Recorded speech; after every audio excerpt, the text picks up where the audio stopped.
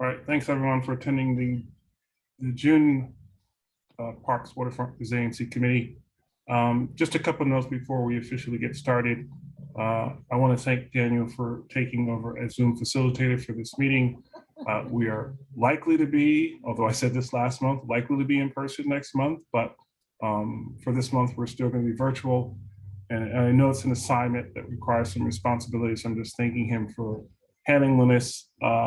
Daniel, I don't know if you remember the whole rules of Zoom that we had our previous Zoom facilitator, but if you can remember some of those and tell folks the sort of way we're going to operate the meeting, and I can fill in where it's necessary. I do not. It's fine. Right.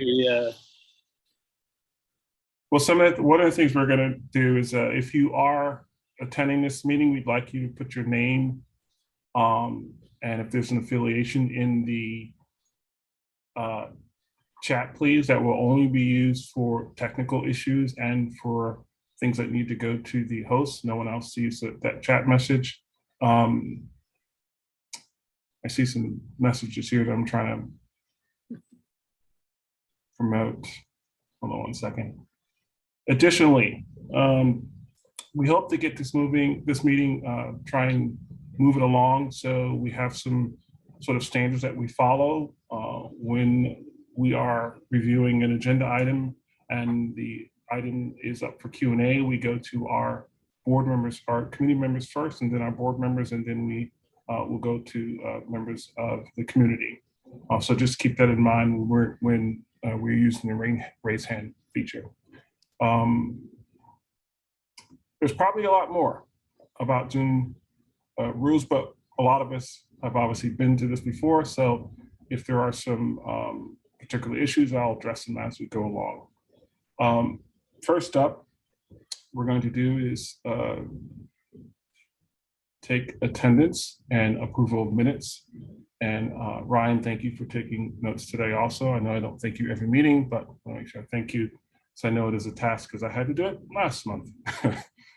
So thank you. So if you want to take attendance, and this is also the approval of minutes.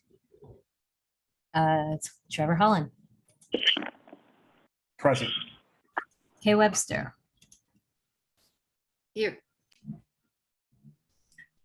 Ryan Gillum, present. David Adams. Present. Yaron Altman.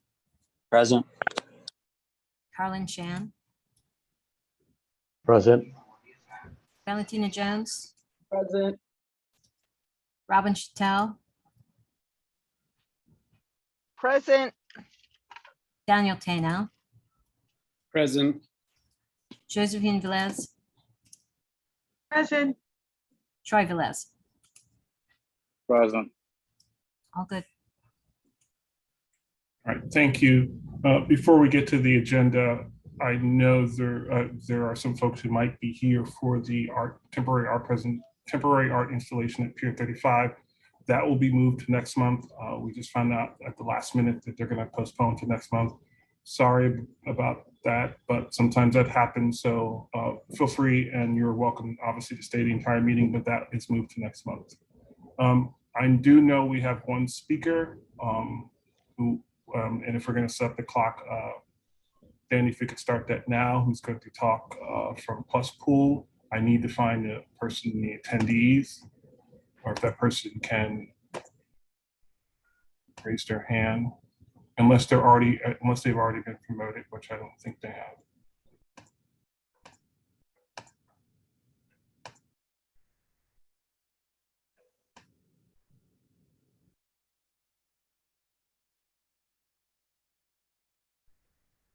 If the person from Plus Pool can raise their hand so I can identify them.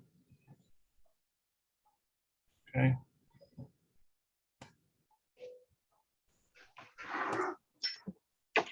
All right, Hunter, you're going to speak. Daniel, are you able to start the clock? Give me, can you hear me? Can you hear me? Yes, Hunter, I'm just trying to get the clock up first before you start.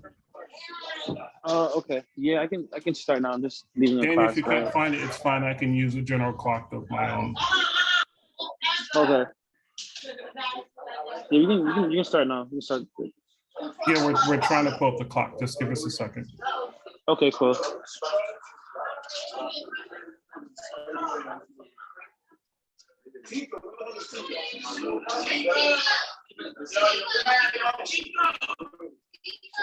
One second.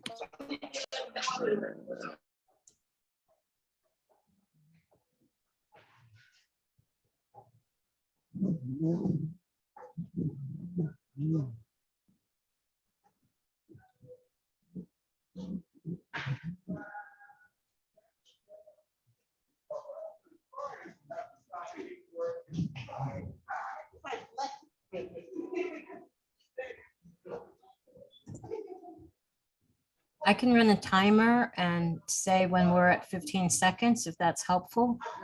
Sure, let's do it that way too. I think we just have one speaker, so we'll do it that way. So Hunter, if you'd like to begin. Okay. Yeah. So Hunter Hyde from the Plus School. I am working on the Bluefish program. This is my second time working on the program. Our Bluefish program is a free. Hunter, Yeah. let me just pause for 1 second. There's a lot of background noise. If you could either speak up. Give me a second. I'm gonna step outside.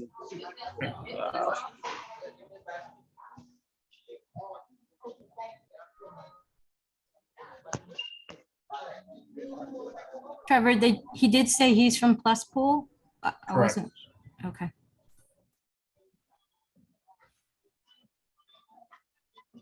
You can hear me? Can you hear me now? Yes. Yeah. So Hunter Hyde Bluefish program.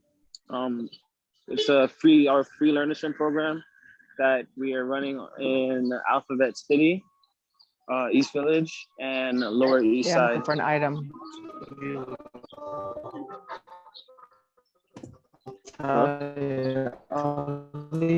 Here. Robin, you need to silence you. Go ahead, Hunter, sorry.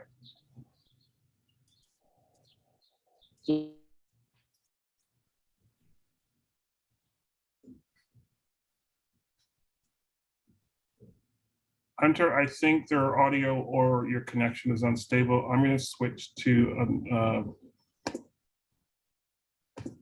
Nora, if you want to speak. Hi, Trevor. Thank you so much, Hunter. I know that you were in a school situation, so there may have accounted for the background noise. I wanted to let the community board committee know that we are beginning our Bluefish program this summer, which is our free Learn to Swim program, which will be at the Village East Swim Club and the Seahorse Fitness Swim Facility, both located here within the community board. And that program will begin on July 11th. In order to kick off the program and to have a way for a sign up for our Summer of Swimming, we're also offering a community event at the Village East Swim Club on June 22nd, which is World Bathing Day. And that will be at 4:30 in the afternoon, again, at the Village East Swim Club. And, we're very excited to be able to offer this free event to get folks in the water. And we are part of an international coalition of organizations supporting World Bathing Day, which we are one of only 2 organizations in North America to be part of this, and the only one in New York City. So, we would love the support of the community board on this event. If you'd like to come, you can feel free to email me at nora@pluspool.org. And again, Hunter Hyde is our super capable and amazing program manager. And I'm sure he also is looking forward to meeting all of you. So thank you very much for letting us announce this great program. Thank you, Nora. So in order to contact or find out information about this, you'd like for folks to email you or go to the website? What's the easiest way to sort of contact or find out about this program? Yes, you can go to our website, which is pluspool.org. On the at the bottom of our homepage is information on how to sign up for World Bathing Day. We're just doing a simple Eventbrite. It's free for all, but we would like you to register so that way we have an idea of how many attendees will be there. You know, there is a bathing capacity in the pool, which we'll have to follow, but we're offering both in-water and outdoor activities.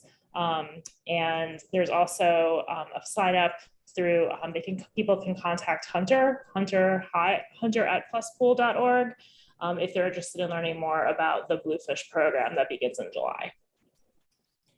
Thank you. I know there are a couple of questions, one from a committee member, Troy. Yes, thank you, Trevor. I just have a question. What's the location? Village East Swim Club is the location for World Bathing Day. You know, those of us who are familiar with the neighborhood, that's on East 10th Street, 720 East 10th Street. And then the Bluefish Summer Learn to Swim program is being hosted there as well at Village East Swim Club, as well as Seahorse Fitness, which is located at 68 Columbia Street. Okay, thank you. You're very welcome. Thank you. Thank you. And thank you, Nora, for that information. Did she put her email in the chat? I will do Nora, that. yeah. I will do that right now.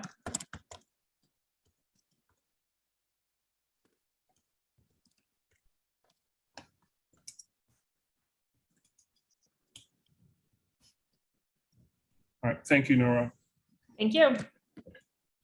Next up is the Parks Manager report. Trevor, can you hear me? Yes, we can. All right, good evening, everyone. Hamfish Pool will be the citywide kickoff site for opening of our Summer Pools program on Tuesday, June 28th. Community members can join Commissioner Donahue at 8:45 and being the first to jump into the pool.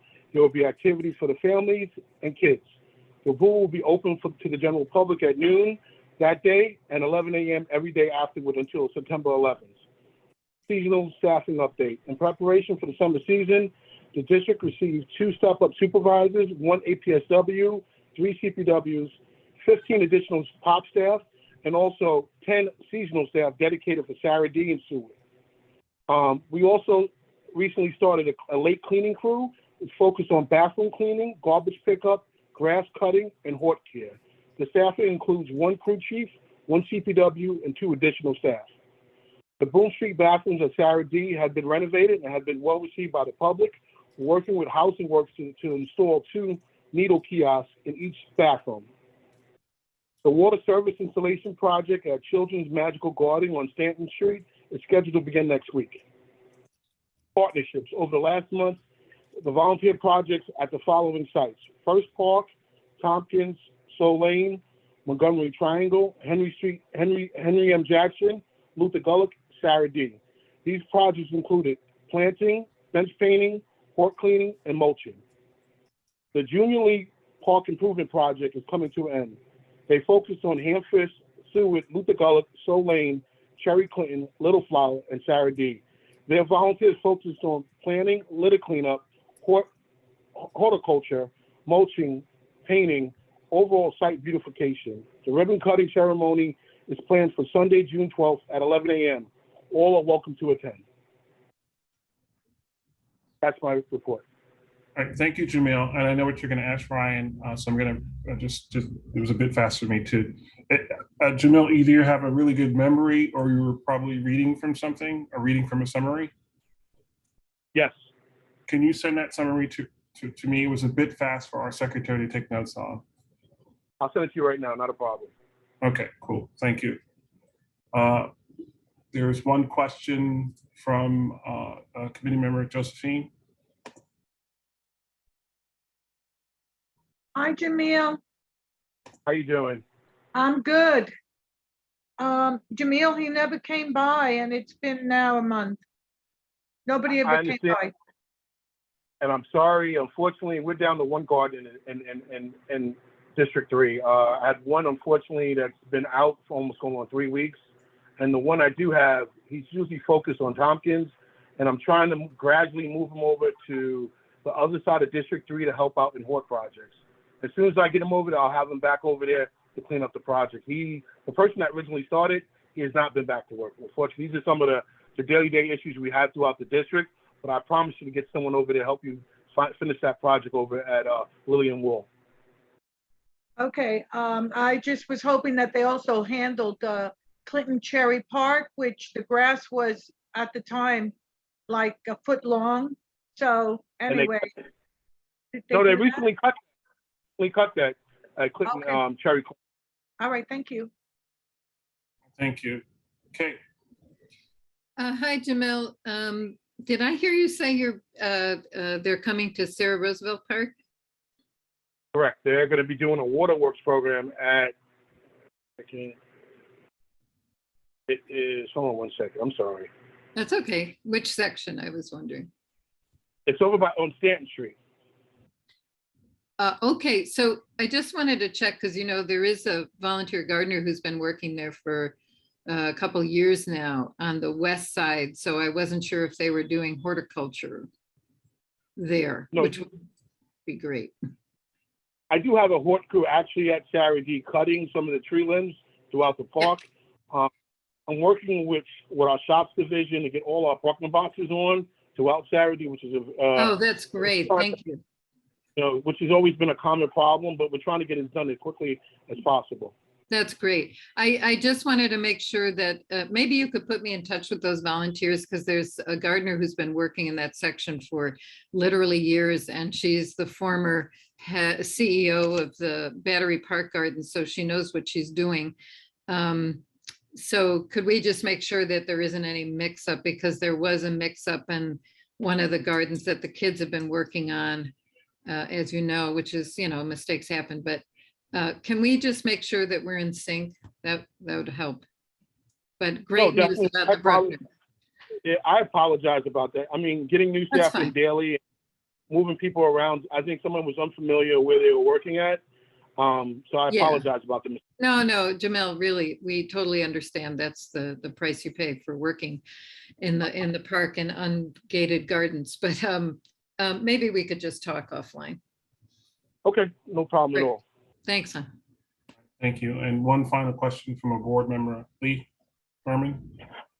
Hi, Jamil. This is a request.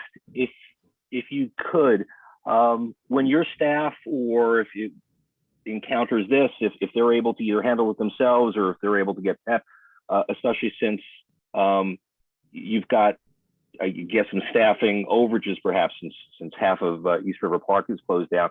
When there's amplified music, partying going on in parks, whether, for example, Luther Gulick or Lears or any of the parks in the community, we want everybody to be able to have fun and enjoy themselves. But when there are amplifiers, boom boxes, giant speakers that are playing music, certainly past 8 or 10 o'clock, affecting the surrounding community, if there's a way of having parks personnel ask those folks to turn it down or turn it off, especially since I believe most of this is operating without a permit, it would really go a long way to helping the community members as well as boosting the profile of how positive the park use can be.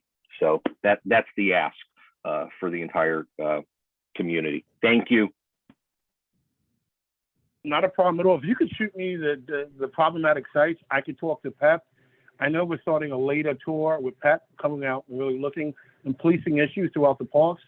I can give them these locations so they can definitely address the sound and the noise issues. Absolutely, will do. Thank you. All right, Troy, we're going to finish with you. We try and keep this a bit short, primarily because most of the no issues. question, Trevor. Yeah, No just go ahead, question. Troy. No, I Go don't have ahead, a Troy. question. Oh, okay. No, I'm good. Thank you. All right, so we're going to move on to the next agenda item. If there are issues with service delivery, as we've discussed before, please make sure you contact the community board office with the complaint, and we can move from there. And we are also able to track and sort of follow the progress of the complaint. Christine, I know you asked, I'll allow this and we'll move from there, but I'm really trying to move this on. So let me allow you to. Yeah, I just have a quick comment, Or request from Jamil, and thank you, Trevor, for allowing me to ask this question. East River Park, the water fountains are not working, and I just want to elevate that up to see what we can do about it. There's tons of people in this park doing active sports, and this is not working. So it would be great to take a look at that. And also the bathrooms on 10th Street are sometimes open, sometimes not. Thank you.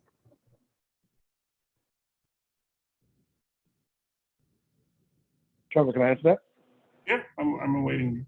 The 10th Street bathrooms we've been dealing with going on 2 weeks now, dealing with some plumbing issues. As soon as we get it open, unfortunately, we have it gets vandalized. We've had some major plumbing issues in the men's bathroom, things being shoved in the toilet, and also in the ladies' bathroom. Our shops is aware of it. We're just trying to get it repaired as quickly as possible, especially with the better weather and the park being well utilized during the weekends. We're trying to get it addressed as quickly as possible. Our shops and the East River contractor working on getting one of the water main lines working so we can get all the water fountains throughout the park up and running right now. I'm hoping by next week we should have that completed and have it available for public use. Thank you. So we're going to end this portion of the agenda and go on to our next item.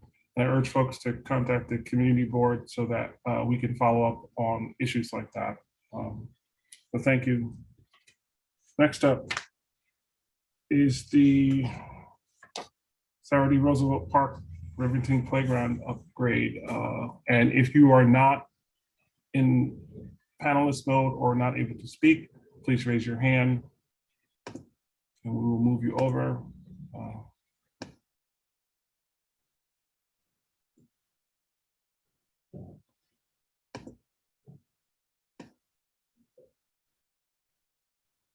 Daniel, I see two people who have I see two hands that are raised, but I don't see the two people who have their hand raised. I think I'm getting them.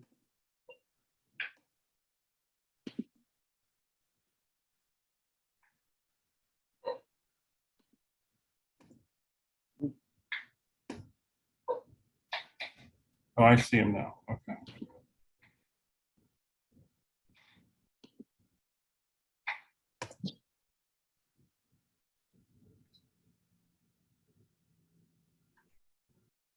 Catherine, I believe you should be able to speak.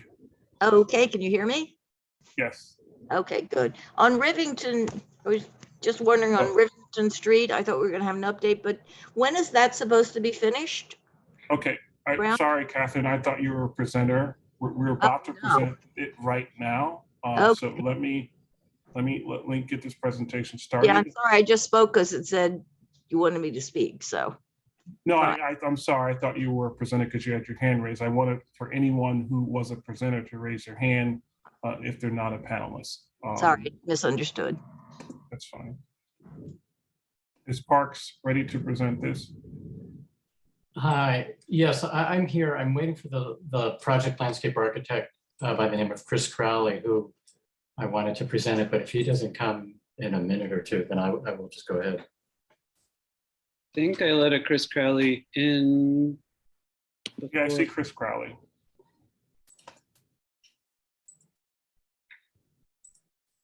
Oh, I see him, yeah.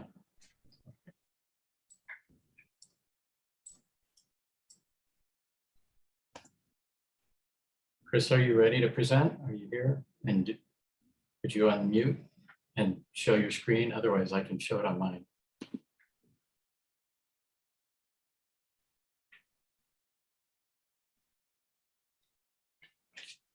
You can hear us and there's a technical issue. Can you put something in the chat?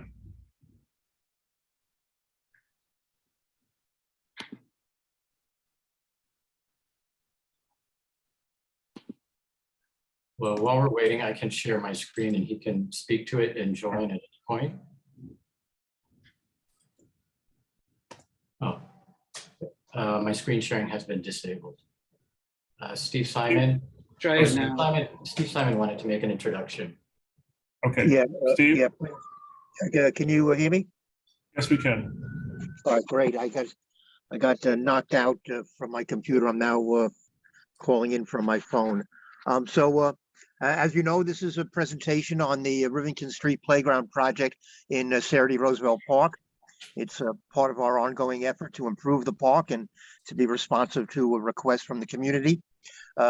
We had a very successful community input meeting back in December, where we got the views of a fair number of people in the community, and the plan that we're going to present tonight, I believe, reflects much of the input that we did receive at that meeting. Let me just mention the Parks Department takes pride in the fact that before we design a capital project, we go out to the community to seek its input. Our goal is to design and build something that meets your needs so that it becomes an improved asset for the community. We want to make sure that to the maximum extent possible, we satisfy the community so we can make sure that you enjoy using this renovated space. And it is our hope that the Rivington Street Playground renovation will be as successful as the one completed at the Hester Street Playground back in 2010. I should mention and acknowledge the fact that this project was funded by former Borough President Gail Brewer and former council member Margaret Chin, and I want to thank them again publicly for their support for this project and other parks projects while they were in office. And I want to thank Borough President Levine and Councilmember Marte for their continuing support of this project.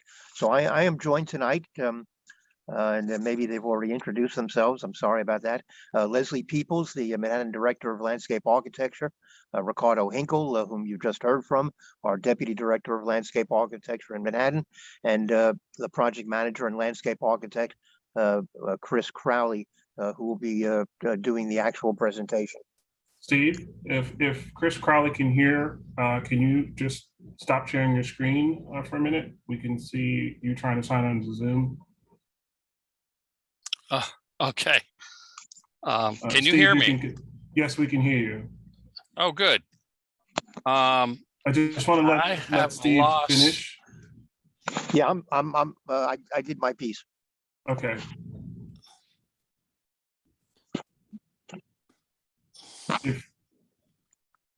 It seems you're already on. Chris, I can share my screen if that helps, and you can just you don't see the presentation?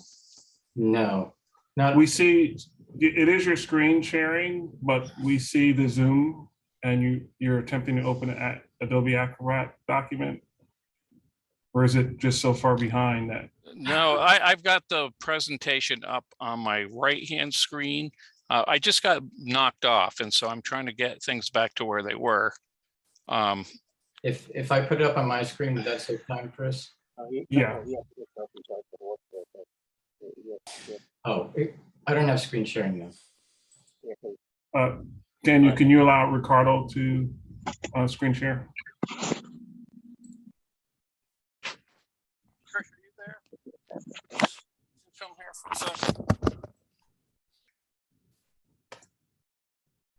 You have to unshare, Chris. Yeah.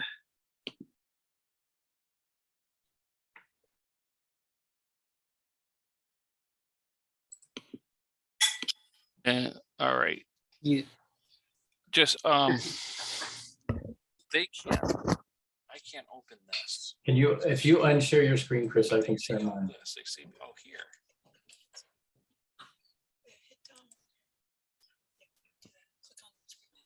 Not share. Oh, good. Now you can see it. Yep. Yes. And now you can hear me, correct? Correct. How do I make that larger? Okay, one more second here.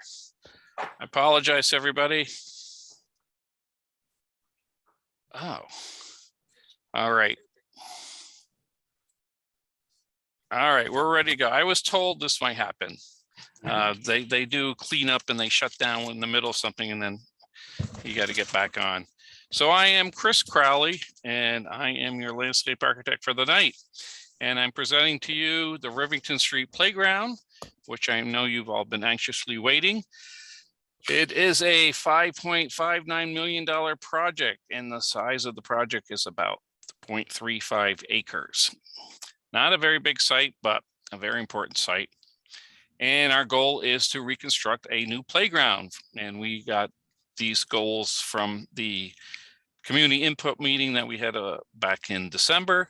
And we want to reconstruct a new playground with all new modern state-of-the-art equipment, improve access and circulation and sight lines, which was important. We'll show you how we did that. And improve upgrade seating, because the seating is very minimal and we need lots of seating. Enhance planting, and of course, upgrade all the infrastructure, which is the water, drainage, and lighting, which hasn't probably been touched since the 60s. We all know where the site is, Lower East Side, Manhattan, and it's at the crossing of Rivington Street in Sarah D. Roosevelt Park. And this is a flood map that we put in, and this just shows you it's almost equal distance to the East River as it is to the Hudson River. And this shows very high water, 500-year storm. And you can see the site is quite safe from any freak storms that we might get. These are additional storm flood maps. And again, the site is quite high up and right in the middle between the Hudson River and East River. The site is made up of typical Manhattan site of commercial, industrial, residential, some institutions. And we have about 11 parks in the area, all having site amenities for recreation.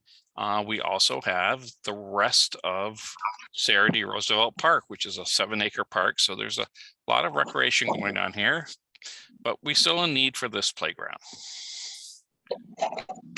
So the site is rather, it's just a square site of asphalt. There are 15 trees in the site.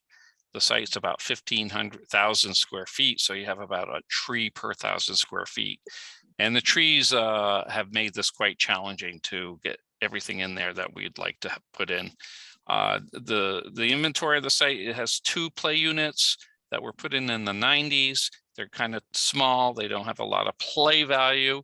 The benches and tables are kind of spread out, and some are now missing. There is a spray shower, and it's just what we call a mushroom head that comes right out of the asphalt. And there's a set of swings. And the entrance is right at the bottom here where along the corridor. We also have a row of city bikes in the corridor. I understand there is some ponding issues, particularly under the tiny play unit and a little bit at the entrance.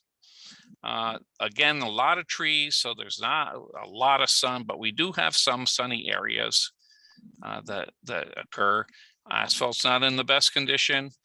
We also have a soccer field over here with a high 20-foot chain link fence.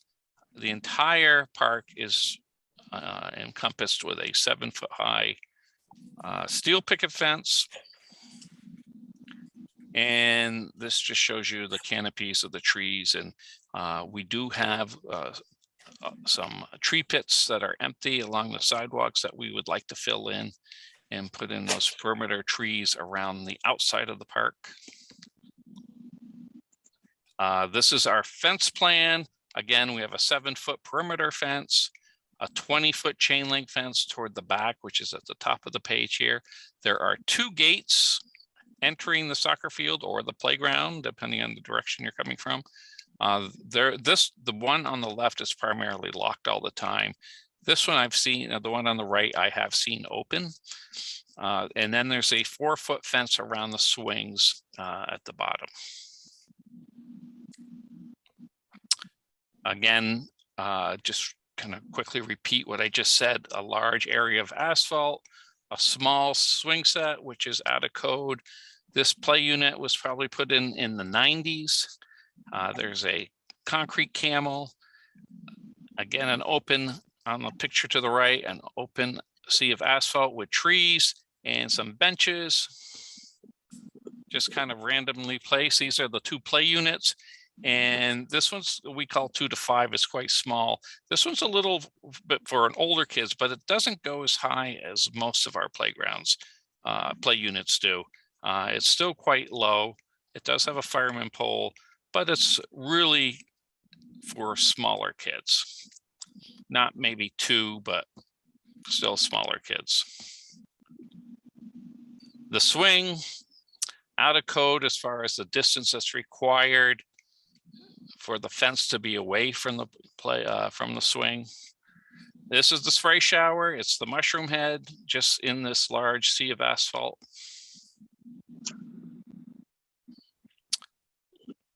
These are the benches, somewhat random. Some are missing.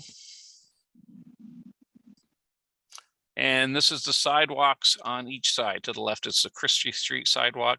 The sidewalks are actually in pretty conditions. They weren't done too long ago, I would say early 2000s.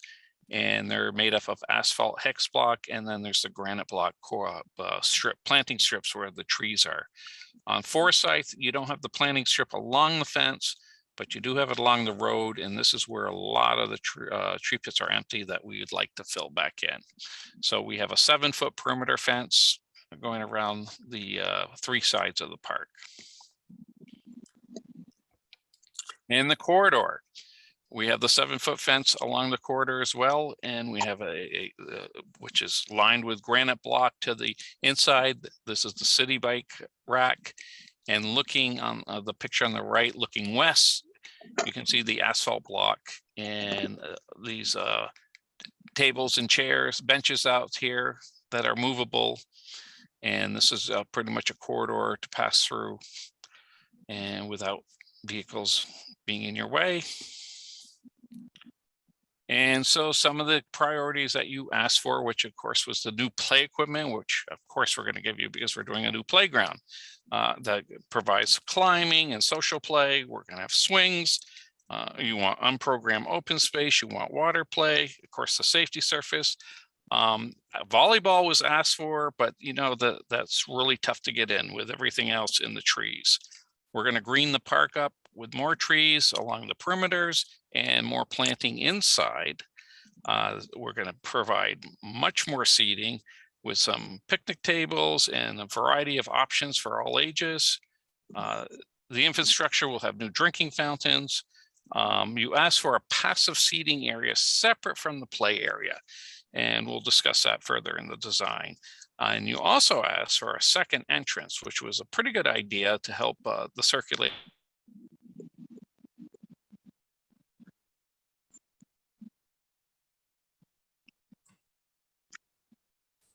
flow.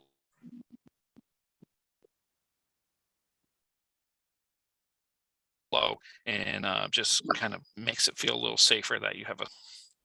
So this is now the design.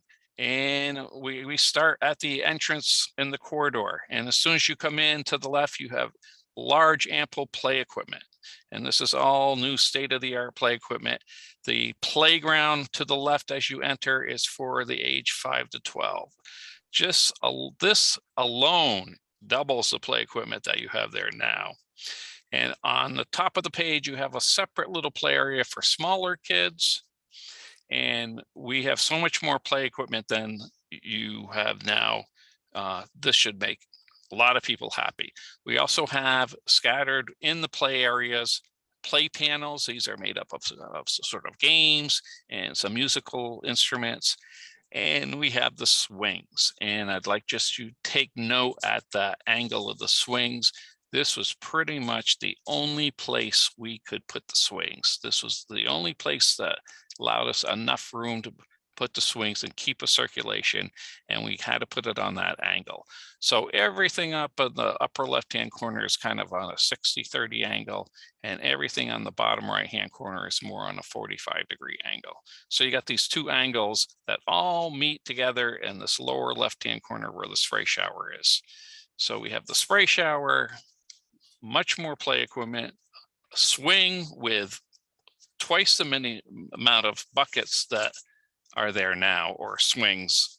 So you have like, I think you have 4 there now. We have 8. The tot unit, the second entrance. So we have a nice flow coming through. People can come in and out, and we have passive seating along the side. We didn't fence off the passive seating. It was just going to make the playground much smaller. But a couple things that we're putting in are some child-sized benches and child-sized tables, and we like using those because it identifies the place as a place for the kids.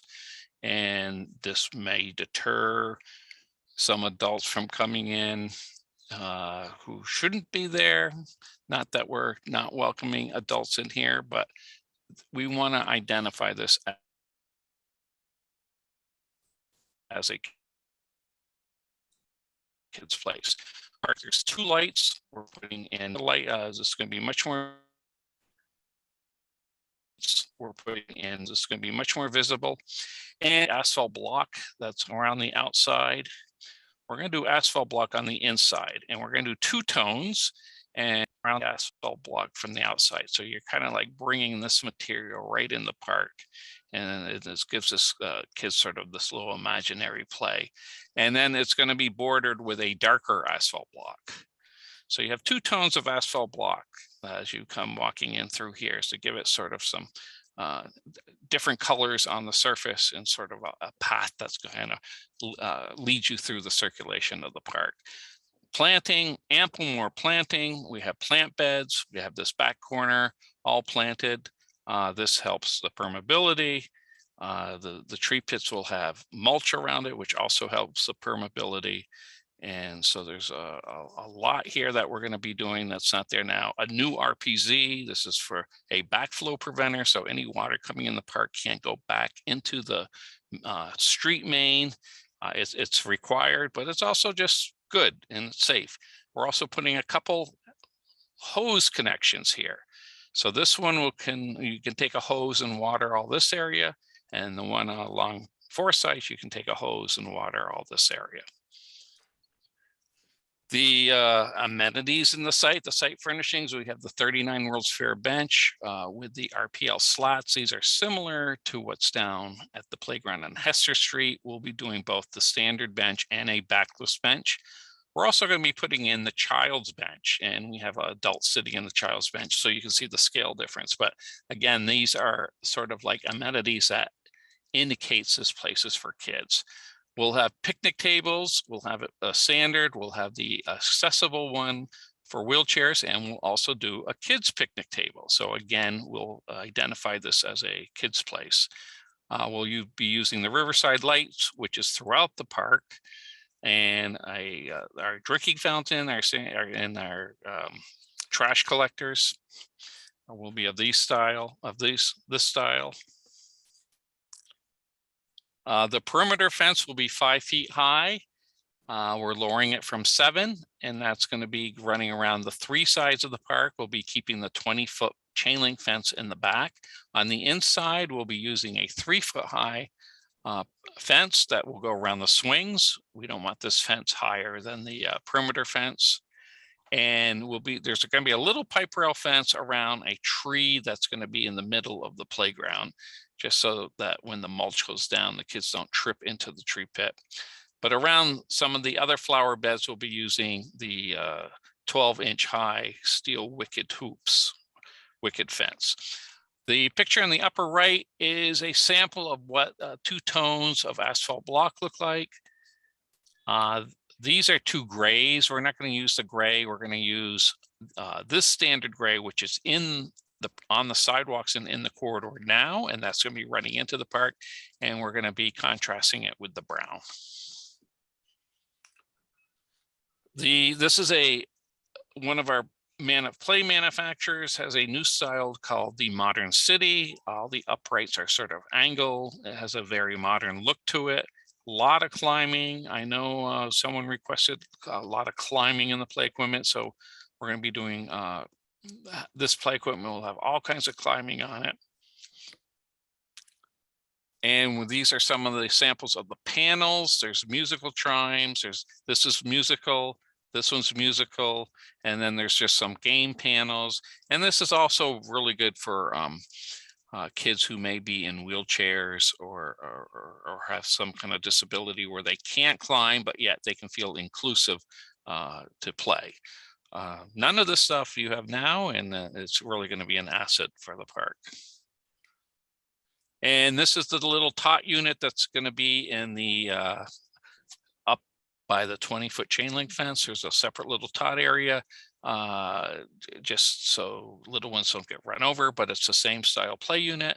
Everything will be on rubber safety surface. We'll be doing 2 tones of green, and the spray shower will be flush nozzles in the ground, which will have a variety of type of water flow.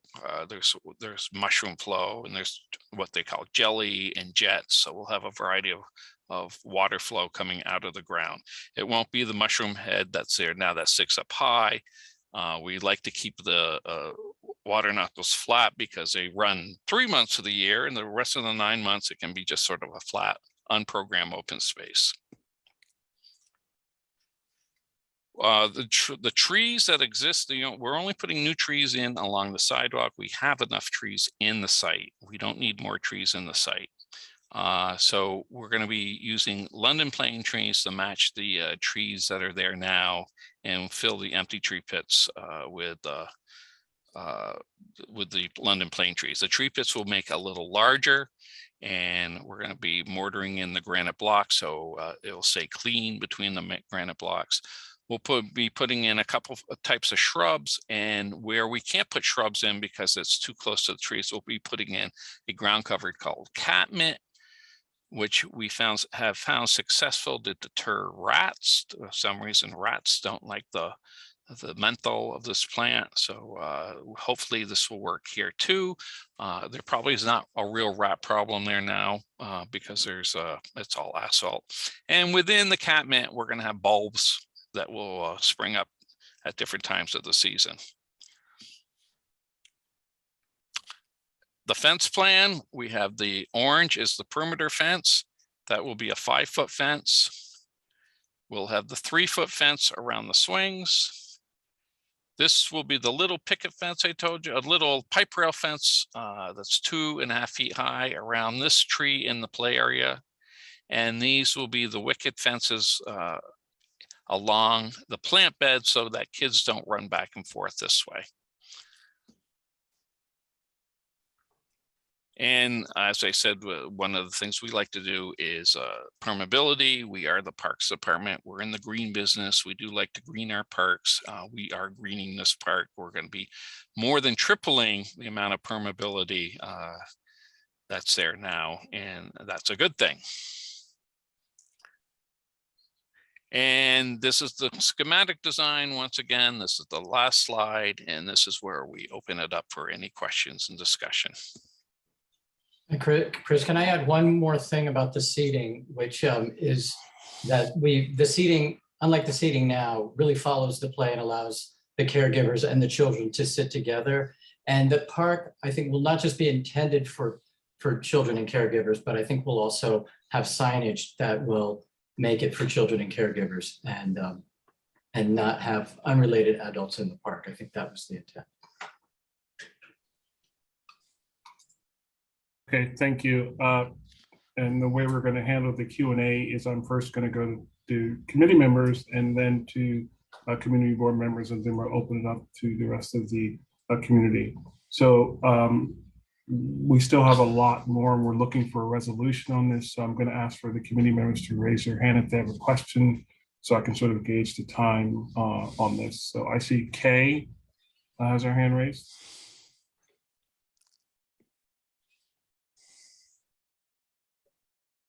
Oh, are you calling on me? Yes. Okay. Well, thank you. It's good to see the larger swings. It's good to see the plantings. I don't know what to say about why you would lower the fence when there's a perfectly good 7-foot fence there. And I'm not sure if you spent any time in this park and know what goes on in this place right now. To just last week, I had to get somebody to take somebody out of there who was sleeping in the children's area. We've had adults having sex in that area. So I'm not quite sure if you took a look at where this park is and what's going on in this park. And I think, you know, Parks is about to get a very big, is not probably going to get its 1%, despite all of us who have gone and tried to make that happen. And I don't know who the PEP officers who are going to be here 24/7 to keep this area safe. And we did ask for seating for adults because, again, we have a lot of elders who would like a place near a playground that feels safer to sit in. We have a lot of older adults here. We also have a lot of, we have four high schools, ELL high schools on a block away, and another charter school a block away that uses this area. And I didn't hear anything that was really for that age group, and asked again for something that was of interest to girls, because girls have stopped using parks. All the studies show at around 9 years old. You know,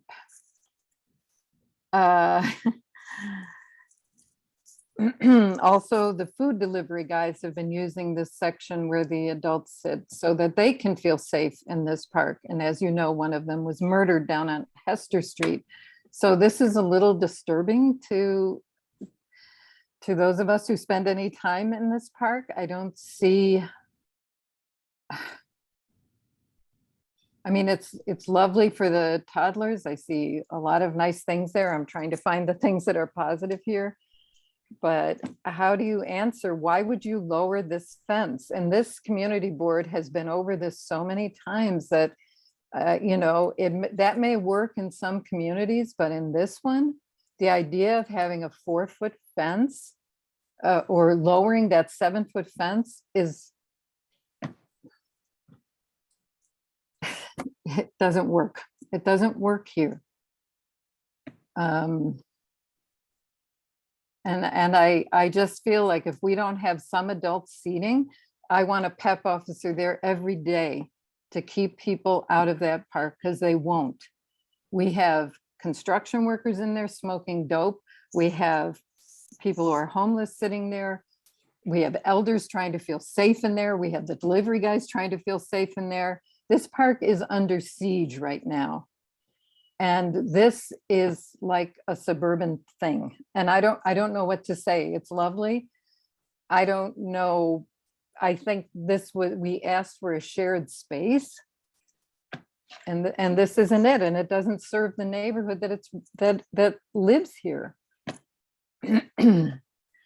Okay, I think that's it. I don't know that I really have a question, except I would like you to really think about, you know, what happens in this park. We've had 2 murders in the past 6 months. In this playground. No, we've had people having sex in this playground, and we've had people knife down the street. And we have homeless people all over this park. There are shelters all over here. Many of the homeless people help us. That's not the issue, but there are some people who are really struggling here. This is a well-known fact in New York City. If you just go look at the recent news articles about this park, you will know that this doesn't work here. We spoke about this just today, about the 5 versus 7-foot perimeter fence. And I think, you know, we want to be as responsive as possible to the community. And so this would be an ongoing discussion. I want to actually ask Steve Simon if he's able to speak to both that and the seating that was the adult seating that was requested, and have, you know, the combined adult and kids playground seating. There was a concern on the borough's end that because of all the kinds of activities that you were discussing, that it might be better to just have this part be for kids, for preteens and under, and that this be kind of a safe space for them. But we understand that you have there's also need for older kids and for grownups who want to, sit in the park. So I'm going to let Steve speak to that. But the fence height is an ongoing discussion, and we do want to be as accommodating as possible. The thought was that the lower fence would actually add more sight lines and make it seem more welcoming and safer, and maybe prevent that kind of activity. Because once you're like fenced in without anybody else being able to get in, that's when you get that kind of illicit activity. That's what. Ricardo, I really appreciate that. I don't think that's the issue in this park. That honestly, when somebody asked, did the murder happen here? The delivery worker who was murdered, that's why the delivery workers are here. That's why they're congregating in this section, because they feel safer. They feel safer here. The elders feel safer here. That's what makes this park safe, is the 87-year-old gentleman who Steve knows quite well, Bob Humber, who sits across from it usually. He can't do that so much anymore. So to make this park safe, we know it's positive use. It needs people. That's what helps make it safe. So I really appreciate what you said, Ricardo. But let me see if Steve can answer some of those. Yep. Well, there are choices that always have to be made. I'm sorry. Can you hear me? Yes. Yes. Yeah. All right. So and we were focusing on creating a much improved playground and offering the kids a much better play experience. And once you do that, and once you come up with this design, it doesn't leave a heck of a lot of space, especially for older adults. If you're going to have to carve out an area and then try to keep them away from the younger kids. So we played around with it, and we had an earlier design, but then that limited the possibilities for the 5 to 12 play equipment, and then it didn't seem to be providing a valuable enough experience for the kids. What I'm wondering is whether or not maybe we could provide some seating for the adults, right outside the playground, along the card, or maybe off on the side, on Christie or Forsyth. That may be an alternative. Just a couple of things. I see some information in the chat, and just be aware that the chat is only to be used if you have technical issues or a question about the meeting. When the time comes, I will go to the rest of the community and ask questions. So please limit the comments in the chat. But thank you. I'm going to go to committee members. I see Carlin has his hand up. Carlin? Yeah, hi, can you hear me? Yes. I would have to agree with Kate here. This inner fence, a 5-foot steel picket perimeter fence, is just way too low, especially if you're going to have a kids' playground here. It's you have 24-hour security, but nobody's going to stop anybody from going in there, at the risk of their own life, not for $15 an hour. So the higher fence would have discouraged those who may be slightly inebriated or incapacitated from climbing over a higher fence.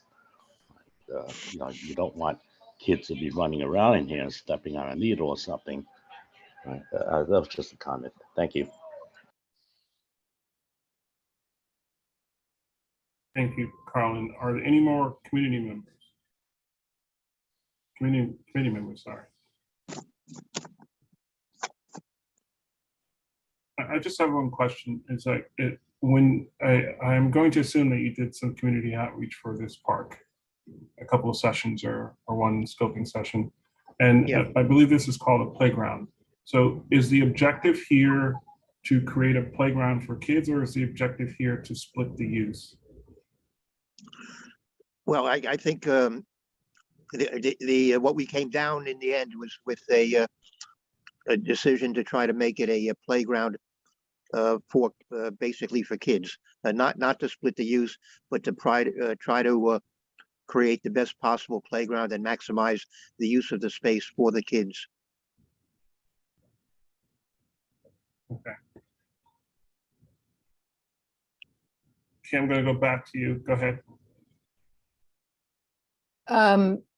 I can't tell you enough that the experience here is that the younger people who use this playground come from University Settlement. Generally, they're the Head Start kids. They bring their children there into the community garden across the street. And so there is use of much younger children.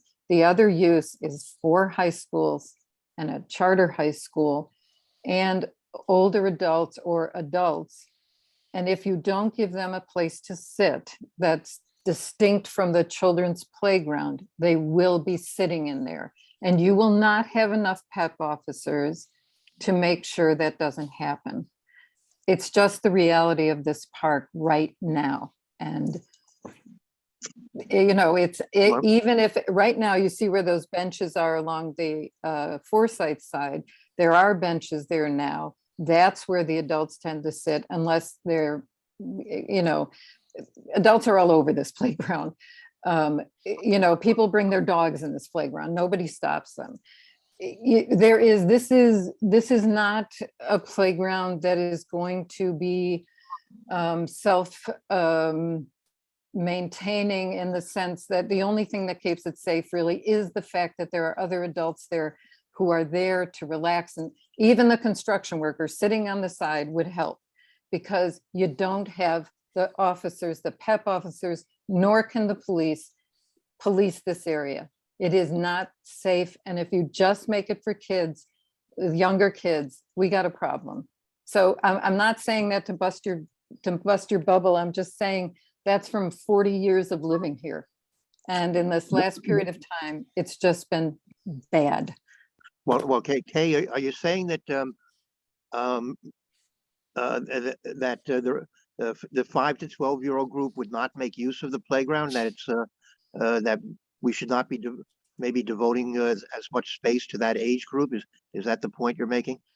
No, I actually think there is a way, if you put you can shrink the size of that playground and just make a separate entrance, or even move that 7-foot fence in and make that seating area on Forsyth Street larger, so that it's a win-win.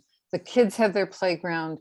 The teens can go in there. The teens are mobbing it these days. That's who's in there. And them and the Head Start kids. And frankly, the Head Start kids aren't coming here because they don't feel safe. That's what I heard from University Settlement. Now, maybe that's changed. But the only way we make this safe is if we have a lot of people using this space. The teenagers make it safer. The toddlers with their people make it safer. The elderly people sitting and sunning themselves. The construction workers do. Even the homeless guys who are harmless, just sitting there, make it safer. We do have seating right alongside Mafinda Kalunga Garden on the other side. And that's slowly been taking on a more positive use.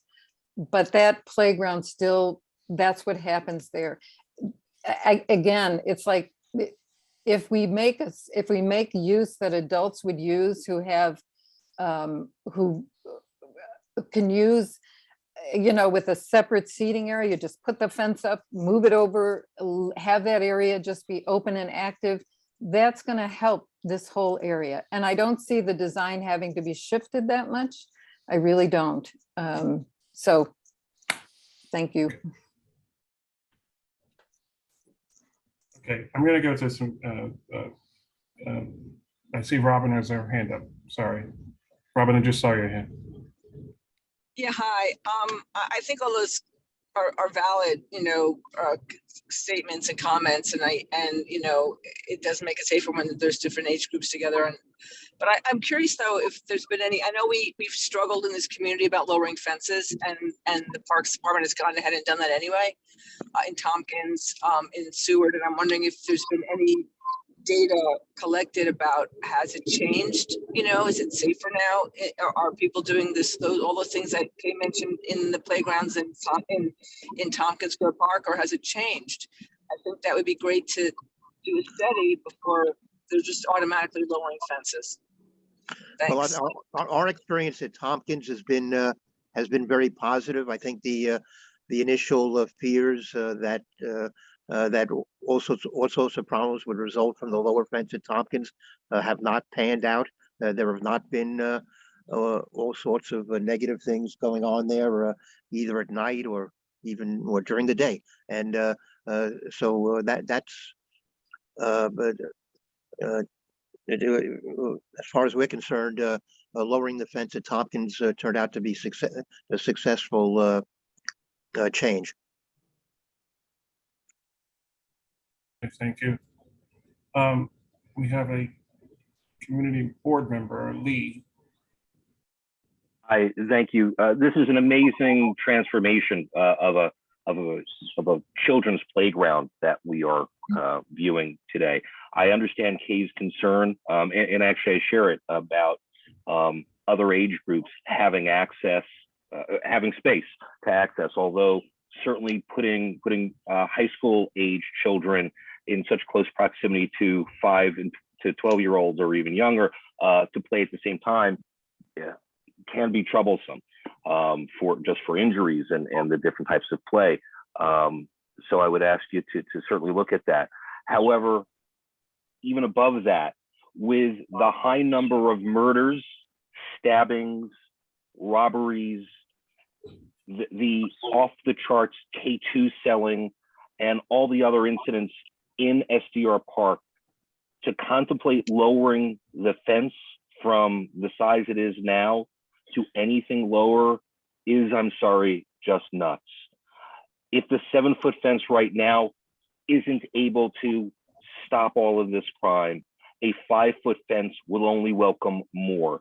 And that is not something that this community needs, a community that's been struggling with SDR for 40+ years. So thank you. All right, thank you, Lee. Now, if I see some hands up from community members, so I know I had asked Catherine to speak first. So I'm just going to go with Catherine, and then I will go with Deborah. And Deborah's on the board. she sure is, and I just saw her hand. So Catherine, I'm going to ask you to pause 1 second. Sorry. My screen is a little different, so I don't see everyone's hand. On the board too. I'm on the board too. Trevor. Trevor, I think Catherine is a new member on the board. Okay. Thank you, Val. Catherine? Thank you, Val. Thank you. And hi, Steve. Nice hearing you. And Chris. Hi, Catherine. Hi. And I think you're right. I think I did put those playground the equipment in the park. First, I agree with what Kay and almost everyone else is saying. At this time, I don't think you should lower that fence. The park is a mess. And I think as it gets more use, maybe at some point that will make sense, but right now it's not a good idea. And you talked about murders in the park. The guy who killed Christina Una Lee was in the park doing K2 and saw her and then followed her into her apartment building. So, I mean, it's a problem. It's really, it's a drug market, unfortunately. So I would say also, please don't lower that fence. And I understand what Kay was saying about making sure there's enough seating area there. Then I had a quick question. Did you say when this would be finished? Well, it depends upon when our design process is concluded and how much more work may be required to come up with a design at this rate. But let's assume, for the sake of this discussion, this particular question, that we were going to proceed to go to PDC to get PDC approval for the Public Design Commission, complete the design work and the construction documents in another 6 months, put it out for bid for another 9 months or so. So if things went according to that schedule, the earliest construction could begin might be in the last quarter of 2023, and then the construction would run for about a year. So the completed project at the earliest at this rate would not be until the end of 2024. Okay. That's the ideal time, or the optimistic time. And also you did say that all the trees are staying, the older trees, and you're putting in about what, 9 new trees? Yes, yes. Okay. Okay, that's really all I wanted to say, except I agree with what everyone else said about the safety of the park. Thanks. Thank you. Thank you. Deborah? Sorry, Deborah. That's okay. Thank you very much. Couple things. So, it's been said, the idea of lowering the fence makes no sense. I do want to point out that if that happens, or to contemplate that, looking at every other area in that, just in the space between Delancey and Stanton Street, that would be the low height fence in that section of the park. So if it isn't an invitation to increase, poor usage of the park, that seems to me to not make sense. So that's one thing about the fencing. I live on the park, not necessarily right by the playground, but I am a Forsyth Street resident, so I understand and know the usage of the park, the usage of the playground is such that families are using that playground because it's being ill-used. And if there are spaces for, as everybody is pointing out, for positive use by different age groups, it's going to help, because as it stands now, families don't want to go in there. They just don't. And if I could just interject for a moment. No, you should finish. Go ahead, finish. Thank you. Because I do want to speak on behalf of somebody who understands the park, not from coming to do, design surveys, or not coming in to be just looking at what it might be, but the gentleman who sits there day in and day out, who is unable to come to the meeting because he's not well, and he's 87 years old. And he had one request. And I say this because I know that for years he advocated for making it a playground that did not have adults. For him, it has shifted, where he has been advocating to try to have positive use by adults, to make a separate area for adults to sit, because then it will be safer. And that's a shift. And it's a shift that I think that we should listen to, because it's not somebody who's sort of zooming in for the moment of trying to design something. This is somebody who literally sits, watches what happens in that park every single day. So those are the things that I wanted to say, and I appreciate the work that you're doing. I think it's a lovely idea. It's a lovely idea in a lot of places where it would make sense for this design to be, but that's not the park that we live in. That's not the neighborhood that this is. It might be in years to come, but it's not that now. So thank you. Thank you, Deborah. I don't know if Parks have a comment. I think, we were looking at this park as being, starting with a 7-foot fence, and then during internal reviews, it went back and forth between 7 and 4, and then we compromised on 5. So we'll definitely have to take this back internally with, hearing the vehemence of the community about the 7-foot fence, and reconsider, I believe.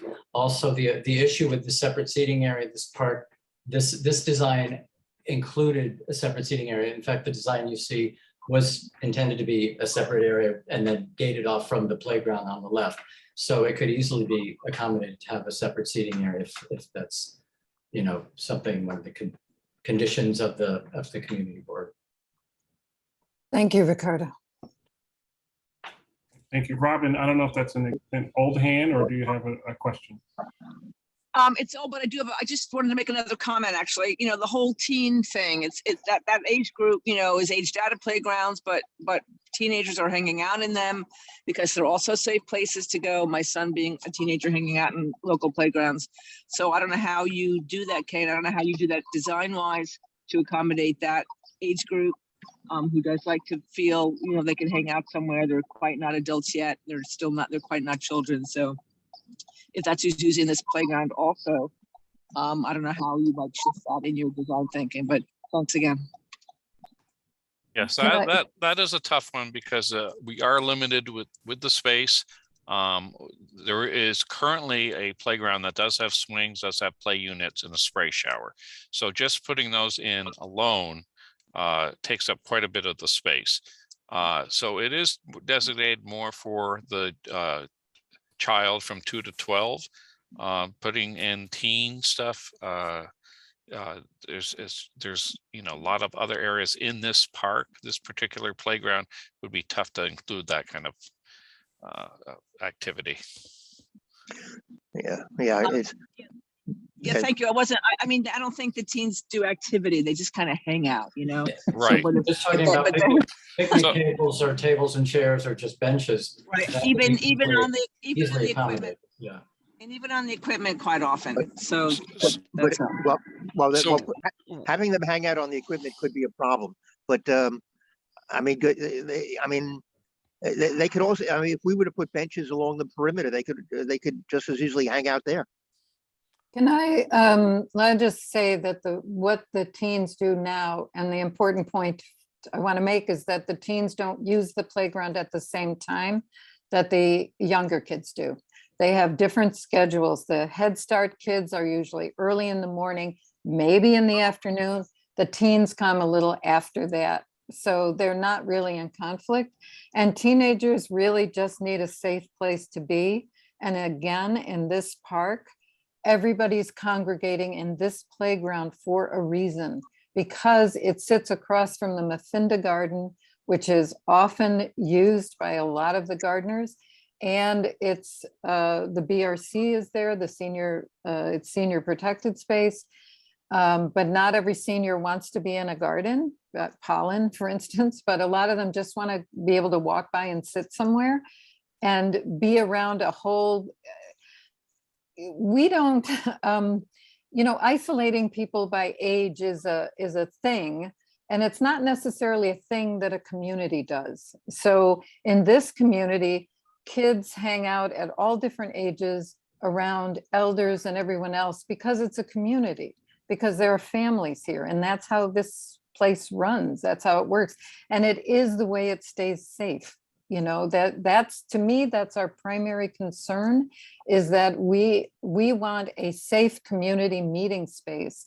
And I think, as Ricardo said, right now in this design, you can see that just move that fence over and you've got a fine seating area, and it's not a root canal to me, although I won't be doing the work, but that it's actually set up just fine. And I don't see an issue with the teens being in conflict. And again, if you're there as somebody running a Head Start program and you've got 2 or 3 staff and you've got 20 kids, I think you're going to want a lot more people there to make it feel safer. So. Thanks, Kate. Let's do this because we're at 7:51 and we are discussing a playground, and I do see some hands from community members. We have to give some feedback to Parks, and then we have another agenda item that will probably take some time. So in the attendee list. Deborah did have her hand up, Trevor. I just wanted you to know. Oh, sorry. Deborah, did you have a quick comment? Yeah, I did, a very quick comment. I know that there were a couple of comments about, making the benches or putting benches outside as possible places to be safe seating. The benches were removed for a reason. The elderly don't feel safe sitting there. You feel they feel quite exposed. So that isn't a solution, because we're just going back to what was there before, and that's not going to be helpful. So the idea of trying to create space for multi-age adults and kids to be together with a separate adult space is really what will help. So moving them to sit along the corridor, like as Kay mentioned, the tables that are outside the garden are turning into more positive use space. But along Christie Street, along Forsyth Street, the benches were removed for the lack of safety for the elders to sit there. So that was my point. So thank you very much. Thank you, Deborah. I'm going to go to the community members. I see 3 hands up, and I don't know who raised their hand first, so I'll go by what I see. And if you are a new community board member, I apologize because I do not know the new member name. So I'm going to start with Jeffrey.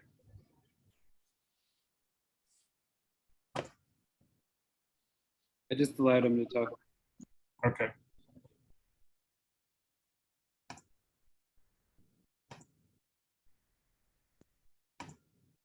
Yeah, hello, can you hear me? Yes, we can. Okay. Jeff Eichenwald, I live at 152 Forsyth Street.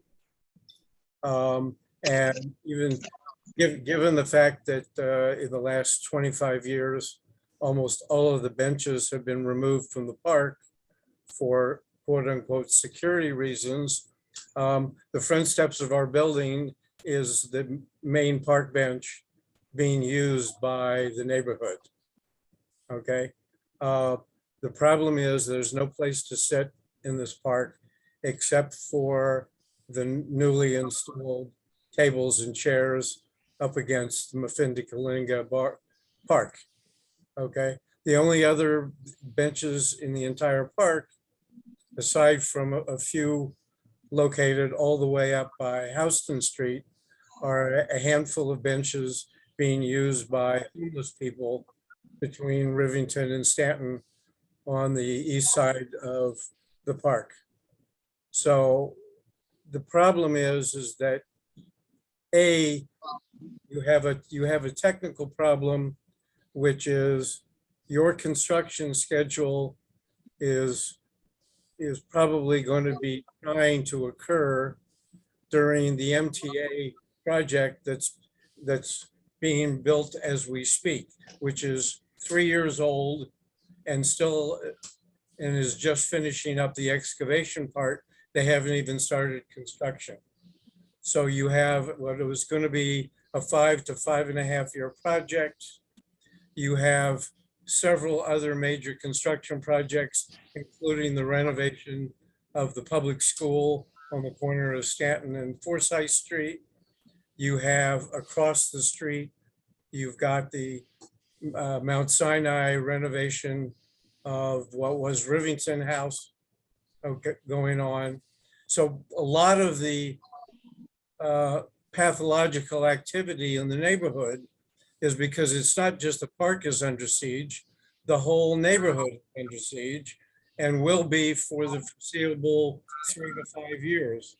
Because unlike Germany, when they reunited Berlin and they decided to tear down the wall and coordinate it, the German government coordinated 273 contractors, including recycling. Jeffrey, I'm just going to pause for a second because I really want to give your neighbors a chance to speak. Okay. So if we could wrap this up.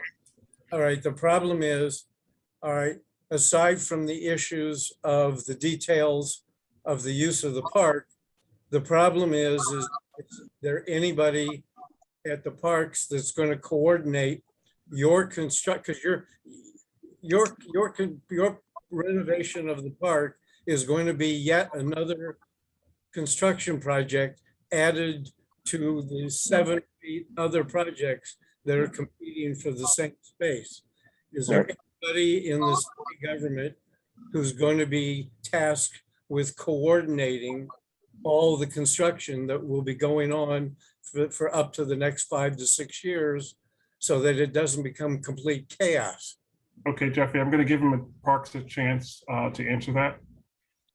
We are required to coordinate with MTA, and we will have to go to MTA because we're also coming very close to their facilities, close enough that we have to go through an MTA for a permit and what we call a force account, which is amount of money in case we impact any of their facilities. So we're going to go to MTA to find out what the parameters are that we can work within. So that's a very good point, by the way. Thank you. Yeah, I just want to say I share that concern, and I've already reached out to the MTA on this point. So I think I agree. That is a valid point that you're raising. All right, thank you. Next up will be Lauren.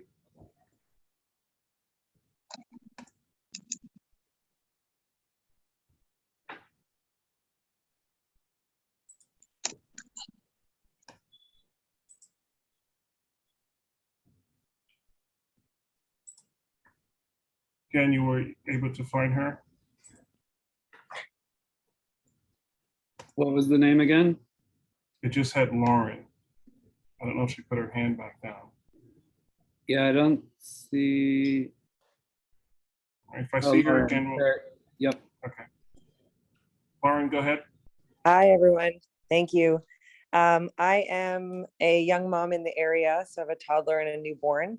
I also have many friends in the area. I just wanted to represent, I think this is a common theme I heard on the call, that parents and families around here do not feel safe going in that park today. So I feel pretty strongly, as much as I'm okay with benches for different communities and different people, I do feel strongly that we can't be all things to all people. And I think this area is going to get a lot safer when you have more families playing there, moving to this area. Like we're trying to organize birthday parties. We've not ever even thought about organizing it there. So I just want us all to be mindful that this is a park for our future. And while we have these issues now, and I'm very well aware of them, a lot of it makes me uncomfortable being a new mom here. But I want to invest in this area becoming a place where families want to move and where a community is built, and we push out a lot of this crime because we're in a beautiful park like this one. So I am hoping we keep this park. I actually love the design, and I'm really hopeful that it'll bring more of that joy and more of those healthy activities to this area. All right. Thank you, Lauren. Maya?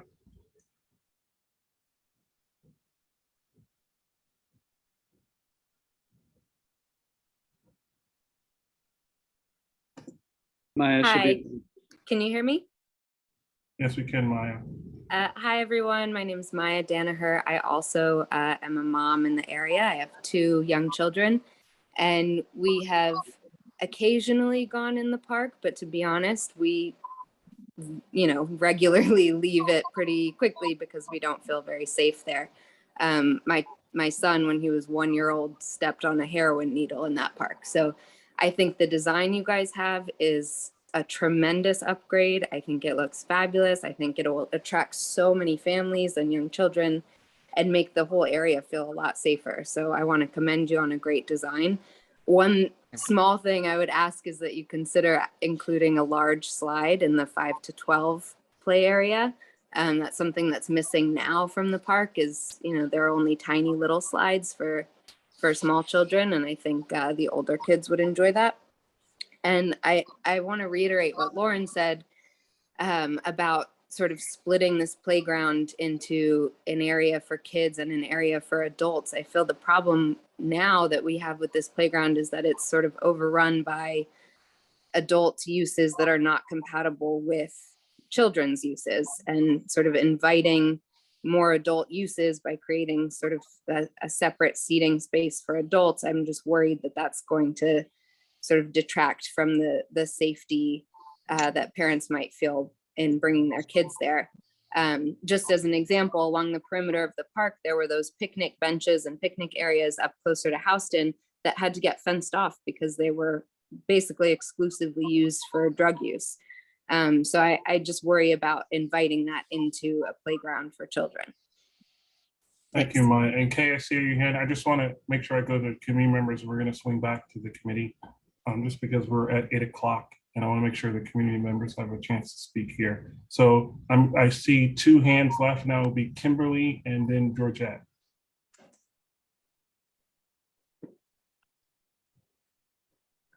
Kimberly should be allowed to say. Yes, she is.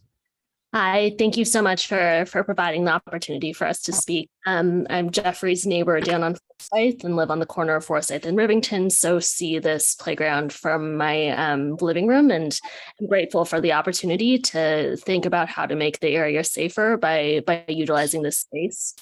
One element that I did want to bring up that I feel was aligned with some of the comments that were made earlier around utilizing and elevating the community in a way to help ensure that the neighborhood is safe is just around some of the newer buildings that are being built in this area. A lot of the luxury high rises are attracting, I feel like, a different type of demographic. And all of those buildings are dog friendly. And in this area, there really isn't a place for dogs to congregate and hang out. And I'm curious about if there was any thought given to using either this space or another area of the park for dogs in particular, even if it was just during certain times of the day, because I do feel like that's an additional community and group of people who could actually help elevate the safety of the neighborhood. So that was my comment. Thank you. Steve or Ricardo or Well, I Chris, if think you want to we, address it. Go ahead. I think we did hear this point during the community input meeting back in December, and putting a dog run within a playground is just not something that we would ever do. Those uses don't mesh as far as we're concerned, and maybe we need to take a look at the rest of the park. I'm not sure where we would have space for a dog run, but it would not go within this particular space. That would not be appropriate. Thank you, Georgette. And I apologize if I'm not pronouncing your name correctly. Can you hear me? Yes. Oh, wonderful. Thank you. I too think this is a very attractive design, and would comment that I particularly appreciate the double rows of enlarged tree pits on the two sides, that are going to provide some shade for the playground. I have a daughter who turned 4 about a month ago. I would reinforce Maya's request for a large slide in the 5 to 12 play area. I think that would be really nice. I mean, my daughter just turned 4 and she's been into the big slides for some time now. And I apologize that I came in late. I have a question. It looks from the marking, and I'm not sure if I'm reading this properly, that all of the benches indicated are backless child benches. Is that correct? No. So can you see my cursor? Yes, I can. We have 2 child benches here. Okay. And we have 2 here. Yes. And we have a child picnic table here. Yes. And those are the child site furnishings. Okay, so all of these, for instance, on the bottom by the 5 to 12 play area, those peripheral benches have backs so parents can sit. There are only 2 benches without backs. Chris, why don't you point that out? These are the 2 backless benches because they are in the middle and you can sit and look either way. The rest of the benches are all benches with backs, Wonderful. including up here in the tot lot. Yeah, great. And the ones at the bottom on the Rivington? Yeah. All these have backs. Wonderful. Okay, that looks great. It's just very nice as a parent to be able to sit and lean back while watching one's child. So, and I also want to say that I appreciate the size of the spray shower area. I think I mentioned when we had this discussion before that the heat of the summers these days is really oppressive, and it's really helpful to have a place where one can go and cool off with one's child. So I do appreciate the size of that as well. I think it looks really nice. Thank you. Thank you. Georgette, go ahead, Steve. Yeah. Well, first of all, Georgette, we know each other, right? Yes. You are Georgette Fleischer, maybe? I am indeed. Yes. Okay. Okay. Very good. I know Georgette. Who doesn't know Georgette? Oh my God. Yeah.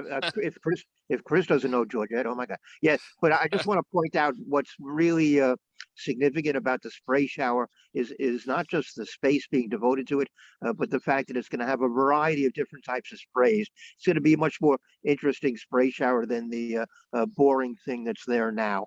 Wonderful. That's great. Thank you. I might also add that we will scrutinize the play equipment. I think there is a slide in one of these 2 units, one of the 3 units down in the 5 to 12 play, but I'm not sure that it's the full height. So we do have one here. Yeah. That's a small one for kids. Yeah, little kids. Yeah. What do we have in the 4 to 5 to 12 area? What kind of slide is there? I thought there was a lower slide in the 5 to 12, but we will look into finding space maybe at the bottom here for a higher slide, because now that's been requested by a few people. Let's do a higher slide. Yes, we'll do that. And also the spray area is a space 314 square feet, which is the exact amount we are allowed to use. But based on DEP, Department of Environmental Protection, they don't want us to make them any bigger than that because that all that water goes into the sanitary system, not the stormwater system. So we you. can only make it that big, but we do have running around room on the outside of it. Thank you. Now we're going to move into a committee discussion, and I think, and Steve, I'm going to see where we go with this, because I'm hearing some heavy conflicts on the fence and on possibly adding some interior seating. So I'm going to let Kay speak, and then Deborah, and then we're going to finish our committee discussion, and then we'll see where we're at, Steve. All right, I would just ask that when you come up with a resolution on these particular issues, that you make it as specific as you can, so that when we show it to our commissioner, she'll understand where you're coming from. Right, and understand this, since I didn't get this until obviously minutes were just right before the meeting. It's going to be bullet point, and we'll hash out the whereases a little more cleanly over the next couple of days. But I want to let Kay and Deborah go speak. Go ahead, Kay. I do want to say that the spray shower is particularly exciting to have that, not only because of the various ways that it will work more interestingly, but also because I'm assuming the leak will end, the leak that goes and floods the Rivington pathway every time. So that's very exciting. I think the idea of a bigger slide is really spot on. For a whole bunch of reasons. I do want to clarify that the idea of seating here, the very important distinction is that it would have that 7-foot fence separating off any adult seating straight down the line, so that the playground has its own entrance, and then the other seating area can be open, just recessed more, so there's more room. There can be plantings there. Wheel plant, I mean, that's what we do. So I don't see that as a conflict. I think I would agree that the whole point of this is to make the area safer, but also to separate single adult usage from the playground. The distinction is that older people would be sitting there, many of them neighbors for many years here, and who've raised their families here. And I do want to say the families do exist here. They've been here for a long time. My son grew up in this park, as did Deborah's children, as did many of our community gardeners. That's how we got to this park, because we found the Mafindakalunga garden. So I just want to make sure that everybody knows. And I do want to say that as to the fenced off benches in the Houston area, mostly what they've done is prevented the community from sitting there, because everybody else just gets around the fence and sits there anyway. You can't use, that kind of tactic. I go back to saying that what we have learned in 40 years here is the way you make things safe is you bring the community in. That said, I think the design with those specific elements, that the 7-foot fences stay, the 7-foot fences off the adult seating area, that seating area becomes a safer space for adults who also need a safe seating area and a place to congregate. Our delivery workers, who many people here avail themselves of, are coming to this part of the park, and we want them to be safe also. And I will say again, one of them was murdered down on Hester Street, and that's not what we want to see happening here. So I think this idea of the playground will make this area much safer. I just also think we have to share space, because we don't have that much of it. It's a long, narrow park. And I love the dog run idea, but we have a small plot in the front of the BRC I'd love to talk to Steve Simon about, as I would almost anything. Can I comment on that really quickly?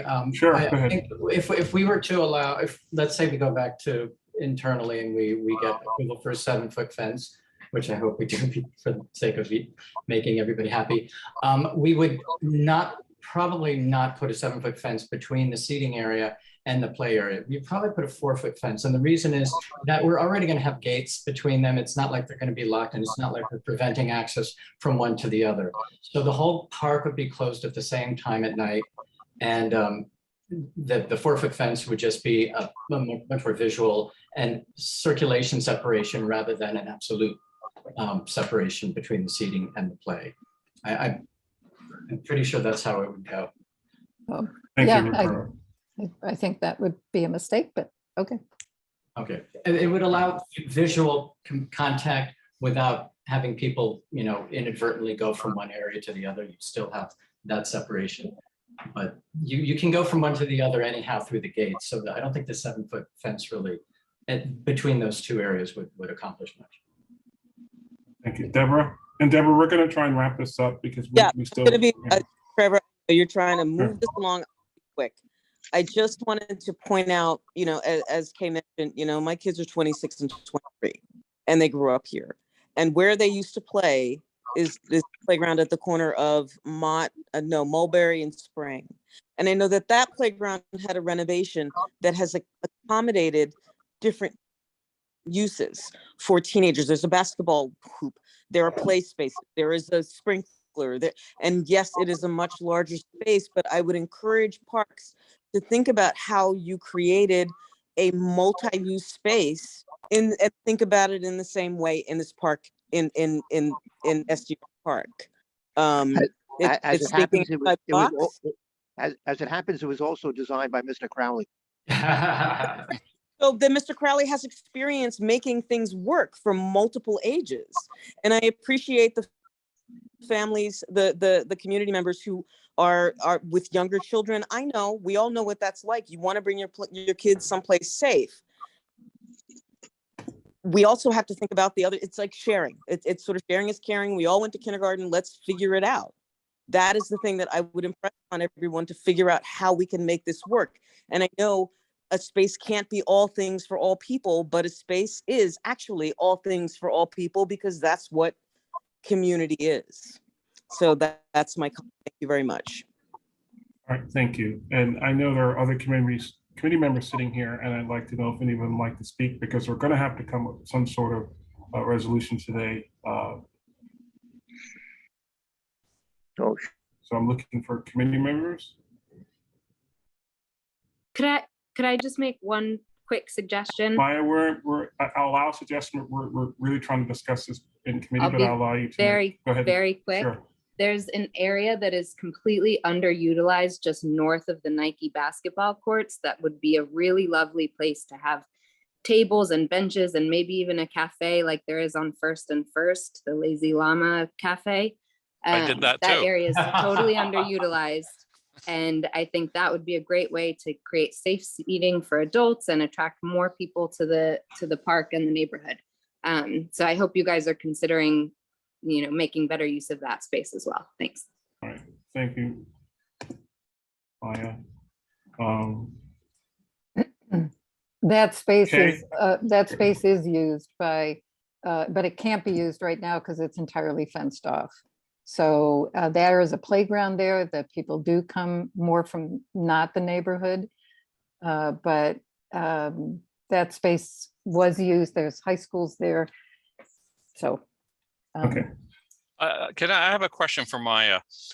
Earlier, you mentioned something about the little table areas being fenced off in the north end. And you were making a point of not having tables here, or? And my only point was that in the past, some of these seating areas in this park have been sort of overrun by uses that are not compatible with children, like drug use and sleeping and sexual activity, to the point where they were enclaves, so they lended themselves to that kind of activity, and they had to be fenced off. So creating tables and chairs in a cafe in this sort of middle section where you're not hiding away in the corner to do, illegal, illicit things, you're sort of out in the open. I think that would be a sort of safer space for seniors to come sit and for young people to come sit and teenagers to hang out. And it's just sort of more open and visible and less inviting for the kinds of uses I think we want to minimize in the park. Thank you, Maya. Thank you. All right, we're gonna wrap this up somehow, but here's what I'm hearing. And if I'm not accurate or summarizing this correctly, please let me know. And this is for committee members, is that I think we all like to see the fences stay at the current height. So I'm gonna include that. And if I don't see you, just as a committee member, please feel free to speak, because My screen has like 8 different things on it. The other thing, and I just want to make sure, and I know Chris or Ricardo had mentioned this after Steve had mentioned maybe they can include this as a larger slide for the 5 to 12 area. I think we're all okay with that. And Kay had a suggestion for a design change, which would obviously change this going before PDC or, you know, in terms of redesigning, but to move that, and Kay, perhaps you can describe it better.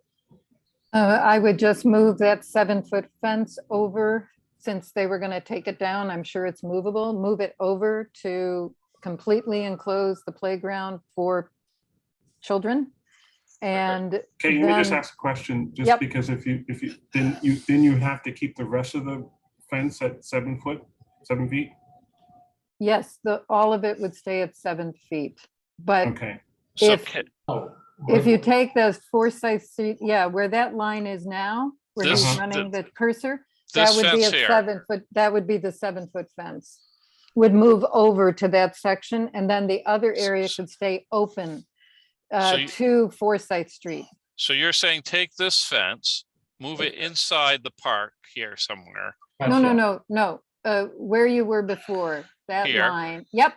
Yeah. If that became the 7-foot fence. It currently is a 7-foot fence. Oh, okay. I see. what's going on. Yeah. So yes, I am. You're right. I'm sorry, Chris. Yes, I would move that over So you to want- encompass the So you'd put a fences. 7-foot fence here in the inside, and no fence here, so the sidewalk would just flow into this area here So all that becomes seating for adults. with no fence. Or a low fence. It could. Or low fence here. The main point is to have a 7-foot straight line fence, which would change your design some. Not hugging the play areas, but a straight perpendicular fence, say 4 might foot have in to from where it is maybe- now. Maybe jog a little bit to avoid trees or whatnot. Because there's a tree there, so So we'd you're have to. so you're proposing a fence like right here, Yeah. about Yeah, 10 feet, 8 feet, 10 feet in. Picnic table 7 feet. whatever avoids the most So- trees. So a fence here. Yeah. And no fence here. This would be just an extension of the sidewalk, this whole area. Then that would become a seating area for adults. And that would keeping be it- open 24/7. Yes. Chris, I want to. Chris, Don't make note of that. Right, Ricardo, you were about to say something. Yeah. About a 4 foot for that area. Oh, yeah, I just would wonder if that's something you want to have open 24 hours and that there wouldn't be any access control or something that we would have a Well, 4-foot fence to prevent people from going in late at night. I don't think a 4-foot fence would stop anybody, but You're also, it's also would be crowded to have a 7-foot fence here and about 8 Yeah. feet with a 4-foot fence. So Yeah. you're in this long area between two fences would be awkward. yeah, this park is open 24/7. That's the truth. That's the reality. There is no fencing. The only things that keep out are things like the 7-foot fences around the garden and around the playgrounds, which is the only places we've kept it. All right, I'm going to go to two committee. Kay, Yep. I know I've given you extensive No. time. I want to make sure we will go to Robin and then Brian. Thanks. Kay, I want to ask you, I mean, when you keep saying adult area, we're really talking seniors, right? Not adults, because I do have to, agree with that mom who, you don't want adults, the wrong kind of adults hanging around playgrounds. Who are the So you wrong have to kind do of think about adults? that. The wrong kind, the kind that like to hang around playgrounds. So I don't know how we make that differentiation. How do you do that? How do you say we're really looking for a safe place for seniors and workers? And I don't know how you make that, how you create safety that way if you're now changing the park's policies of playgrounds are only for adults with children. Spring Street does it. Spring Street does it. Chris did one at Spring Street where there is adult seating right alongside. I don't think there's even there may be a low fence, like a 3-foot fence. That's Yeah. in Soho, that's Soho Playground? You mean? In Spring Street is Little Italy. DeSalvio Playground. Yeah. DeSalvio Yeah. Playground, corner of Spring and Mulberry. We did do a separation there where you enter and there's passive seating at the entrance along the fence that goes along Spring, and then you can enter. It's like a 2.5, 3-foot fence to go into the play area. Oh, okay. I see So, that. so we did and we did talk about it at the community input as an example when it was brought up to have a separate area for adults. But what I'm struggling with a little bit here is I'm hearing that the adults brings in the mixed use, which brings in the safety, and you want the adults to mix with the kids. But then we're also doing a fence to separate the adults from the kids. No, we're not talking about mixing adults. That's the 7-foot fence. We're talking about abutting, because the use of the elders sitting there, of the bike guys sitting there, makes the area safer, but they're not mixing with the children. So why isn't the corridor doing that? Why isn't the corridor acting as some kind of adult gathering place? In which corridor? The corridor, Rivington corridor. This is all a pedestrian area. There's no vehicles. It's all kind of an extension of the park. There are a lot of trees. vehicles. There are a lot of vehicles. There are a lot of bikes that go very quickly, and cars do come through this park, which is why we've always wanted these these streetways to be closed off. But right now, the park is where people go inside to be inside a park. That streetway doesn't feel like park space to many people. I'm sorry, Chris, let me do Trevor, I this. keep adding in, but Chris, let me do this. Let me get some comments from other committee members, because we still have another quite long agenda item, and we've only managed to sort of compromise on one thing. And I'm not even sure if we agree on the fence height, but Ryan and then Val. Hey, no, I wanted to just follow up, because I think I wanted to be clear what Kay was saying. So I think it is about essentially opening up that path space and creating more of a seating area, but you probably want it to feel like an area, not just, a bigger sidewalk, right? The other thing I would say is that I think that the real obstacle to making perhaps some other kinds of seating area in the Rivington crossover is the placement of the city bikes.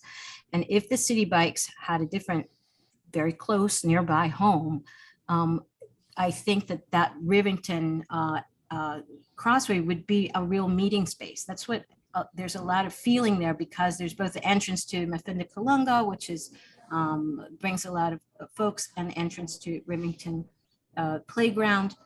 And I just think that somehow the city bikes just crowd it, where there's a really beautiful kind of potential for an open space that could have some seating or some plantings or something else, and that's being missed out on as an opportunity to have the kind of gathering space that Kay's addressing. It's a good point. That's a very good point. If you close off the streetway. If you don't, then it's a streetway still. Well, I think we can design things to prevent it from being a streetway. What vehicles go up there besides park vehicles? I mean, just anybody goes up? Thank you. I'm watching the heads nod. Yes, anybody goes up. They're not supposed to, but you can't. And the bikes go by fairly quickly. I mean, I find the city bikes actually, again, make it safer because there are more people there. So it's, to me, that's the only way you make this park safe at this point in time. And that's just real. Val, did you have a question? I don't know if you lowered your hand or comment. I think I heard somebody say at one point something about this park can be closed at certain hours, because while I'm not sure what I'm hearing here, but what I've heard from the people that get high, that's a great park to go to get high. And you can go there at almost any hours to get high. And especially if you do heroin, you can not only get high, you can nod out on the bench for a while. And, you know, at whatever time that you know, if you got some good get high, you know, you can be there nodded out for a couple of hours and the park is still open, and then you can go get you some more get high. So, you know, I haven't exactly heard people say this, but I thought I heard you say something about the ability to close the park at certain times, because I think if what you want to do is deter, especially heroin use all night long, that's, you know, but I'm not sure, you know, I'm not sure listening to the people from that community, are they trying to deter heroin use?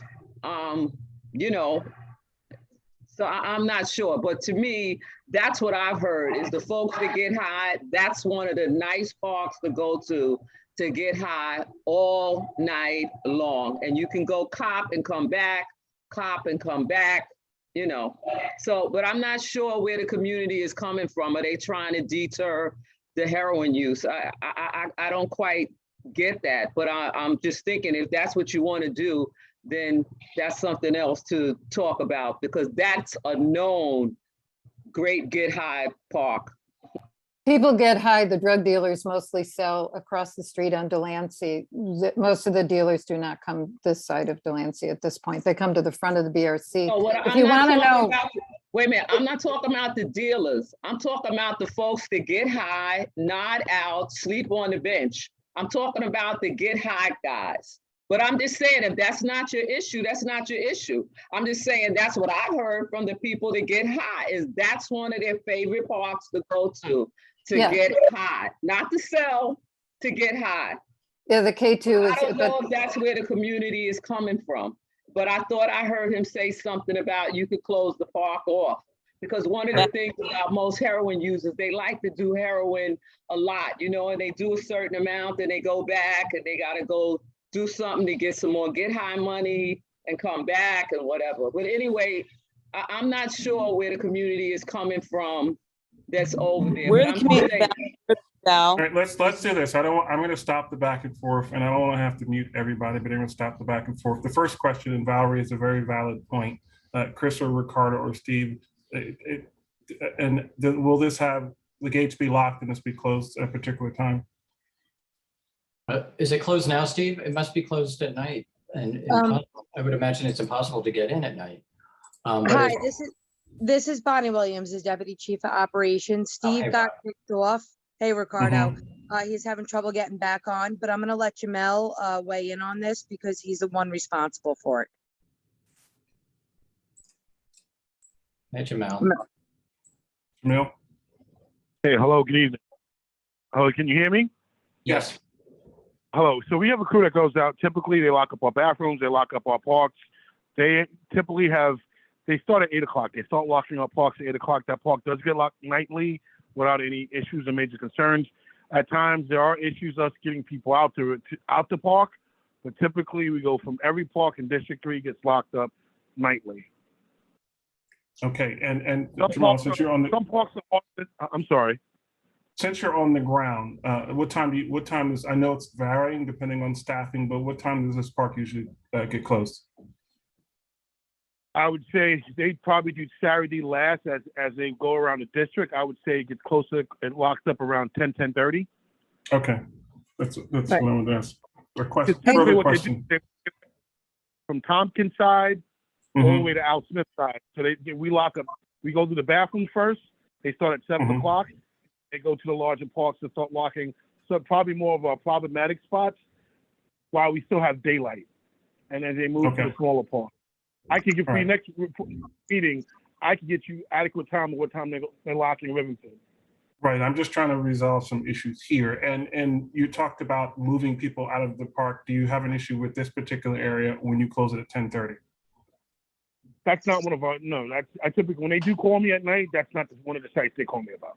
Okay, because it's designated as a playground.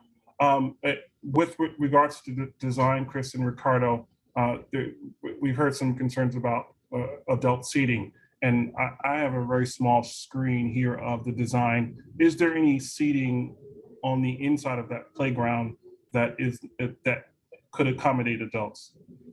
This current design could accommodate adults up in this corner, and it'd keep people, they'd be out of the area of the play. It could also occur, I mean, we can maybe change the tables to benches or something, or game tables or something, but this area as well could accommodate some adults. Kay, do you feel like that's enough adult seating? You're asking me if it's enough? No, Kay, I'm No, he was sorry. asking I me. call her Kay as opposed Yeah, to. yeah. Just for the record, I garden in this park. I'm here a lot and I've been here 40 years. So I don't know everything, but I know a lot. So the thing I just am trying to impress upon everyone is you should not have adult seating except for parents to accompany their children in this playground. So no seating for adults inside this playground, because if you do that, then we have the same situation we have now, which is, you know, sometimes the adults are great, but you just don't want to encourage that, which is why I keep saying separate area. So Kay, if they move that, not even moving that fence 10, just a redesign to move that fence in a little bit and to switch that seating to it's on the other side of the fence and maybe keep a bench or two for families who want to have a picnic or eat. Because all I'm seeing on the other side are tree pits, correct? So there's no seating on the other side. There used to be seating. There used to be seating. But the problem is, and I'm hearing it from some folks, including Val, is that whenever you add seating, especially in an area that will not be locked, that you might have problems.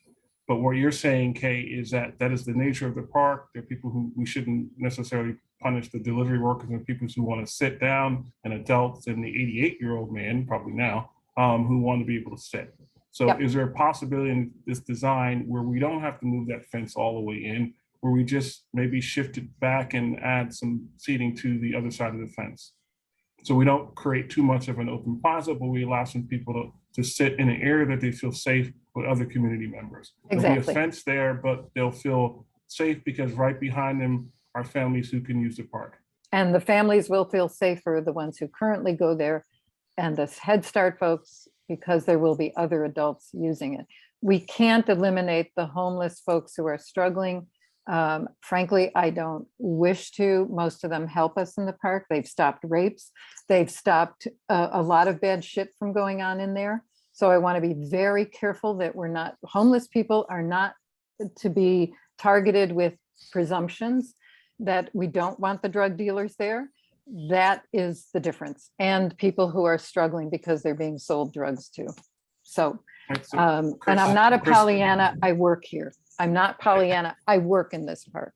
So Chris I think we can accommodate that. I think we can work on that. Thank you. Okay. Thank you. So- Thank you. So we took a long way around that circle to get to the point where we just shifted 2 inches. Thank of you, that Trevor. CCA. But we have to write a resolution. It will be bullet points. And I know Steve asked for specifics, and we can get to that because we're at 8:36. We still would like to keep that fence at 7 feet as opposed to the 5 feet that you mentioned, or maybe some creative design where it feels like it's 7 feet, but and I'm not necessarily suggesting spikes, but I think there are ways that you can make it visually attractive, but still deter people from going in there. And since it is locked, that will make it a bit more safer. And to move that fence line, or to add or find a creative way to put seating for adults on the other side, maybe move and keep the picnic table and move some other seats, because obviously picnic tables, families like to use that too. Outside of the scope was the city bike issue, but I think that's outside of the scope of this particular project. And the slide, a larger slide. But otherwise, I think the design is pretty okay for most folks. I know we'd like to see some teenage areas, but I think that's going to be difficult in this very small footprint to design something in this thing. Okay. Committee members. Any comments or questions?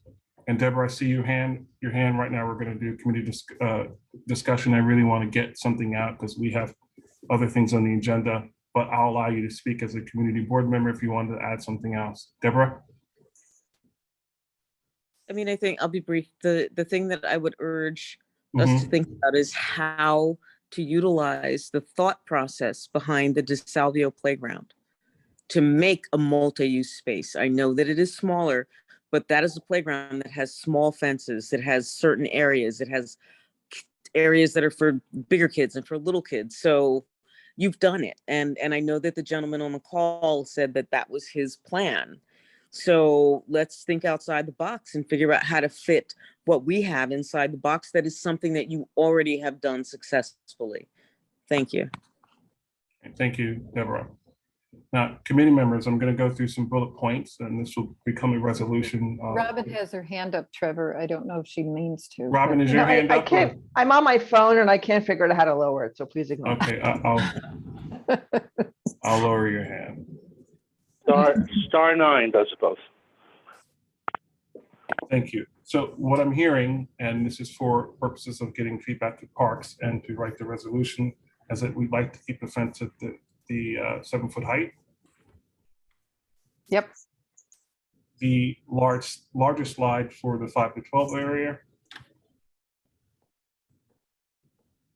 To look at a design change which would move that fence slightly inward and put seating on the outside that could accommodate adults, and perhaps move one of the benches to make it more family friendly. And to consider adding something that might make this more multi-generational in terms of kids, older kids. I don't know what that would look like, but since we're gonna do a couple design changes, or we're recommending a couple design changes that might work. Is there anything else? All right, so I'm gonna ask for a motion to approve these bullet points as a resolution. Do I have a second? Second.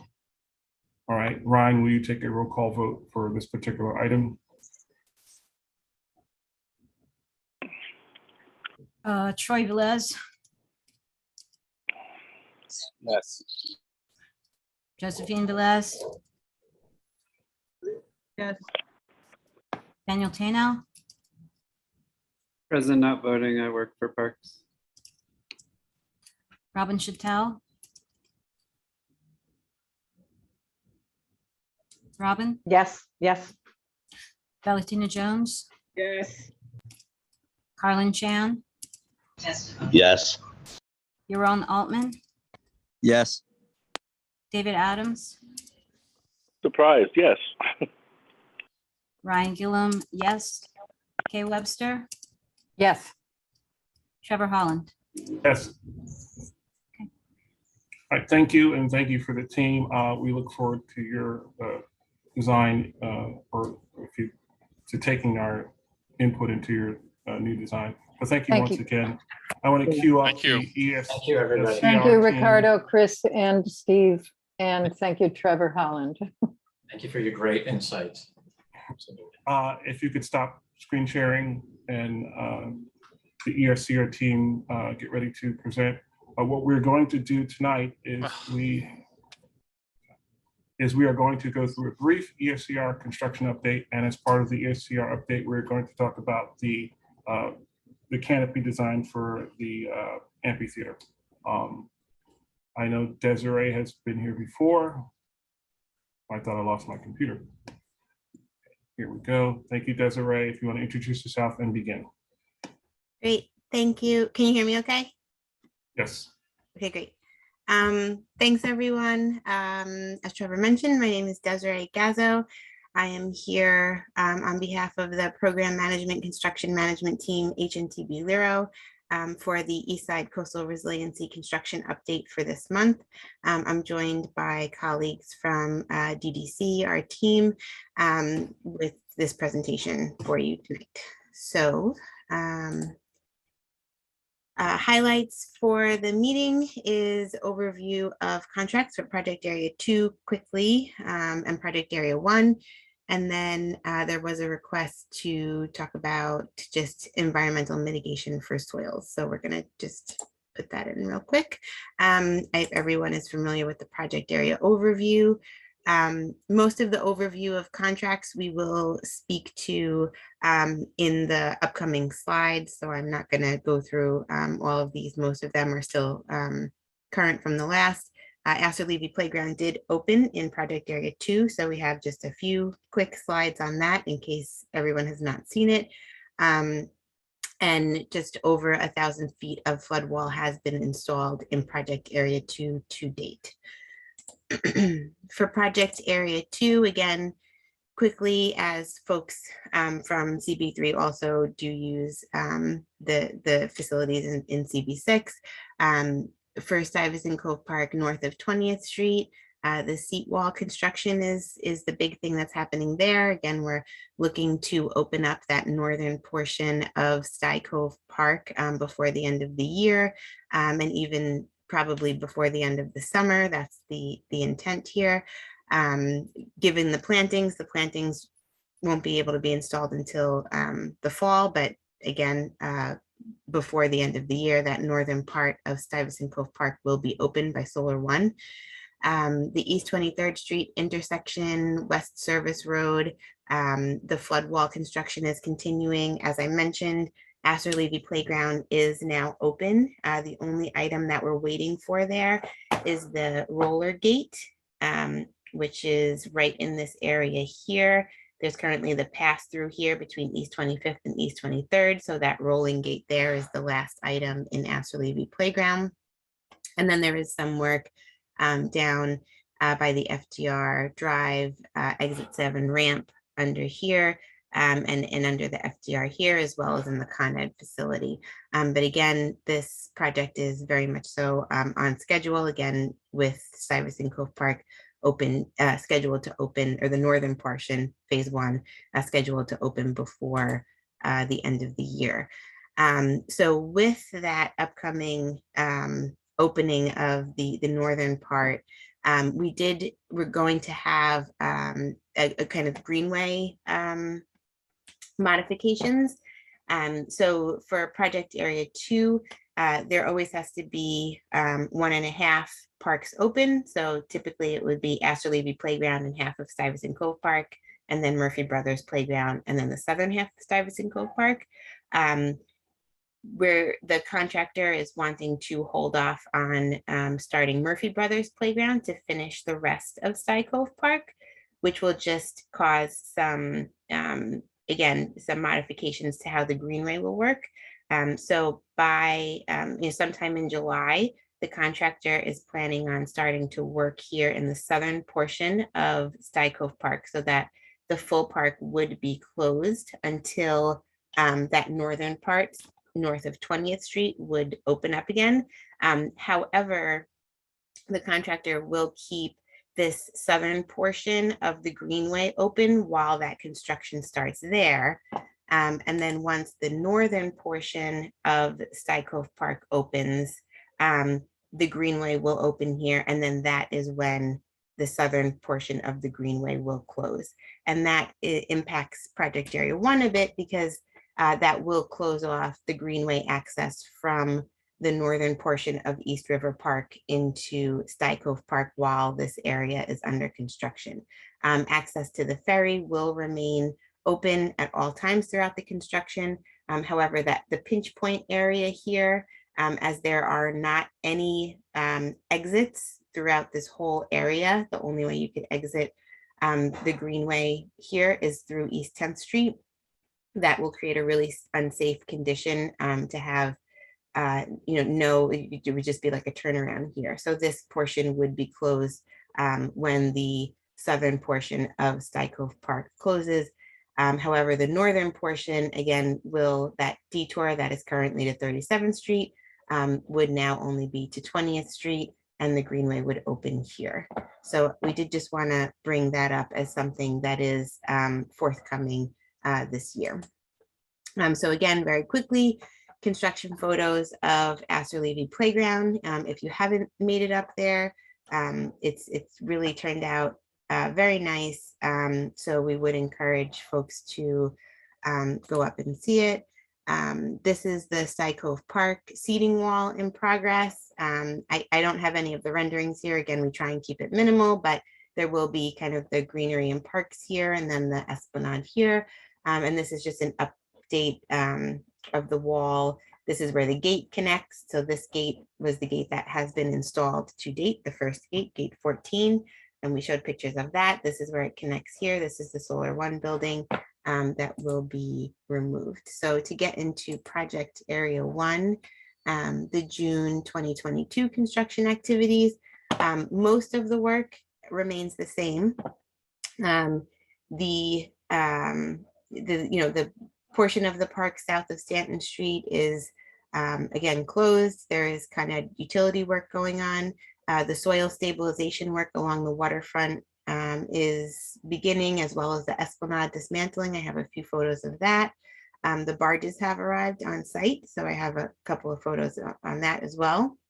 There is kind of utility work near Montgomery Street and South Street. Corlier's Hook has the partial park closure.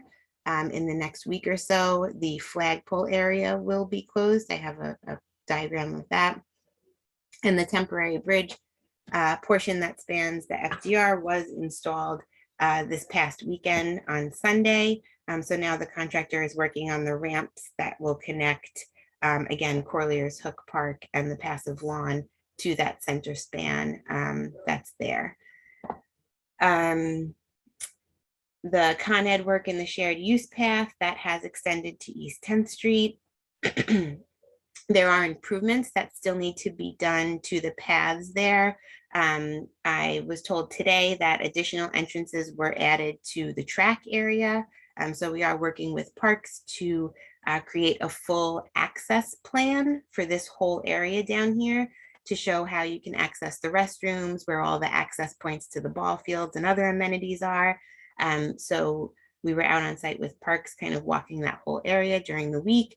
And we are hoping to have that out and posted in the park, if not by the end of next week, then by the week after. That will include kind of arrows for wayfinding, wayfinding to the restrooms, wayfinding to the exits. So that's something that we're working on.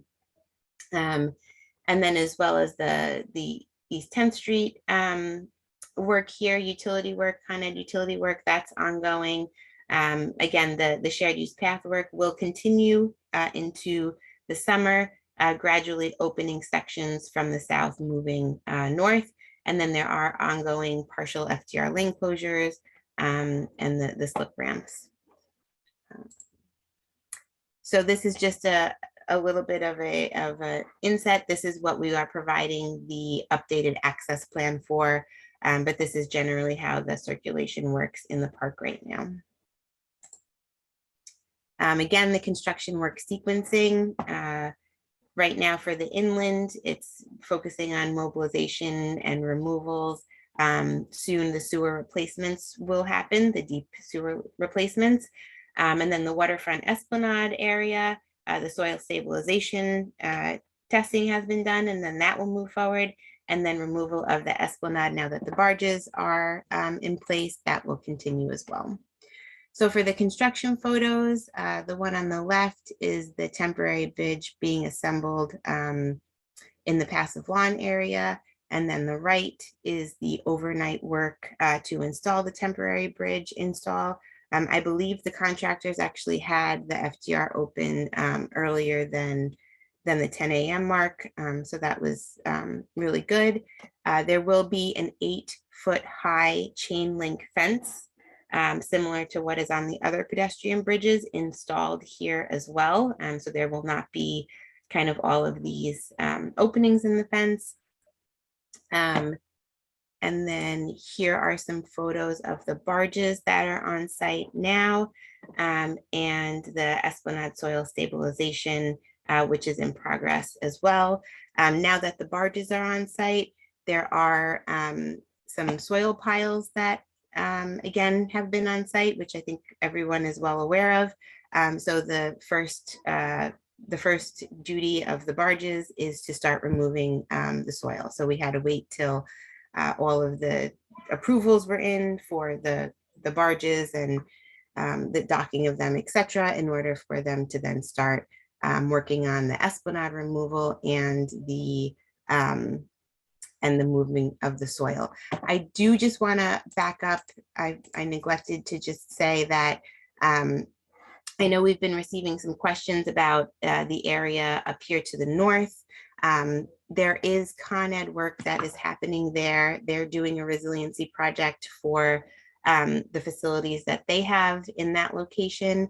That work started before the ESCR project began, and they are permitted with parks to have parked vehicles up there.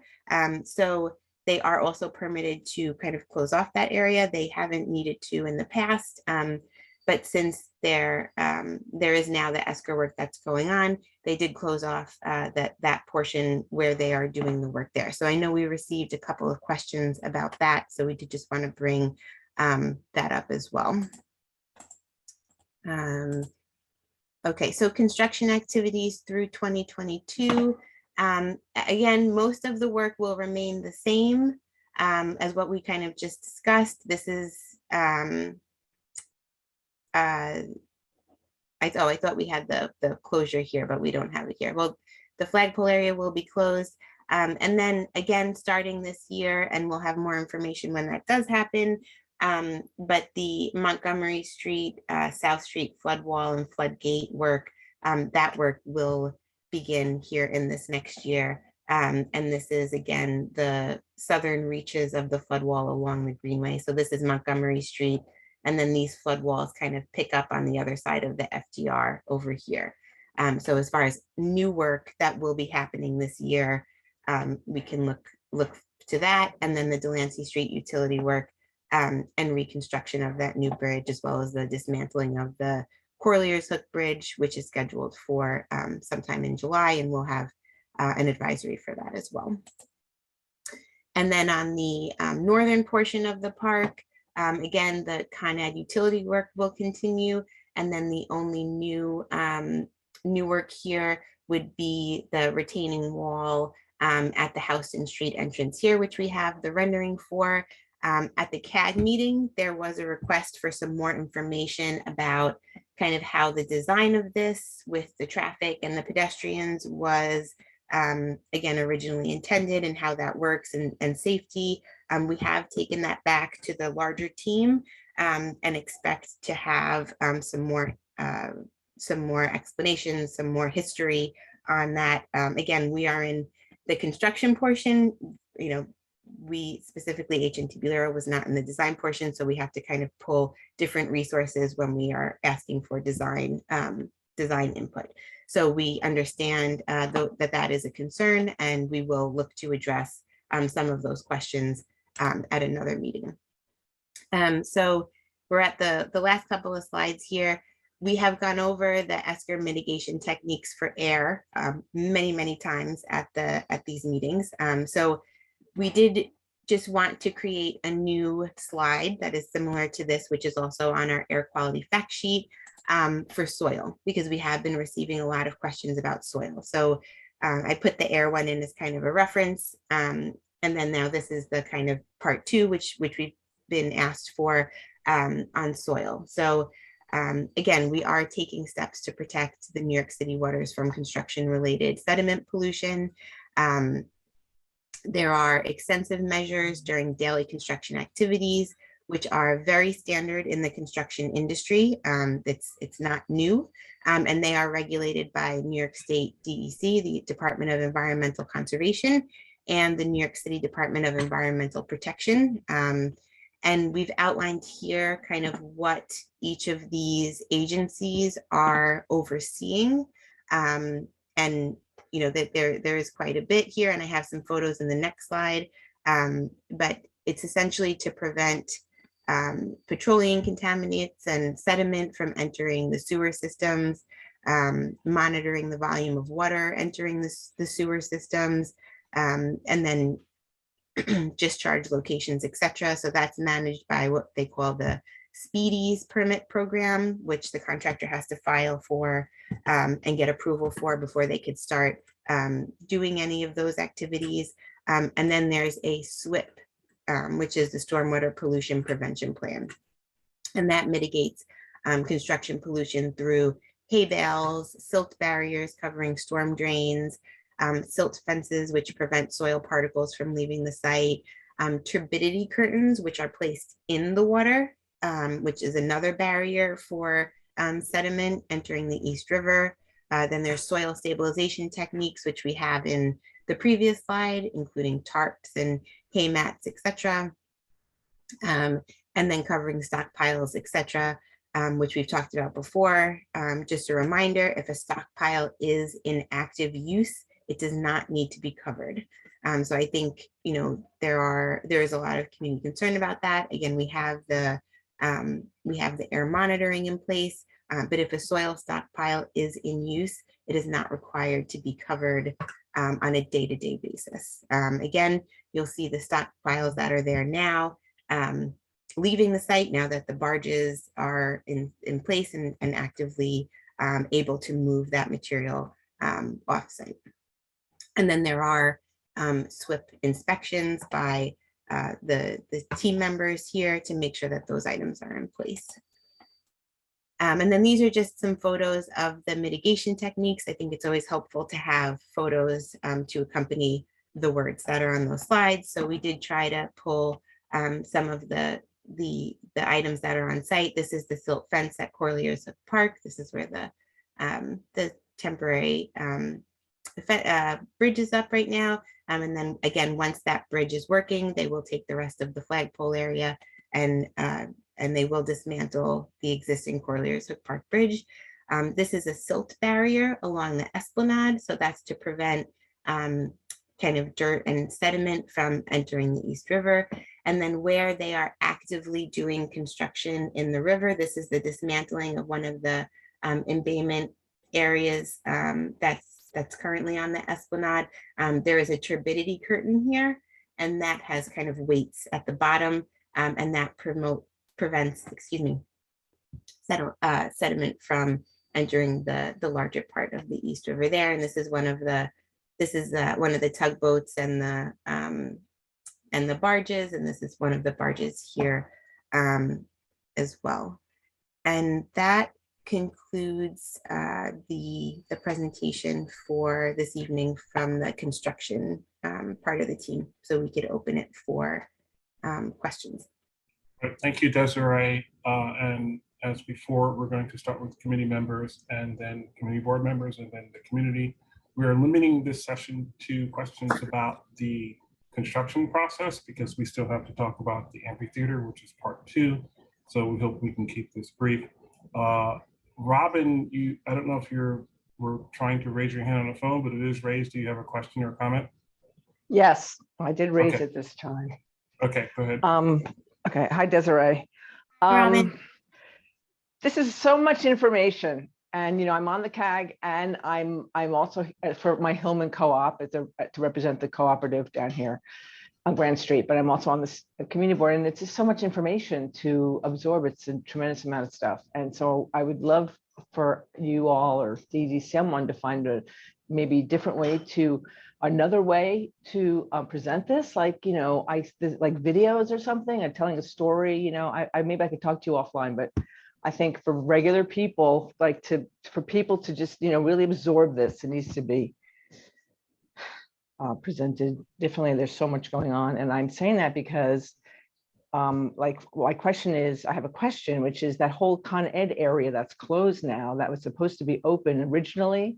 I know you talk about it a little bit. I know it's really not part of what you're doing, but how is that going to be, how's that fitting into all these other changes to the water, to the bike path and all that? How's that all being worked out together now? Again, the southern section of Stye is going to be closed, and then that other big section is closed along up to 6th Street, which wasn't originally supposed to be closed. How are people supposed to get around? Yeah, so Robin, I think that's a great question. And I will say that originally the entire shared use path was supposed to be closed and used as the active construction way. So if you look in the original approach to the construction, the entire shared use path was originally closed. So the contractor decided that they could keep the northern portions open except for where the Con Ed utility work needed to happen. And that work needs to happen as soon as possible. So that way, again, we can move forward with when things have to switch over. And so the contractor is trying to reopen, the parts of the shared use path as soon as possible once the Con Ed work finishes up there. But that Con Ed work really needs to move forward in order to move the rest of the project forward. So, Right, so, okay, I'm sorry to interrupt. no, that's fine. But the opening and closes and in as far as how the greenway will work, again, that was supposed to be, closed off to not have access to PA2. And fortunately, we've been able to keep as much of it open as possible. So that way, at least we can still have that connection to PA2 until we can't anymore. Right. So my question is, and this is something that I guess we dealt with for a while when we finally got the park to be phased in. I can't picture then if it's supposed to be phased in and there's supposed to be access to the waterfront, when people get to 23rd Street, once you close the southern end of Stuyvesant Town, where do they go? So we're not putting a bridge over there, right? On 23rd Street, there's no place to go. So is it like the dead end? Will be a dead end at 23rd Street at some point? So yeah, let me just back up to the map. Hold on 1 second. And then at the same time, will that dead end, then everyone will be directed back to Houston Street? That will be the only way out of the park. Is that right? Right. So here you have that, and this isn't the full map, the access map that doesn't show the closures, but you have access at East 10th, East 6th, and Houston. So you have the Esplanade to use, but when this southern part of PA2 closes, the turnaround would essentially be kind of at the end of East River Park before you hit the pinch point, and everyone would be directed then, to the detour if they wanted to head north from East River Park. So there would be either a turnaround, you have to detour here. I see. So wow, okay, that's a big detour. And I guess we've had conversations about why Avenue C isn't the detour, but I guess that's another conversation. Yeah, so, and I think again, here, so that's why you can't just Avenue C to here. And if you join a CB6 meeting, there's a constant conversation about how come we can't make this connection. We've looked at it with DOT and it's not possible. So there is a protected bike lane on Avenue C, and this would be a great place for a connection because then you wouldn't have to detour all around. But it's just given the road, here, it's not feasible. So that's why the detour is up here, except for kind of local traffic could use Avenue C. Okay, so I see that, and it seems like we need to maybe think about, or you all need to think about a traffic control, because I think we need people staffing this when this is going to be like this. Like really, I don't know if it's the Parks Department, I don't know if it's you, I don't know if it's an auxiliary police, I don't know who it might be. It's something that I want to bring up on the community board, and others can agree or not, but I just see a big traffic nightmare in our neighborhood, and I think it's something that needs to be thought about. And thank you so much. Thanks. Thanks, Robin. We can take Val? Yeah, I was at a meeting recently, and let me just say, you may not be able to answer this question because it's kind of not on target. And if that be the case, I will probably email you the question at a later point. But somebody brought up, I think what they were saying was that the air quality numbers went to a certain place a couple of times on Montgomery Street and, went over whatever. But I have to say that at that meeting, I don't know whether this number they were talking about and the fact that it went over the number several times of the air quality, I don't know whether that was, I know those charts up before because we've written to you that they were hourly or 15-minute checks, and they were using a 24-hour time-weighted average. Average, right. And so I'm not sure what this was, but somebody brought it up and quite a few people felt very nervous when they heard that it went up to over that number several times. So I'm not sure when or whatever, but what they said was Montgomery Street is what I remember, that it was over here. So if you could answer that, but otherwise I'll probably get this clarified and send it to you. Yep, no, I could definitely talk about that. We spoke about it at the last CAG meeting. So if anybody does want to look into more of what Val just mentioned, the CAG recordings are on the website, as well as the monthly air quality monitoring updates that we give. And I could drop both of those links into the chat as soon as I'm done presenting. So there was a air quality monitor added at Montgomery Street on the project side, so not the community side, on the project side where the entrance to the project site is. And there were, Val, just as you said, they were only 15-minute occurrences, or 15 to 20 minutes. The exact details I don't have, but they were about 15 to 20-minute occurrences where there was a short exceedance. And that's because the entrance to the construction site is there. So while the trucks are kind of idling to wait for the gates to open, there is an increase in the admissions.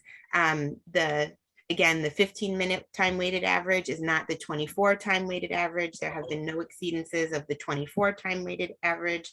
And then the trucks, have been told to, if it's over a couple of minutes, they have to, shut down their engines because they shouldn't be idling. Again, unless it's for something very specific, a delivery, a concrete, there are times when the trucks need to stay in one place and the truck needs to remain on. However, that was the instance there at Montgomery Street. So it was directly at the construction entrance, not on the community side. There's also Pier 42 over there. So the monitors down at that site are really picking up, the Pier 42 construction work and the ESCR work. But, overall, there have not been any large exceedances. Again, no more than, I think, 15 or 20 minutes, because then once the contractor, understands what it is, then they make a note of that. And again, it's just getting the trucks to move in quicker.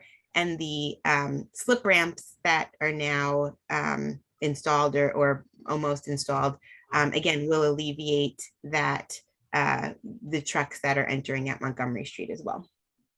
Thank you, Desiree. Can I just quickly, so, because I think it's just 2 points there mainly. So it was 15-minute monitoring, and they were using that 24-hour number again. Is that right? Yeah, we didn't exceed the 24-hour time weighted average because it was only very short periods. It was only for 15 minutes, and that doesn't.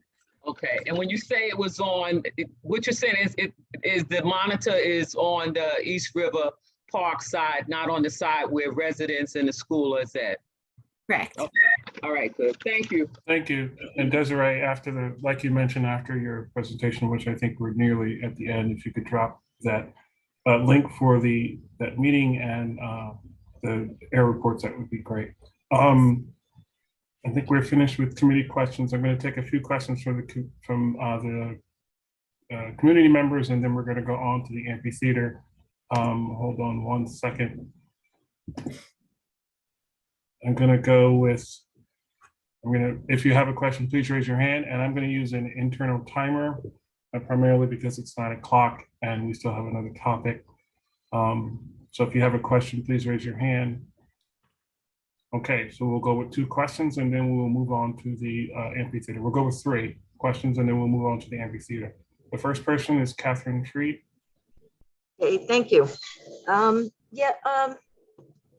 Desiree, can you be a little specific about what the soil stabilization, exactly what you're doing? Because a lot of the community, of course, are watching what's going on, and they're getting very concerned about why there's tenting, because people felt that if there's tenting, that tends to mean there's some hazardous soil that's being moved around. Sure. So I know there's tents where the Con Ed work is. No, down by, it's much lower. It's right out from just north of the amphitheater, near the bridge. Oh, the covering of the piles. No, there's actually tenting. I'm not entirely sure. I haven't seen, I mean, I was just on site the other day and I didn't see tents. I know the soils, the piles are covered, but I haven't seen, I've seen like they had little, it almost looked, I don't mean to say like a tailgate tent, but like a party tent, like in your backyard. And I think, you know, with the sun there, it's just common for there to be, you know, for the workers to be like covered if they're doing a lot of work outside. But I haven't seen, I know like where the Con Ed areas are, there have been tents, and that's for the work that they're doing on the utilities there and the curing. And then occasionally with the Con Ed work, there are lines that need to be kind of removed in a safe manner because they may have kind of contaminants on them. But that's managed by Con Ed. But I haven't seen tents in the southern part. So I'll have to get back to you on that one. Okay, and you should probably know, when you were talking about controlling the dust and emissions, there is a lot of dust coming constantly. And from a lot of today, there was a crane that was operating and it was just spewing dark pollution into the air, and you could smell it several blocks away because I could smell it. So I don't know about what they're supposed to be doing, but that certainly couldn't have been within the you know, within the grounds that they're talking about. And I don't know, I guess that's it. Oh, did I understand you correctly that you said that the decision to allow Con Ed to park and the area that they're working in was a decision that was made by the project manager? No, that's a Parks Department controls the permits for work that is in the park. So the Con Ed had to file, again, like for a permit to, and if anybody from Parks wants to jump in, that's fine. But they filed that permit for the parking for that area. And it's for staging. It's not just for parking. They have staging areas there, material areas. So it's a more comprehensive than just parking, because they have to do work up there and bring materials in and, you know, bring other items up there. So it's part of the larger like work plan for the work that's happening there. And again, that was before the Eastside Coastal Resiliency Project came on board. So. Hi, this is Melissa Haldeman from Parks. Thanks, Desiree, for talking through that. I didn't want to interrupt you, but I did want to just jump in and say that yes, the contractor, the Con Ed contractor, has a parks construction permit for a staging and laydown area in the northern end of the park, and this was issued prior to the start of ESCR construction. And that is to support work that Con Ed is doing on their facility at the 14th Street Pier. So the original permit did allow them to fence off the area. As Desiree had mentioned earlier, there hadn't been too much of a need to specifically fence it off, but with all the activity in the park, we felt that it was better to have them enforce that fencing, as there's also some stockpiling and lay down areas in that portion. So that work will be complete, I believe, at some point this year, at which point they will be leaving the park. I can get back to you guys on the timeline for that. I'm sorry, I couldn't hear you. You said I believe the work will be complete before the end of this year. I would need to check with our construction permits division on that timeline, but it is not on the same timeline as the ESCR project. They're just occupying, you know, similar area, but these two projects are not connected. Okay. Thank you. Okay, just one follow. I'm gonna have to try and with the pollution that was coming out today, who should we contact? You can put in inquiry, and I could put the inquiry tool link in here as well. Okay. And you, yeah. Yeah, okay, thank you. Yes, you're welcome. Thank you. We're going to finish this up with Diane and Tommy. Diane first. Hi, I just want to go back to that closed con ed space in the northern end for a moment. I would appreciate it if someone could find out how long that's expected to be closed, because it really doesn't matter whether Con Ed closed it or ESCR closed it. It's summer. The park's very crowded. There are picnic tables right there, but the garbage can is in the closed section, and it's making the shared use path more crowded because we don't have the secondary path. Fishermen can't go in there, whatever. This would be prime time to use that space. So it would be great if we could understand how long it's going to be closed, because it is taking away from usable space in the park. Sure, I think we can also, I can bring the comment back about the trash receptacle for it to be moved back closer to the picnic tables. But we'll get more Melissa, information for you. It's Bonnie from Parks. Yes, we'll reevaluate where the receptacles are from the closed section to the open section, and we can place them in the open section. So we'll look into that tomorrow. Okay, thank you. Thank you. And Tommy. Thanks. First of all, Desiree, thanks for being here, but I want to confirm that there was asbestos removal equipment and contractors between Grand and Delancey Street over the last several days. It was tented, and we were never notified that there was asbestos work going on in that area. Secondly, the tarps, when they're put on, almost blow off immediately. So when they're put on, they're on for a little while, and then during the night or even during the day, they totally blow off and they're uncovered. I have pictures almost every day of that happening. And the other question is, we still don't know what hazardous materials are in those piles. Why can't we get the information like we do for the air quality? I was told I had to submit a Freedom of Information request, which I did, and I have gotten no response. I think it's incumbent on the community board, Trevor, to demand. Tommy, I'm going to mute you because I understand, but you don't have to call my name out. I usually don't push back, but I'm going to push back today. Then I'll call you the based on what chair. Then I think it's incumbent on. Based on what has happened in the past, I'm going to ask you to please restrict your questions to the construction team. We are having a construction update. If you have any other comments, you can direct them to the community board by sending an email to the community board office itself. And Desiree, if you want to answer those questions, and we'll wrap up the ESCR and talk about the amphitheater. Thank you. The Grand and Delancey Street, I'll look into that.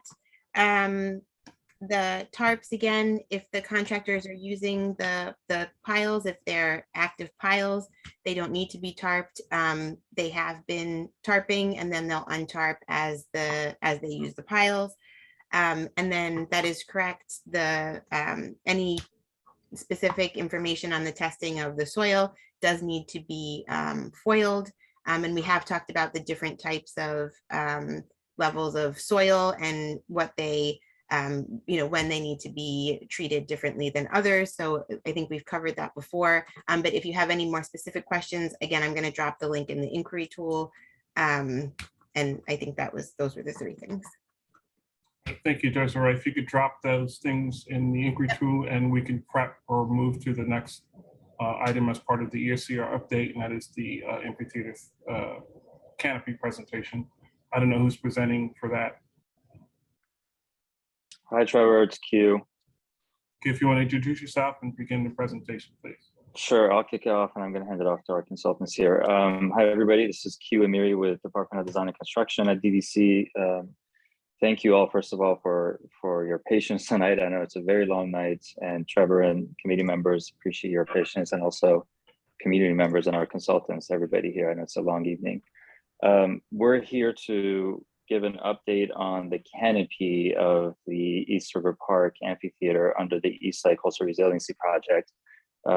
Last time I think I joined the meeting last month with a very quick update and a sort of a snippet of the direction that we were headed in. And prior to that, we've had several presentations and updates to show how far we've gotten. And just backtracking very quickly for those who are not aware, there's an amphitheater. There was an existing amphitheater in the East River Park that's being reconstructed as part of the larger East Side Coastal Resiliency project.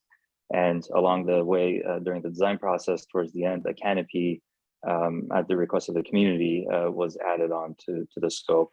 So that canopy went on a separate design track, and here we are making progress with that. And we wanted to present our first sort of in-depth design presentation tonight to the group here. The amphitheater itself is in the same location. It's been reoriented, and that we've designed and presented that and discussed that extensively in detail in the past. But the canopy now is more or less in the same. I'm sorry, the canopy is over the same amphitheater stage. And I'm sorry, just going off the list here. Next slide, please. Actually, our schedule is right. Sorry, this slide is our schedule. Right now, we're sort of halfway through the design. We've had multiple touch points with community members. We had an amphitheater working group that was formed early on and had 3 sessions with them, workshops that we collected a lot of great feedback. So we put all that into the design as much as we could to incorporate community and the committee's feedback here from Parks Committee. And after this presentation, we'll work towards finalizing the design. We're planning on submitting to the Public Design Commission later next month in July, and hopefully we can wrap all this up before the end of fall, sort of our September, October timeframe. And we're working towards a end goal of the project area 1 project timeline, construction timeline that Desiree was just presenting on. So we're trying to align this as much as we could with the contractor schedule so we can fold this into the rest of that construction. Next slide, please. All right, I'm going to hand it off here to our team. Tom, I think you're taking over from here. Yeah, correct. Hi, everyone. I'm Tom Heltzel. I'm the Associate Director at One Architecture and Urbanism.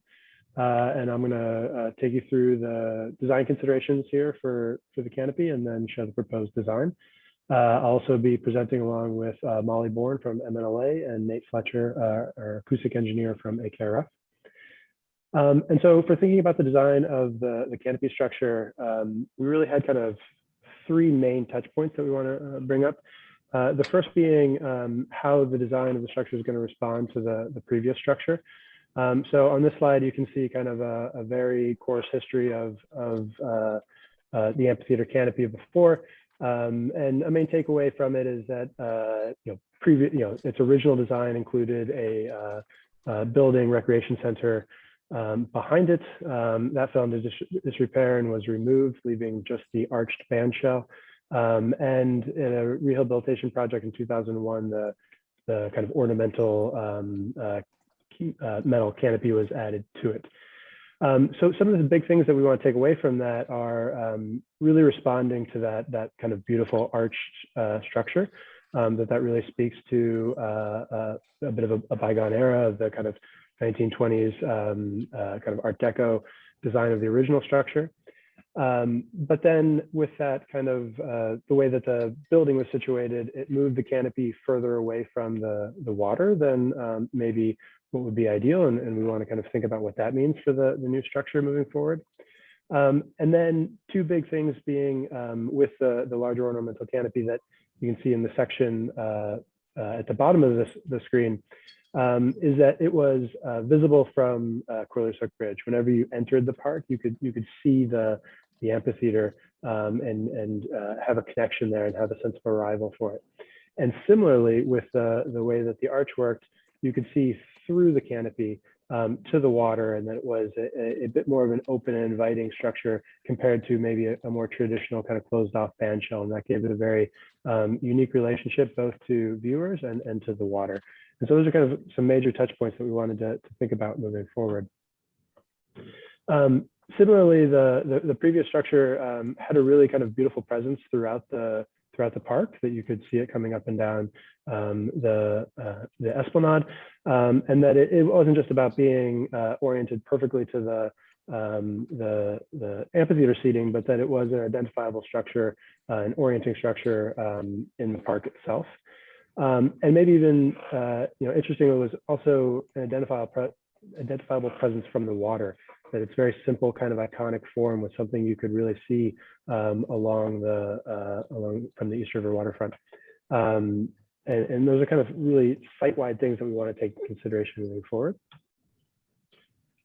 And then whenever we're thinking about the uses of the structure, we of course want to accommodate these events, right? That it's a place for people to gather and participate in larger events and active forms of recreation, and that we need to make sure we're kind of making this thing work for that and making it a special place for those types of events. But we also want to think about how it's working on an everyday use, right? The kind of 95% of the time whenever there's not an event going on there, how can we use this space to really kind of continue to make the park a special place.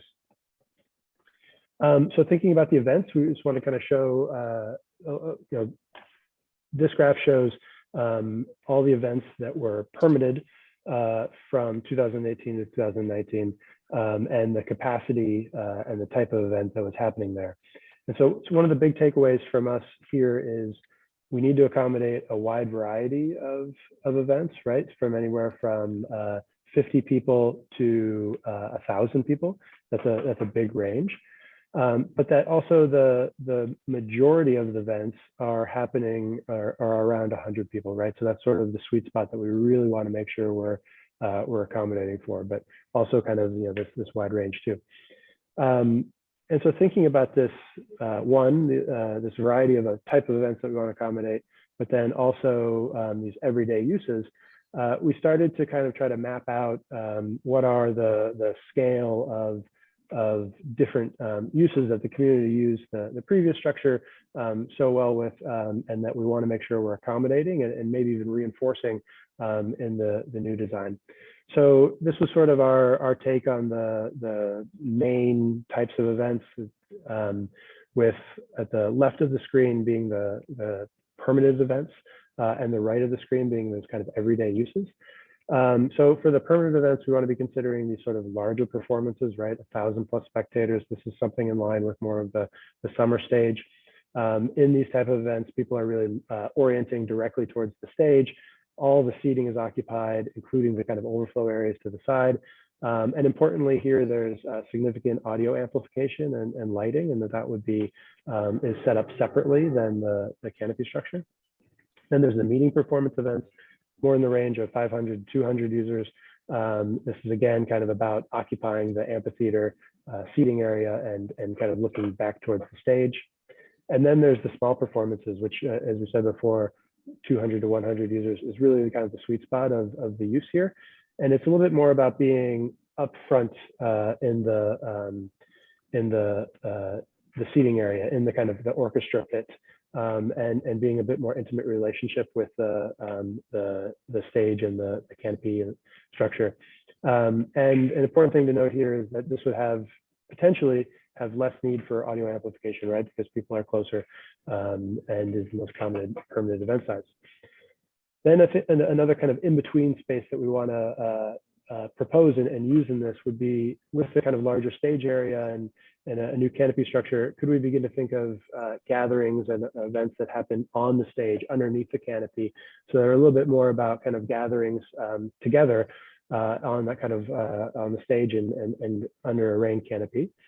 And then the other types of things are those more kind of everyday uses, right? So how can we support impromptu performances and kind of small informal events without having to be, let's say, totally organized, as well as just a great spot to hang out, enjoy the waterfront location, get a bit of shade and take in people walking along the Esplanade. And so that really kind of leads us to this one question that we've constantly been asking ourselves as we're developing the design is this a band shell or is it a waterfront pavilion? And our goal ultimately is we want to do both, right? We wanted to speak to these kind of larger events, but then be this really awesome place to hang out and take in views to the waterfront. And importantly, we really want to respond to the art structure of the original design, both as an homage to the original design, but also as the kind of classic band shell shape and that kind of legacy of structures. The next major design driver is, of course, acoustics. You know, we've heard a lot about problems with the previous or uses going on there and some of the nuisance there. And so we've been looking into that a lot more in detail. And I'm going to pass this over to Nate Fletcher from AKRF. He's an acoustic engineer on the project who can talk to this stuff a lot more intelligently than myself. Thanks, Tom. Hi, everyone. We've been working for quite some time actually on how the amphitheater will both support the community by protecting it from noise, but also be a great space to attend performances and to perform. In 2019, we first started by evaluating the potential noise effects of the amphitheater on the community nearby, listening to the concerns of the community, and figuring out ways that we could reduce the impact of events at the amphitheater on the surrounding community. We performed noise level measurements of events and also established baseline conditions. We then evaluated the proposed design in 2019 using an acoustical modeling software where we projected noise levels throughout the amphitheater and then modeled it beyond to see how that would impact the community nearby, and used that information to inform the acoustical design of the amphitheater itself. We looked at a few mitigation measures, including how we could reduce the stage height to provide more of a buffer, both the stage height and its location, to provide more of a buffer between the amphitheater stage where the speakers are, the musicians and instruments would be, and the community. We also looked at how the audience seating area could reduce reflections to the community nearby, and also, of course, angling the seating, which improves not only sight lines, but also provides some protection to the community nearby. We're also actively looking at how the canopy can be configured in such a way as to encourage good use of the space. It can be used to promote exciting performances within the amphitheater while also supporting or managing noise within the amphitheater, to contain the noise within the amphitheater and reduce it from sort of spilling out into the community.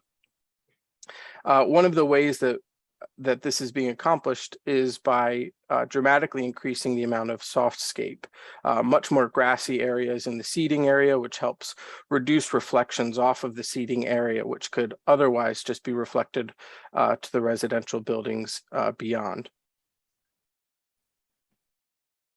Next slide.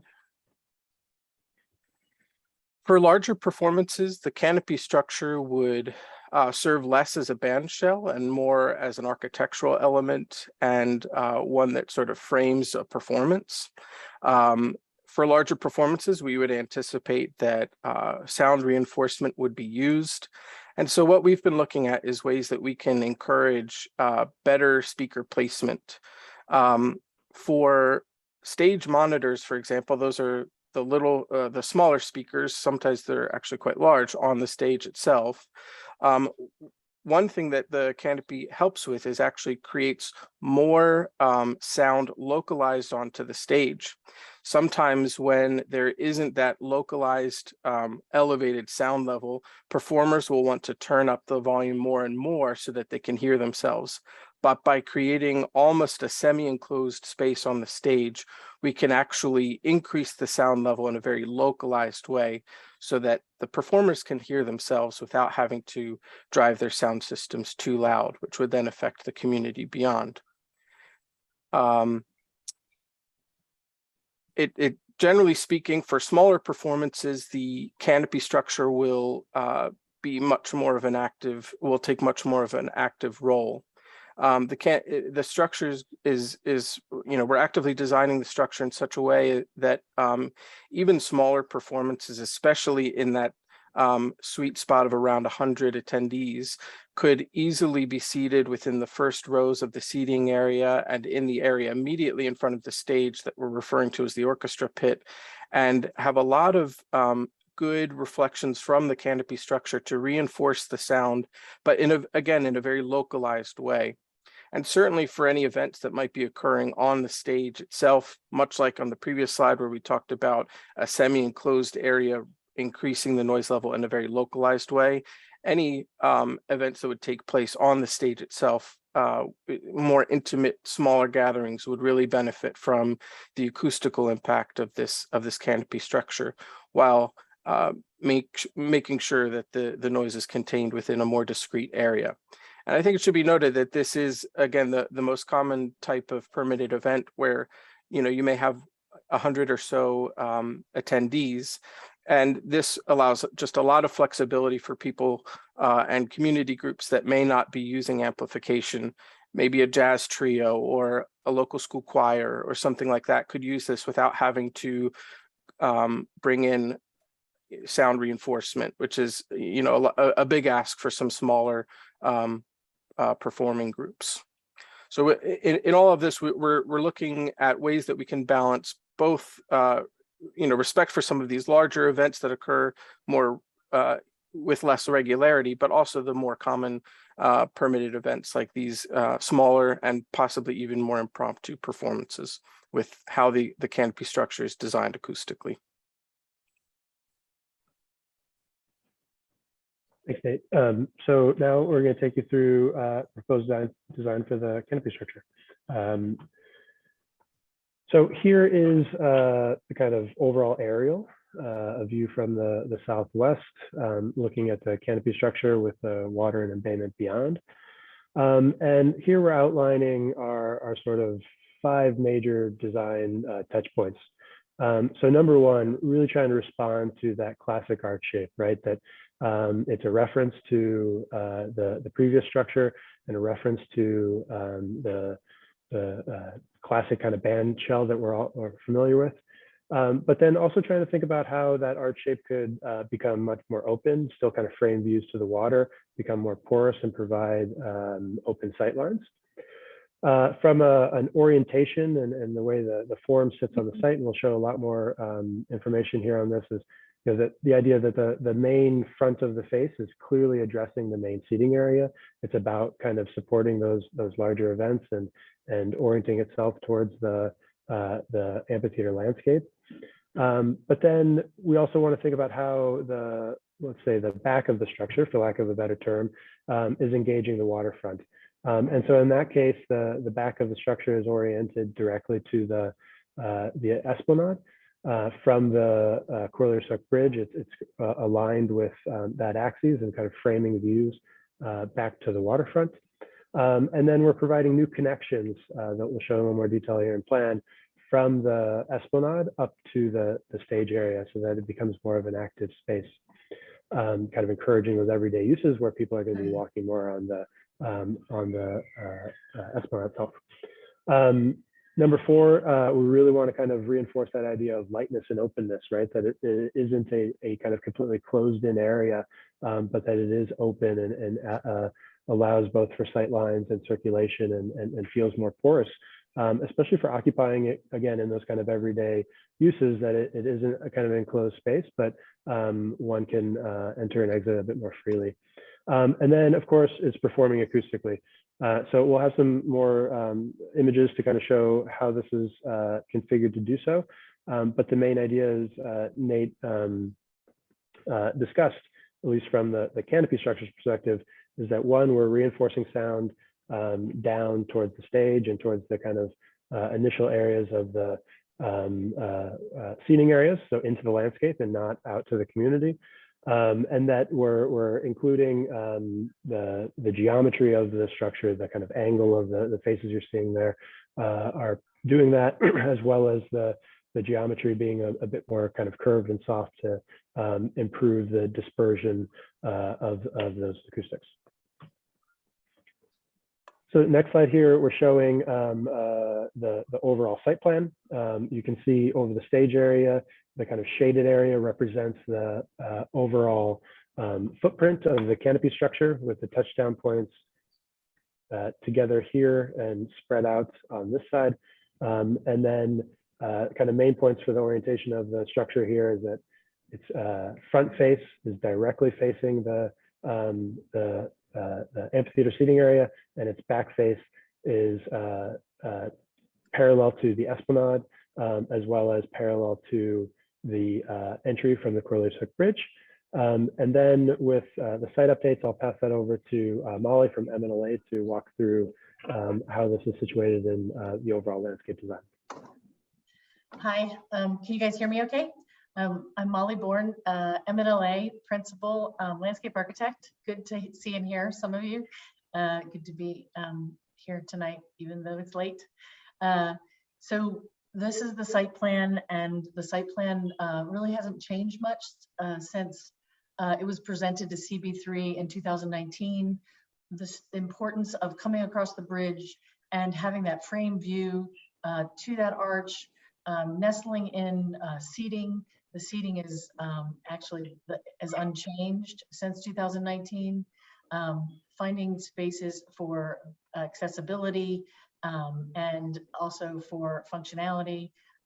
So I'd like to take you through a little bit more detail of the grading and the site plan. If you go to the next slide. Just one thing I'll point out here is just calling out the original design included a row of area lights that encircle the amphitheater that will provide a degree of general illumination in this area during events and during when it starts. Thanks for reminding me of that. And so what you're seeing is two sections, and one of the sections is of the previous amphitheater, and the other is of the proposed. And so the proposed amphitheater has a much gentler slope, and it allows for open spaces with lawn seating between the rows of the fixed seating. And then the stage has been brought closer, you can see in the bottom section, to the water's edge to take advantage of the kind of unique performance location and views out to the water. So those are stacked on top of each other, so you can see the relationship of both the slopes and the stage and the water. Next slide. So this is zooming in a plan that talks about some of the adjustments to the site plan in more detail. So some of those additions to the site plan really are working with the new canopy structure. We have improved accessibility by adding secondary accessible paths to the stage from the esplanade for loading and backstage access during events. A new seat wall facing the esplanade by the steps to the stage provides additional place to sit and view the embayment. And then again, really working closely with one's team to really cite this, that it feels of the park. So next slide. So this is a diagram about how accessible circulation works around the stage area. And so what you're seeing is the hardscape area that is shaded in orange is accessible, and accessible slope paths are highlighted in blue.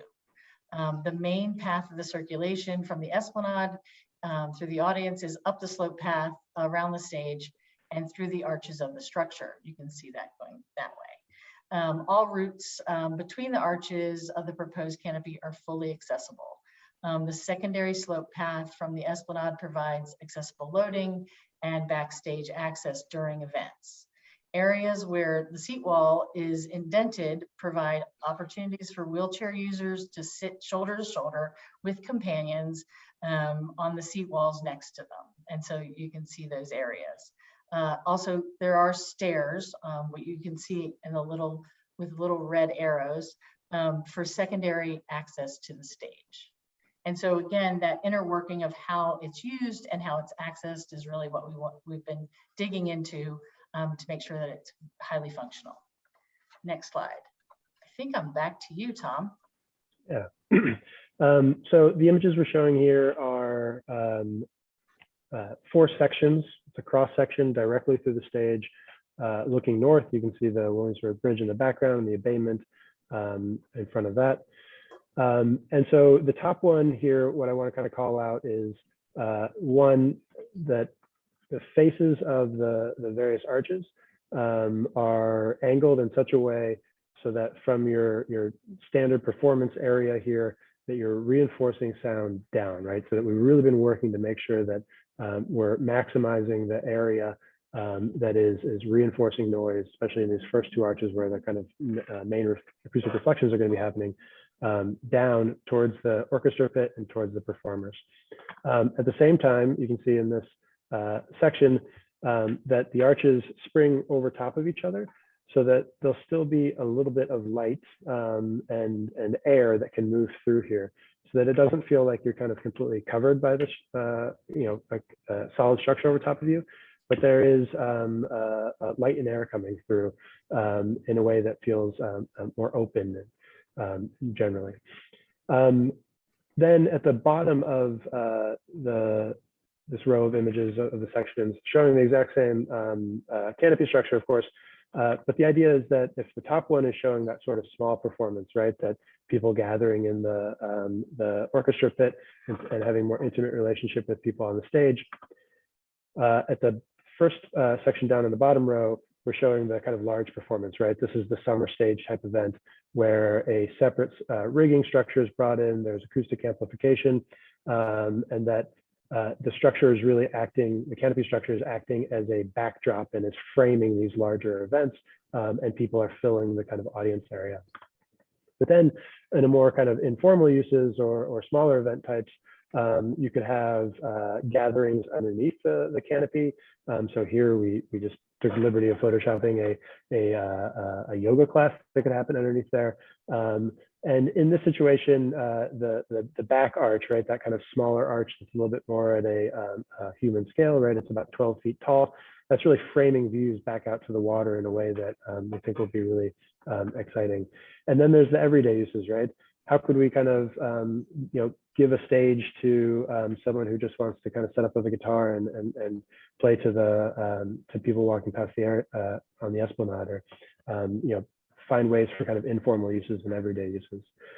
So here we're just trying to really kind of, this isn't all the ways you could use it, but is illustrating a few ways that we're excited for people to kind of reinforce that idea of a flexible use and multi-use structure. So here you can see the kind of the main elevations, right? Really responding to that arch structure, but then that it's still kind of letting light in, that you can walk through it and see through it, more importantly. And then we have kind of 3 renderings here, right? So this is the view that you would have whenever you're walking directly off of Corliss Hook Bridge. So in front of you, you have the kind of grassy landscape, and just beyond that, you have the start of the seating area. You could be able to kind of see people starting to gather. And then beyond that, you'll be able to see the canopy structure. We really want to make sure that it has a good height to it, that it is an identifiable presence from the bridge. But then using that arch, you can actually see through to the water, right? That you still have a relationship to the river from whenever you're entering off Corliss Hook Bridge. From there, you can make your way to the seating area.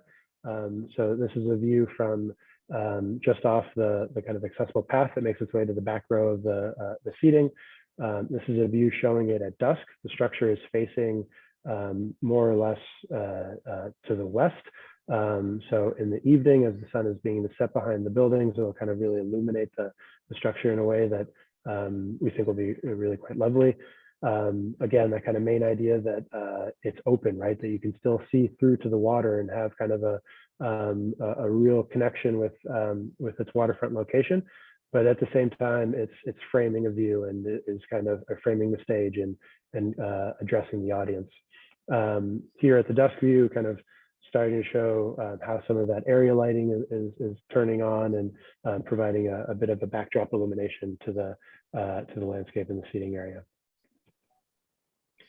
And then, we spoke to the idea that it has an identifiable presence along the water.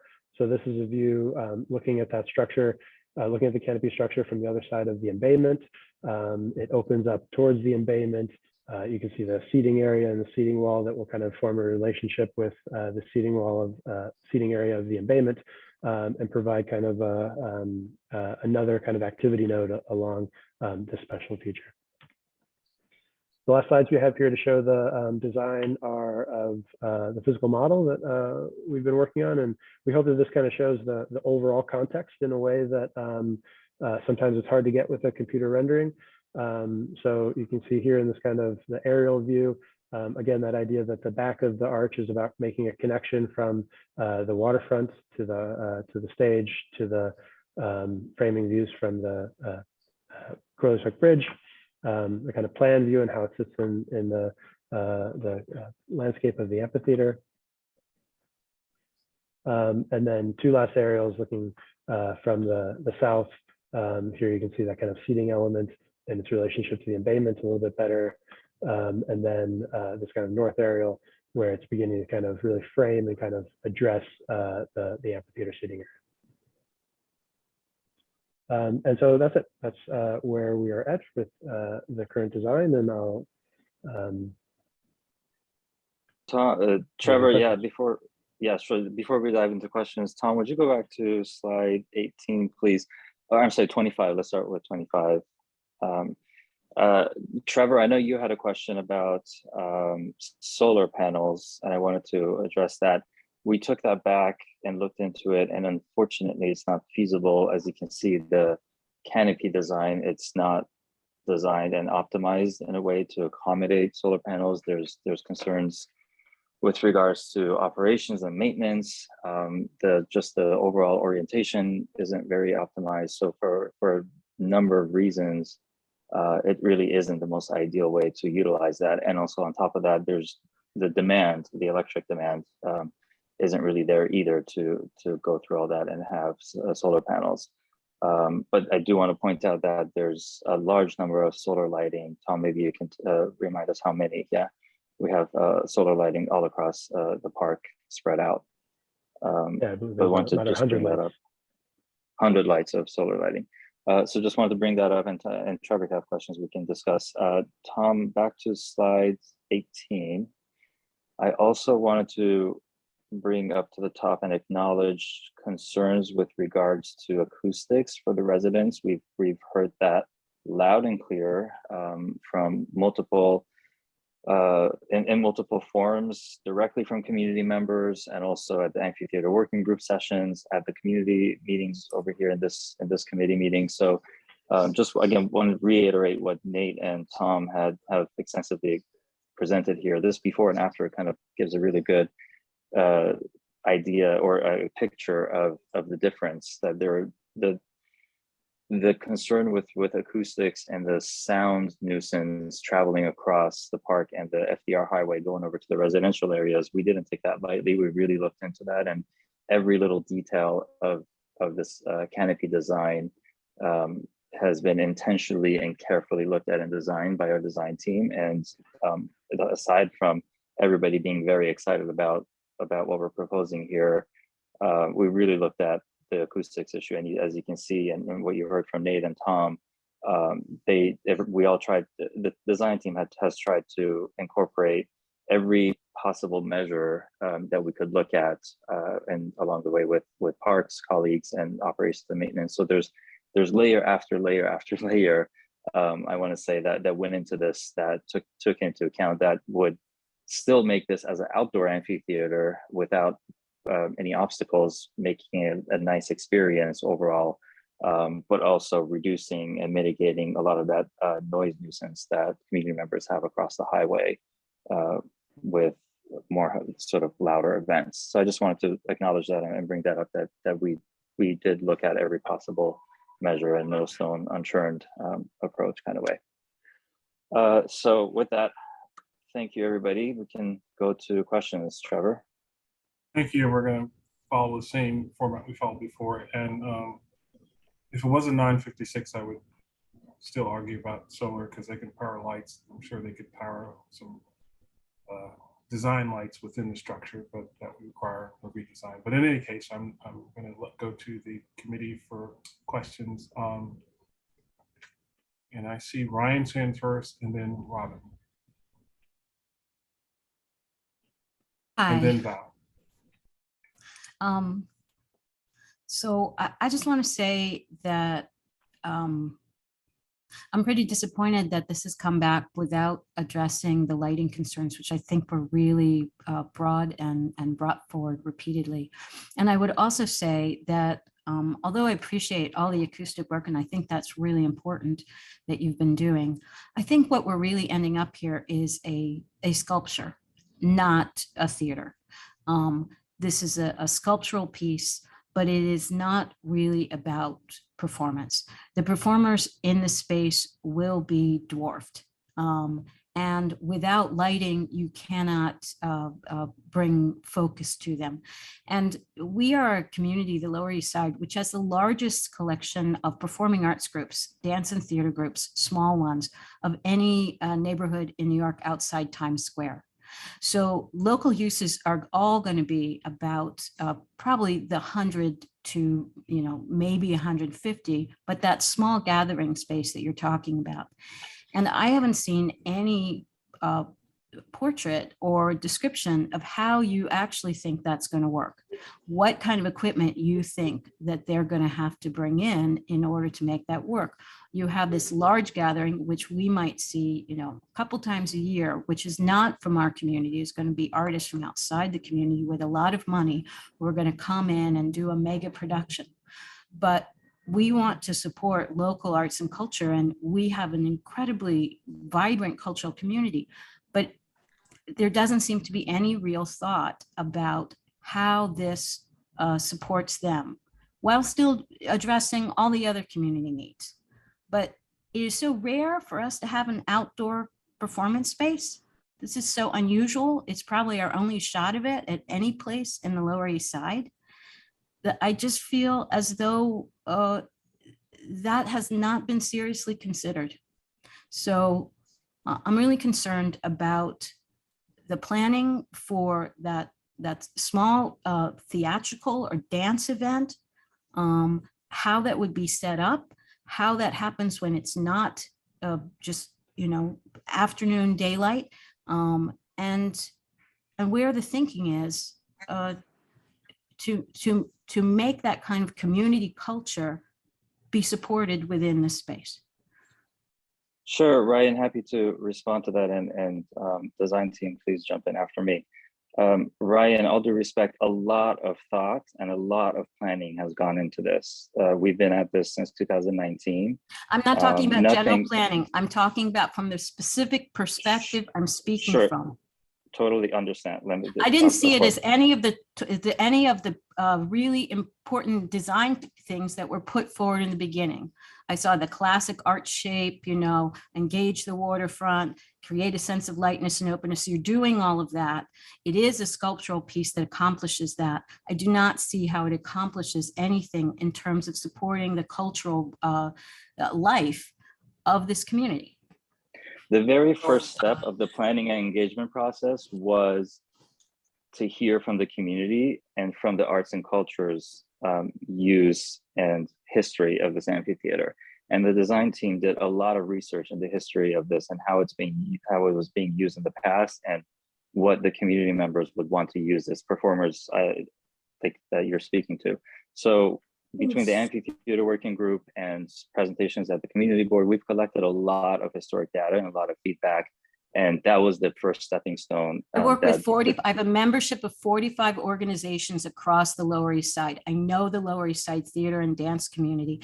I can tell you they have not been engaged fully in this process, and I'm here as a voice for that, all right? And what I'm saying is that 100, that small gathering, that is their sweet spot. And how this space functions without lights, with minimal amplification in an affordable way for them to access it and to perform for the community, which is here, that they engage with. That's what I'm asking about. Okay, maybe I'm not actually exactly clear. Tom, maybe from a design criteria, if you have a better understanding of what Ryan is asking here, you can jump in. Well, I think if I understand your comment is more about the infrastructure needs for those type of smaller events. Is that meaning when the event comes, where are they getting, if it's at night, where are they getting lighting from, where are they getting power from. So one thing that is being provided that we didn't reference here is that there's an electrical cabinet that will be unlocked for permanent events that will provide power directly at the stage area to support those. And then the area will have flood lighting that will illuminate to a general level, similar, not exactly the same, but less, but similar to a sports field like condition. You can see the lights in the back here that will provide a general illumination. Flood lighting from there. outside, right? From all the exterior. So it could, like, it's not lighting the stage area. No, it's right. General illumination to the area. Tom, if I can jump in. So there was a request during one of the amphitheater working group sessions to look into built-in lighting for the canopy. We took that back with our design team, with Parks colleagues, and there were a couple of issues that came with that. One was operations and maintenance, that it creates a whole host of complexities for Parks Agency to have that built in. And the other part, as a community priority that we've heard in the past and continually hearing from folks, is again noise and events going long into the night, that having built-in lighting and evening lights would encourage events, or maybe perhaps smaller or larger events, to keep going on late in the night without being able to enforce that are not permitted events. So there's this is the best happy medium that we could figure out that hopefully addresses all of the community priorities, even though there are some priorities that are conflicting with each other. So we're trying to figure out that happy medium, sweet spot. That we're not talking about unpermitted events. And these would not be the big loud events. In fact, you're allowing for that large performance. That's the one that's going to be really hitting people, because that's the one that's going to be super amplified. Which is permitted, and it would be controlled by. I'm talking about permitted events too. Hold on one second, Ryan. Let's give him a chance to answer, because I know it's not making any sense. No, I understand. It's just 10:04 and there's 5 hands raised. Because I understand the issue of lighting and small events, and I know there was a board member on earlier about unpermitted events that are happening just about every night in that amphitheater right now. So I want to go to the, and I'll circle back to you, Ryan, but I want to make sure in this order: Robin, Val, and then David Adams. Thank you. I also am a producer in the arts. I'm a cultural producer. I produce events in public spaces, outdoors, primarily in parks, and also in plazas and streets. And I wanted to sort of really second what I think Ryan is saying. And what I thought of also is that this is a beautiful design. You have made a beautiful sculpture. It, to me, is designed for the audience experience, but not for the performer's experience. And that's what's missing here. And that, so you've got the design down, you figured out, how to bring in water and sun. I think that's beautiful. And how to figure out that, amplification isn't going to bother the residents. But what I see also is missing is the use of the amphitheater from the performer's perspective. And I'm not so sure if that meeting ever happened, or if those series of meetings ever happened.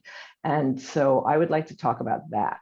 And I think that's really what Ryan is saying here, is that, this is we have to use this. It has to be practical, beautiful, but practical. And yes, those 1,000-seat audiences, they don't come to this community. If you were to look at what happened, what's happening at Little Island, for example, that private island, that's how all Broadway actors. So they have a whole series of Broadway. We're not doing that in the Lower East Side. We're bringing in, community artists. There are some bigger names of artists that are coming in, but it's primarily the arts are for the community and for the people who live in the community, made up of the artists of the Lower East Side, the East Village, and New York artists. And so one thing that stuck out to me immediately at looking at this design, this is a question: are those paving stones on the stage? Because if they're paving stones, they're not for performers. You can't dance on them. You can't put your music stand on them. You can't put your drum, your snare drum on them. They're cracked, no cracks. We can't have any cracks on the stage. It's got to be a smooth surface. That's number one. That's something that came out to me. Also, I don't see anywhere in this design, aside from the performance part, any place for people to put things. We talked about having storage.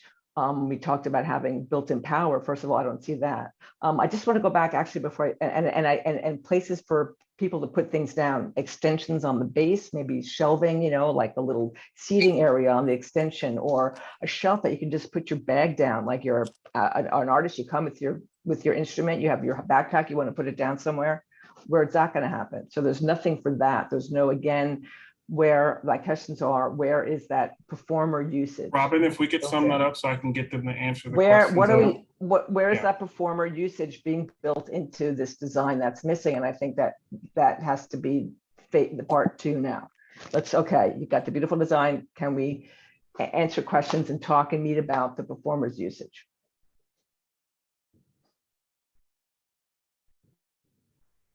And one last thing, I'm sorry, I have to just say about the solar power. We asked for power. I think solar power, you know, this is an opportunity, as Ryan is saying, to build the amphitheater in this community in New York City. And why not build one that is, you know, that is designed forward thinking with the 21st century in mind. It hurts to hear that part of this design can't happen because of maintenance issues. You know, that's why I think, just have to finish by saying this, Trevor, you know, one of the reasons we were told that the design changed and we're not having a resilient park is because the Parks Department's inability to maintain a resilient park. You know, we're not talking about today or tomorrow or 5 years from now. We're talking 10, 20, 30, 40, 50 years from now, the middle of the 21st century. I would hope that Parks Department knows how to maintain lights in an amphitheater. Thank you. Q, I'm going to sum up so I can get the questions out of there so we can sort of, it's 10:09. The issue about lights, I know you talked about, but I mean, there are timers and there are ways to shut lights off. Stands or places for artists to put stuff. The surface of the stage itself, even though we're really talking about the amphitheater structure, because this is going to be a resolution about the amphitheater canopy and the experience for someone who might be attracting a local sort of cultural event of maybe 100, 150 people. Actually, Q, if you don't mind, can I just jump in? This is Melissa Sure, go ahead, Hartman from Parks. Thank you. Thank you for the comments. We definitely heard loud and clear at the amphitheater community working group meeting that we had a couple months ago, the desire for lighting. As a practical matter, it's very difficult for parks to maintain built-in lighting. There are other locations where lighting has been built into the structure and it has been damaged. The scope of this project did not include built-in lighting from the beginning. It wasn't the intent of the project from 2019, and we have kept with that. We certainly brought back the concerns and did another agency review, full review. Is this something we could consider? Could we change the scope? Could it be incorporated? And as a practical matter, it's just not something parks can maintain. I think also I'm hearing about you know, this desire for lighting and how the events are planned and what consideration has been made for the performers. As a practical note, I just want to state that most events, the permit end time is 8 p.m. You know, for the spring and summer, and it would be 7 p.m. Between Labor Day and Memorial Day. So the space in its previous iteration and its future iteration is not intended as something that is being occupied, you know, very long after the sun has set. And the issue of where you might put things or place things. I mean, I understand. I see why the comment is made. I think that would just go back to the idea that the team has been working to create a space that is flexible on a lot of uses.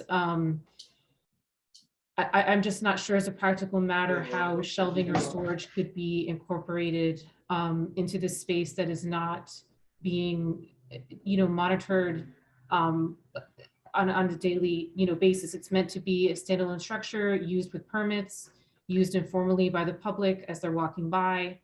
I think the idea with the previous amphitheater and with future is that performers bring in what they need. They have a permit, the performance happens, and then they bring out what they've used. And the issue of power, I know Q briefly mentioned that, and the surface of the stage. So the surface of the stage, I'll have to defer to the design team to talk a little bit more about the surface. The power, there is an electrical panel. It's a recessed electrical panel that will be in the side of the stage. There is a slide that shows an example of that. And when a performance has a permit to perform and their NYPD sound permit, Parks will be on hand to provide access to the panel for the permittee. So here's an example here that the consultant is showing. So it's locked and not accessible to the public, except specifically for events. And the idea behind the panel is to, prevent from people having to bring in their own generators to support. So it will be incorporated into the side of the stage. Okay, and if there's someone from the design team that could talk about the surface of the stage. Hi, this is Molly. I think we are still in development on it, and it's actually quite good feedback that it needs to be a smooth surface. Sounds like that we could look at concrete. Okay, even though I understand you're still in talks about that, but that's something to consider. I'm gonna go in this order. I'm gonna go to Val and then David. Okay, I didn't see that the chairs had backs. That was something that people asked at a point. I was glad to see that you had a lot of accessible, because that was something people also asked about. I was glad that you explained that the grass is something that might also diminish the acoustics that comes out to the residents. What I didn't understand about that is that I live near there, and in my apartment, I remember this distinctly, in my apartment, I could hear the amphitheater like they was in my house. And then when I went downstairs and walked into the park from Jackson Street, I could not hear a thing. I couldn't hear a thing in front of my building. I couldn't hear a thing walking into the park.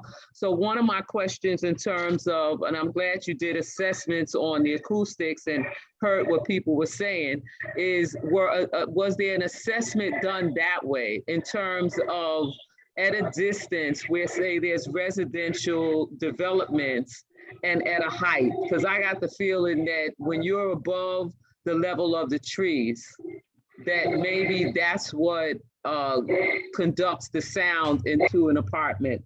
So that's my question about the chairs with the backs. And the acoustic issue. And the acoustics in terms of determining the acoustics in, say, residential buildings that's above the trees. Because I hear that about the grass. That sounds good.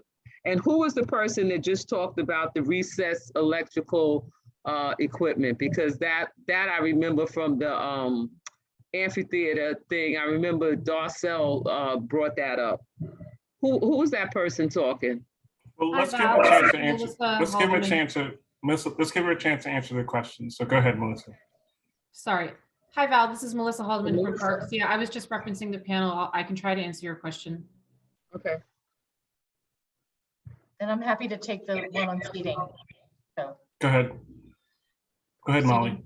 Okay. So there's seating there. It provides seating for 750 people, which of that 750, 330 have backs. Okay. And 110 of those are designed for mobility impairment. And so you can kind of see it's in the diagram there how that works.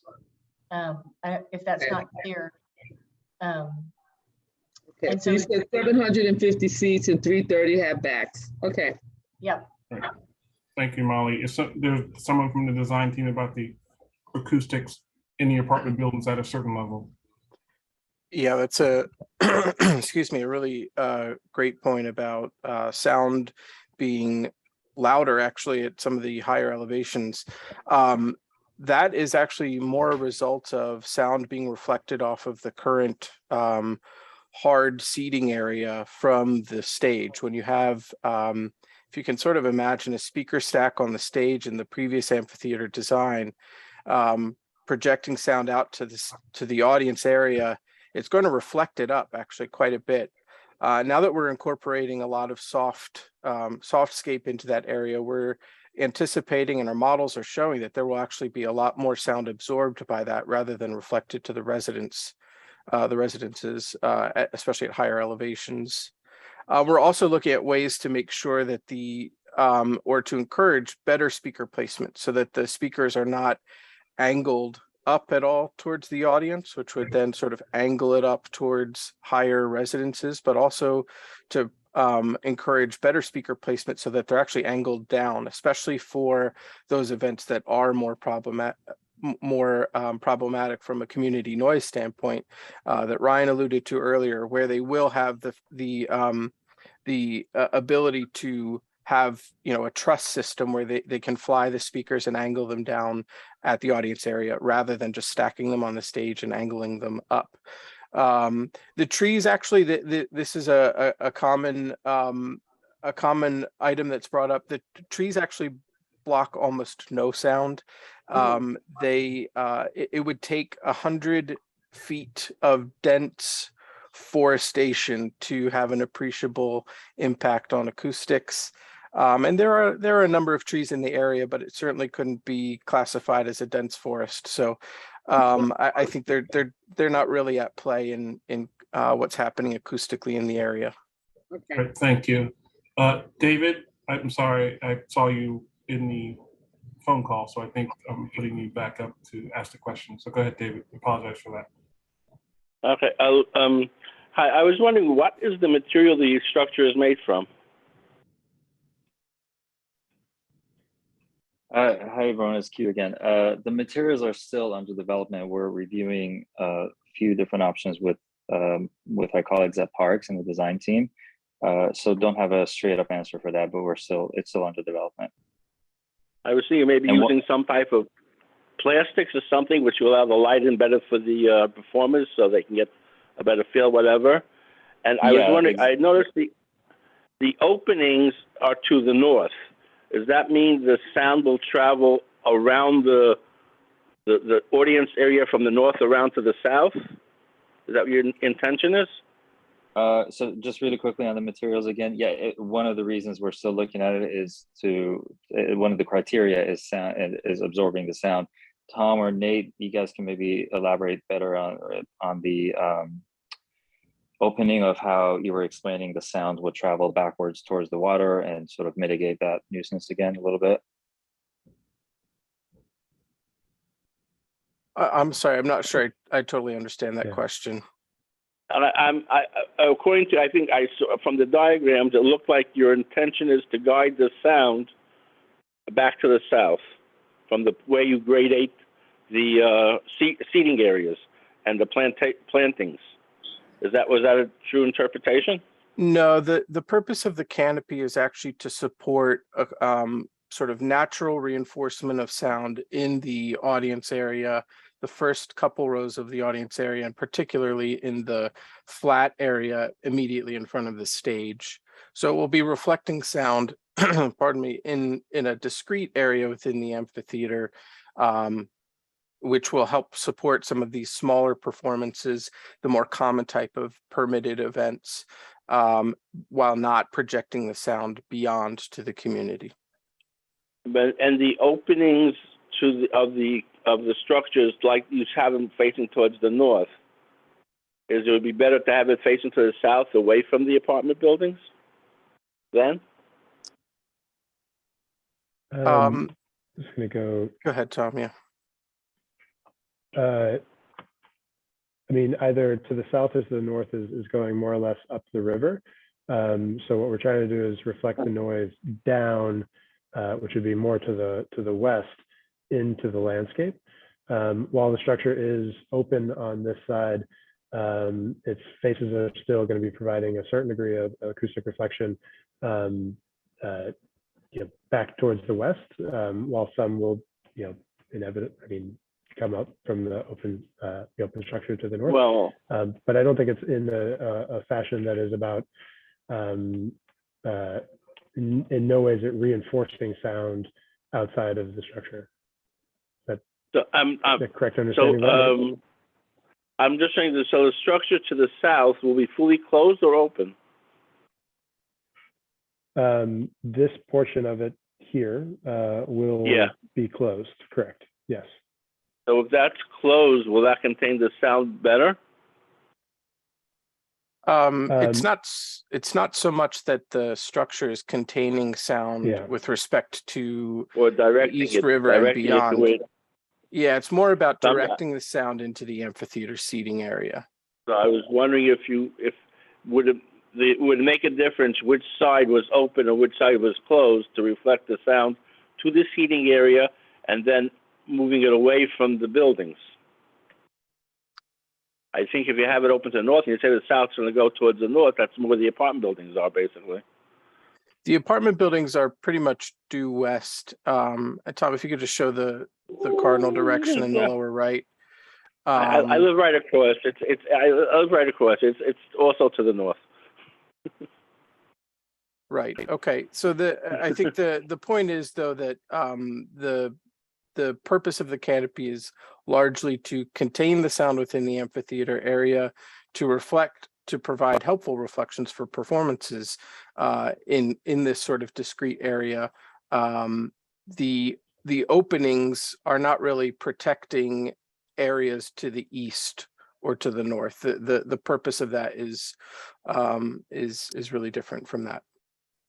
Thank you. Okay, I think this is what it will make noise. Yeah, Dave, I think what they're saying, and I'm just trying to. It is that doesn't make the a purpose- difference. Right, the purpose of all of this acoustics Okay, and I got why it, Trevor, thank you. is to project it to understand. the. All right, So- let them figure out what material to make it from before we can have a final discussion. That might help with the lighting and the reflection. You may even be able to store this power supply within the structure, which would be, you couldn't really, whatever. All right, before we go to Ryan, Robin, and Val, the second round, I want to go to Lee Berman, who is a community board member, and then we'll circle back to Ryan and Robin. And if I've missed another community board member, I'm sorry, but go ahead, Lee. Oh, I'm sorry. Just give me 1 second. Can you hear me okay? Yes, go ahead. Great, thank you. And thank you to the team for all the focus on acoustics. The great concern is not exclusively, but mostly the unpermitted events and some of the smaller events.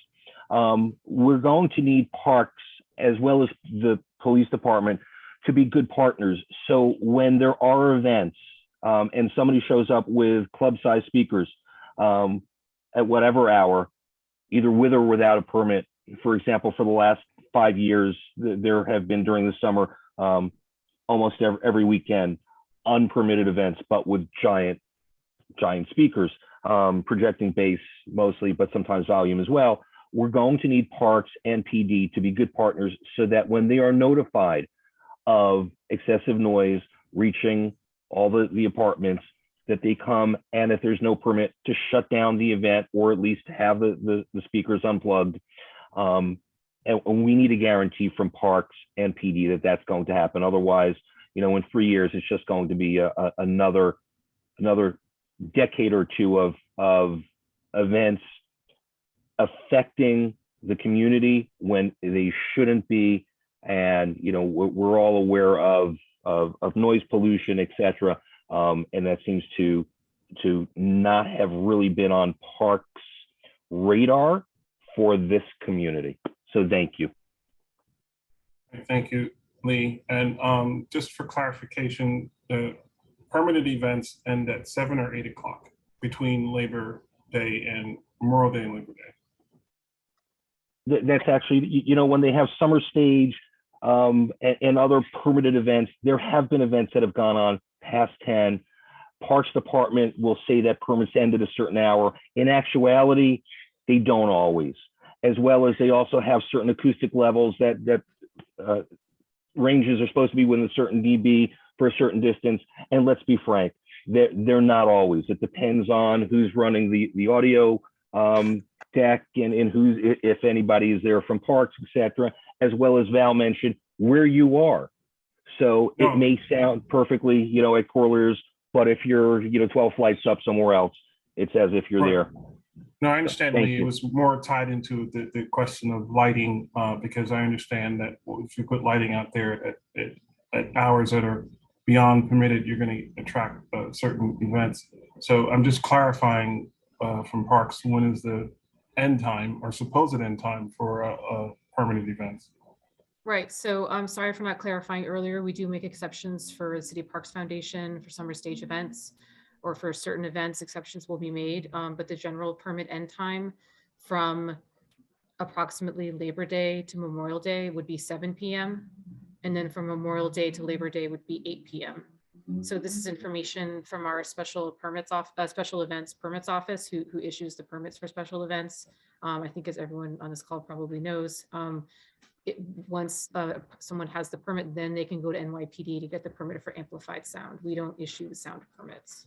Understood, and I understand the issue with maintenance with parks, but is there a way to look at, maybe not within the canopy, but some lighting that would illuminate the stage at that 7 or 8 p.m. time that would also be tied into that power box, which can only be opened with parks? So the lighting that is shown on the slide, the perimeter of area lighting, that lighting will be controlled by Parks, and it will be turned on for event. Like, Parks controls that lighting to turn on or off for events. That's not regular park security lighting. So, if there's a concern that the area is not going to be lit during an event as it gets dark, this lighting provides that illumination. It's above and beyond the regular park security lighting. Okay. All right, I guess that's my question, and I'll go to, in this order, Ryan, Robin, Val, and we'll go back to the community board members of Catherine Freed, and then Irene. I'm sorry if I mispronounce your last name, Allardyce. So in that order. So Ryan, go first. Thanks. And please, folks, let's try and we have to get a resolution. And so if we can get some questions and some input and find some answers, so we can get some resolve on this. Yes. So first of all, I just want to appreciate you acknowledging that several exceptions are often made to that permitting time, although I'm not sure, what, I'd like to know what is considered when exceptions are made to go into dark, because there are things like, film nights or anything like that you can't do if you can't go there. You don't need to answer that now, but I'd like to follow up with you and understand that. The other thing I'd like to follow up is I want to just clarify that I have been talking about permitted events. I've not been talking about non-permitted events. And I have been talking about small professional companies. All right. So this is, again, we have a lot of those in the community, whether people are aware of it or not, we really do. And I am trying to think about what is going to be entailed upon them if they want to access this space. So I would like to ask someone in the design team if you could work with me so that we could actually talk through like the expectation of what they would bring, and I can put together a budget that reflects that so that we can really articulate what it would cost for a small group to access the amphitheater. All right. And we can look at it for dance use, a theater use.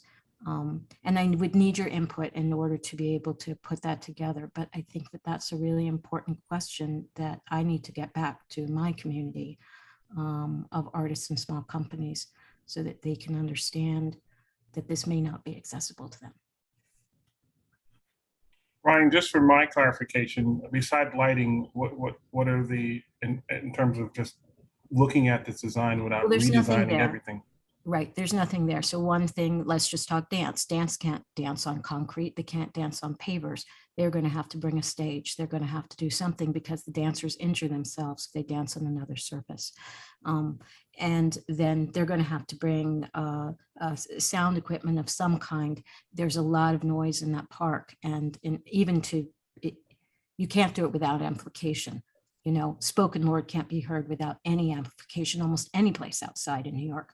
So theater has to be amplified. I want to know like how they're going to access the electricity, what kind of cording they're going to need to put in, what kinds of tables, chairs, seating if they're doing a smaller event and you're close up.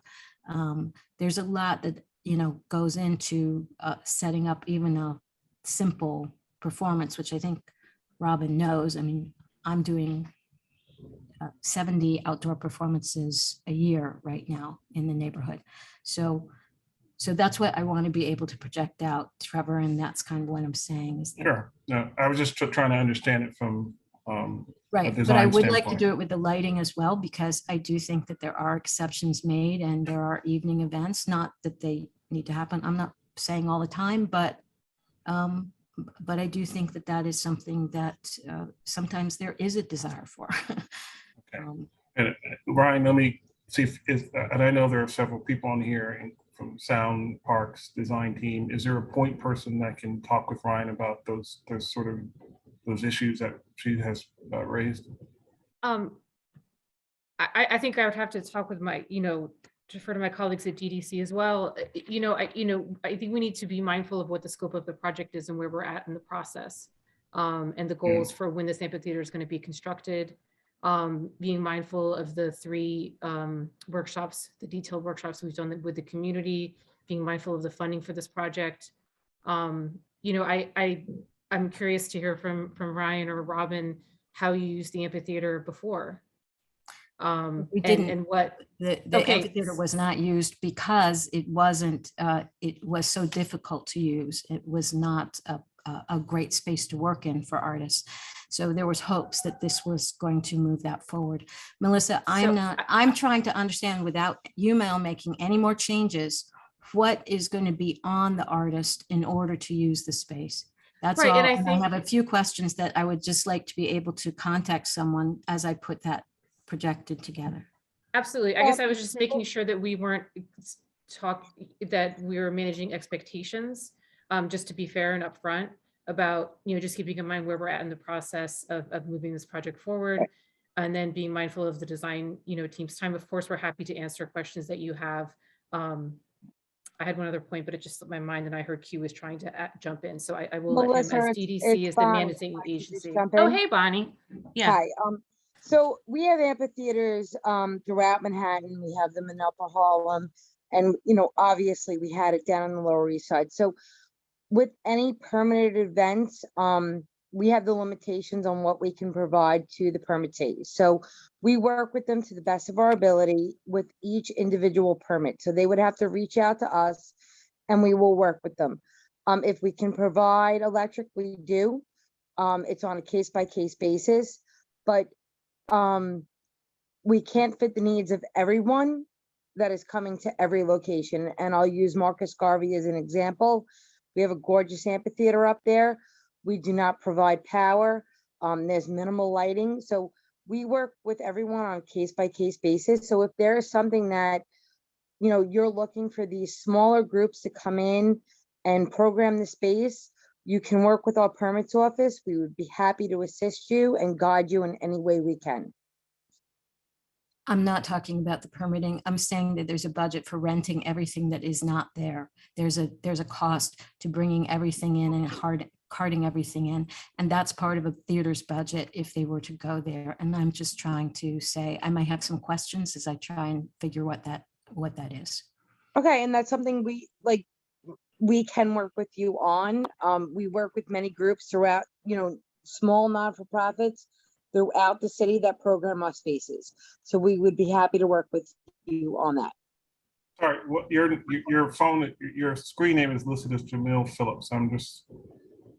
I'm Bonnie Williams. I'm the Deputy Chief of Operations for Manhattan. I'm sorry, Trevor.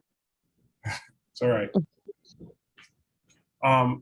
And if we could wrap this up, Robin, yes. Val, Kay, Catherine.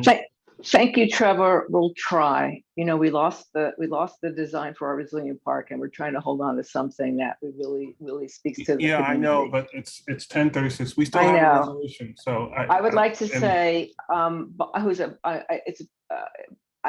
Ryan, I'm happy to join with you in that conversation with parks. I would like to say that, there are other amphitheaters in parks in the city. Marcus Garvey was built in the 70s.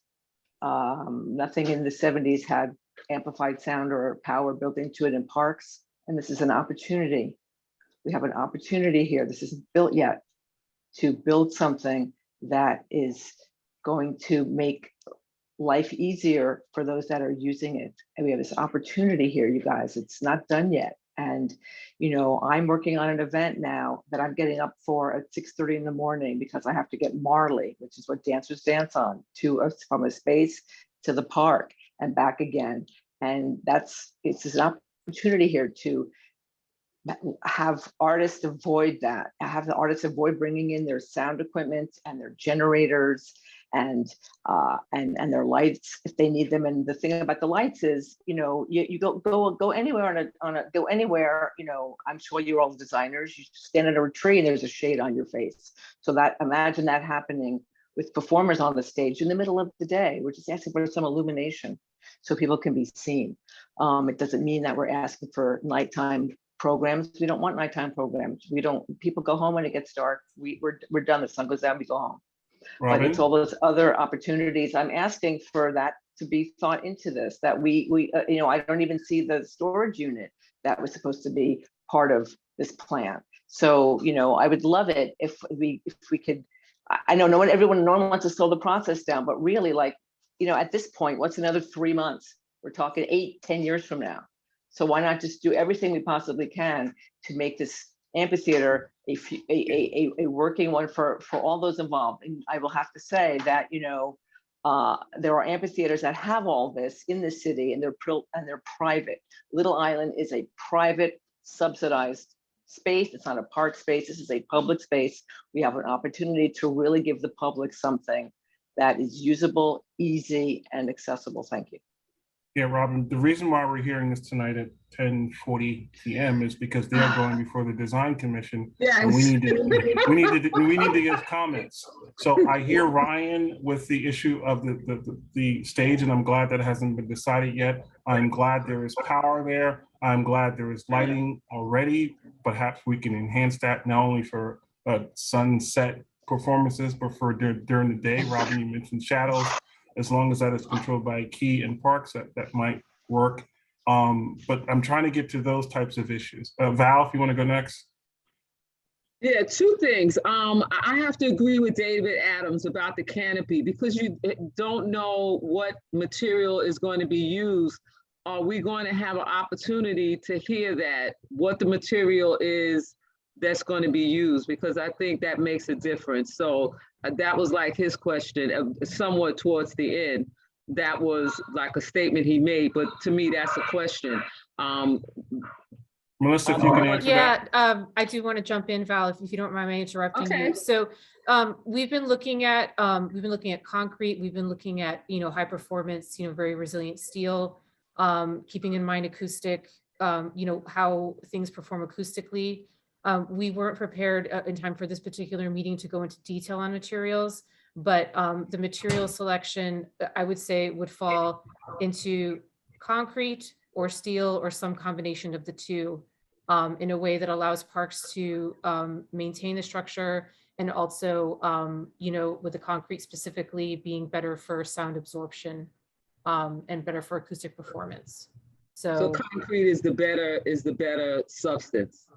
I would have to defer to our experts on acoustics for that. Okay. But I guess what I'm just saying is, question- when I say steel, I think some people envision like some hard steel, shiny, you know, sound bouncing off of it. I think it's going to, you know, it could be a combination of materials, but concrete will definitely be part of it. Okay, but my question is, because you're going to design commission next month, is there going to be an opportunity for us to hear what is the final product or material that's going to be used for the canopy? You know, that was one of the things David said at the end, was like, well, that would be a discussion for when we know what it is. So that's all I'm asking is there going to be an opportunity for us to talk about whatever the final product is before you go to design commission? Because I can jump in here, Val. Hey, it's Q. Before design commission, no, unfortunately, but we will be coming back to the community board here to show the final product. And to be very blunt, I don't think we will have an opportunity to show options of materials, if that's what you're asking, to have a discussion on it. We're going to have to choose the material based on everything that Melissa and the rest of the team said, and we'll definitely come back to the group here to present the final product. Okay. And the other question, the power cabinet, or I think she called it the recessed electrical panel. I thought I heard somebody say that, well, put it this way. What I remember about this was that someone from a small group here on the Lower East Side asked about having access to power when you get there, because otherwise it would be very expensive for that particular person's small group to do a presentation or do things at the amphitheater. So I thought I heard this is going to be accessible to the groups down here. That power box will be accessible to the groups down here, because that was her major point. And I think that you came back, and the slide that I think Melissa showed was the slide that was shown to the amphitheater working group. And I remember the person who asked about having the power available was there and was like, what I remember was that the person was like very happy with that availability. So that's what I wasn't clear on. It's going to be available, that power will be available to the different groups here on the Lower East Side that use the amphitheater. Val, that's correct, but it will not be available unless they have a permit, because having a permit is what will trigger the Parks Department to provide staff to come down and provide access to the panel for a particular event. Okay, so if a small group down here has a permit, they have access to that power box, whatever. Okay. Yeah, as long as they have a permit and a sound permit, yes. Okay, because she seemed to be very happy with that level of power for her presentation, I remember. Okay, thank you. Thank you. And I'm glad you responded to that, you know, because I remember the person is from a small group here on the Lower East Side. Okay, thanks. Thank you. Done.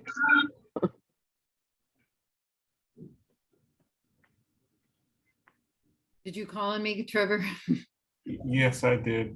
Okay. Can I just add something, Hunter? I'm terribly sorry. If there's a way for you to think, it's about the power. I know, it's just about the 10:44. power.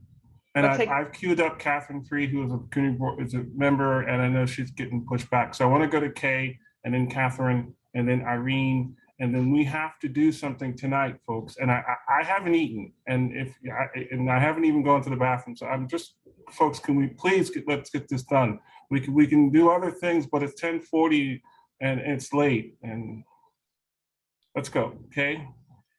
So I just want to say I've listened through many, many presentations into the late hours, and this might be one of them. So that's the gig when we're on the community board. But I hear you, Trevor, and thank you for trying to expedite. This whole project has been contentious and divisive, the whole East River thing, and we have sat through many hours of this. But I am very concerned that the two people on this committee who know the most about performance and the need to accommodate, not even more than accommodate, welcome the community that actually lives here still, that is the arts performing community, that this may not be of optimal use for them. So I'm kind of wondering, and I appreciate Ryan, who's always more conciliatory, you know, trying to come up with what is the actual cost going to be for somebody to actually use this performance space who actually works and lives here. That's a big concern, you know, that this is a lot of money and a lot of expense and a lot of time, that if we're not coming up with something that actually serves this community. I mean, I appreciate all the effort on the sound mitigation, really important. I live on the Bowery. I know sound late in the hours is really hard, but I would like if we could put the emphasis, this is a theater. And I don't quite get that. And the floodlighting thingy and so I'm glad there's electricity. I just feel like there are two people on this board who actually know this terrain, and I would love to hear their concerns answered, even welcomed. All right, that's me. All right, thank you, Kay. And I understand that. It's just that I'm really trying to piece together some sort of resolution with the concerns that Ryan and Robin have raised. Because what you said doesn't allow me to put something into a resolution. So that's why I asked Ryan those specific questions about storage, about electric, about the stage. So I can say we'd like for some place to be for storage. We'd like to see that stage made so that performers can use it. Trevor, can we put in a concern about affordability, about the affordability for using? If you can send me that language, because I understand it, I just don't know how that translates into design. Trevor, that's why we pay you the big bucks to choose. No, I don't get paid for this I'm joking. gig at all. Catherine, sorry. Yeah. Okay, I'll try and keep it quick. I just think that it's true. Parks has an opportunity here to do something that would be welcoming and work in this community. And it sure doesn't look like they took a lot of that into consideration. I mean, maybe they don't want to put the money into it, but I mean, if all we're going to get out there is a bunch of amplified rock or rap or really loud music that is going to totally disrupt the community. And let me just say, like Val, anytime there's a concert out there, not even necessarily a big one, my apartment is jumping. I mean, it's that loud sometimes.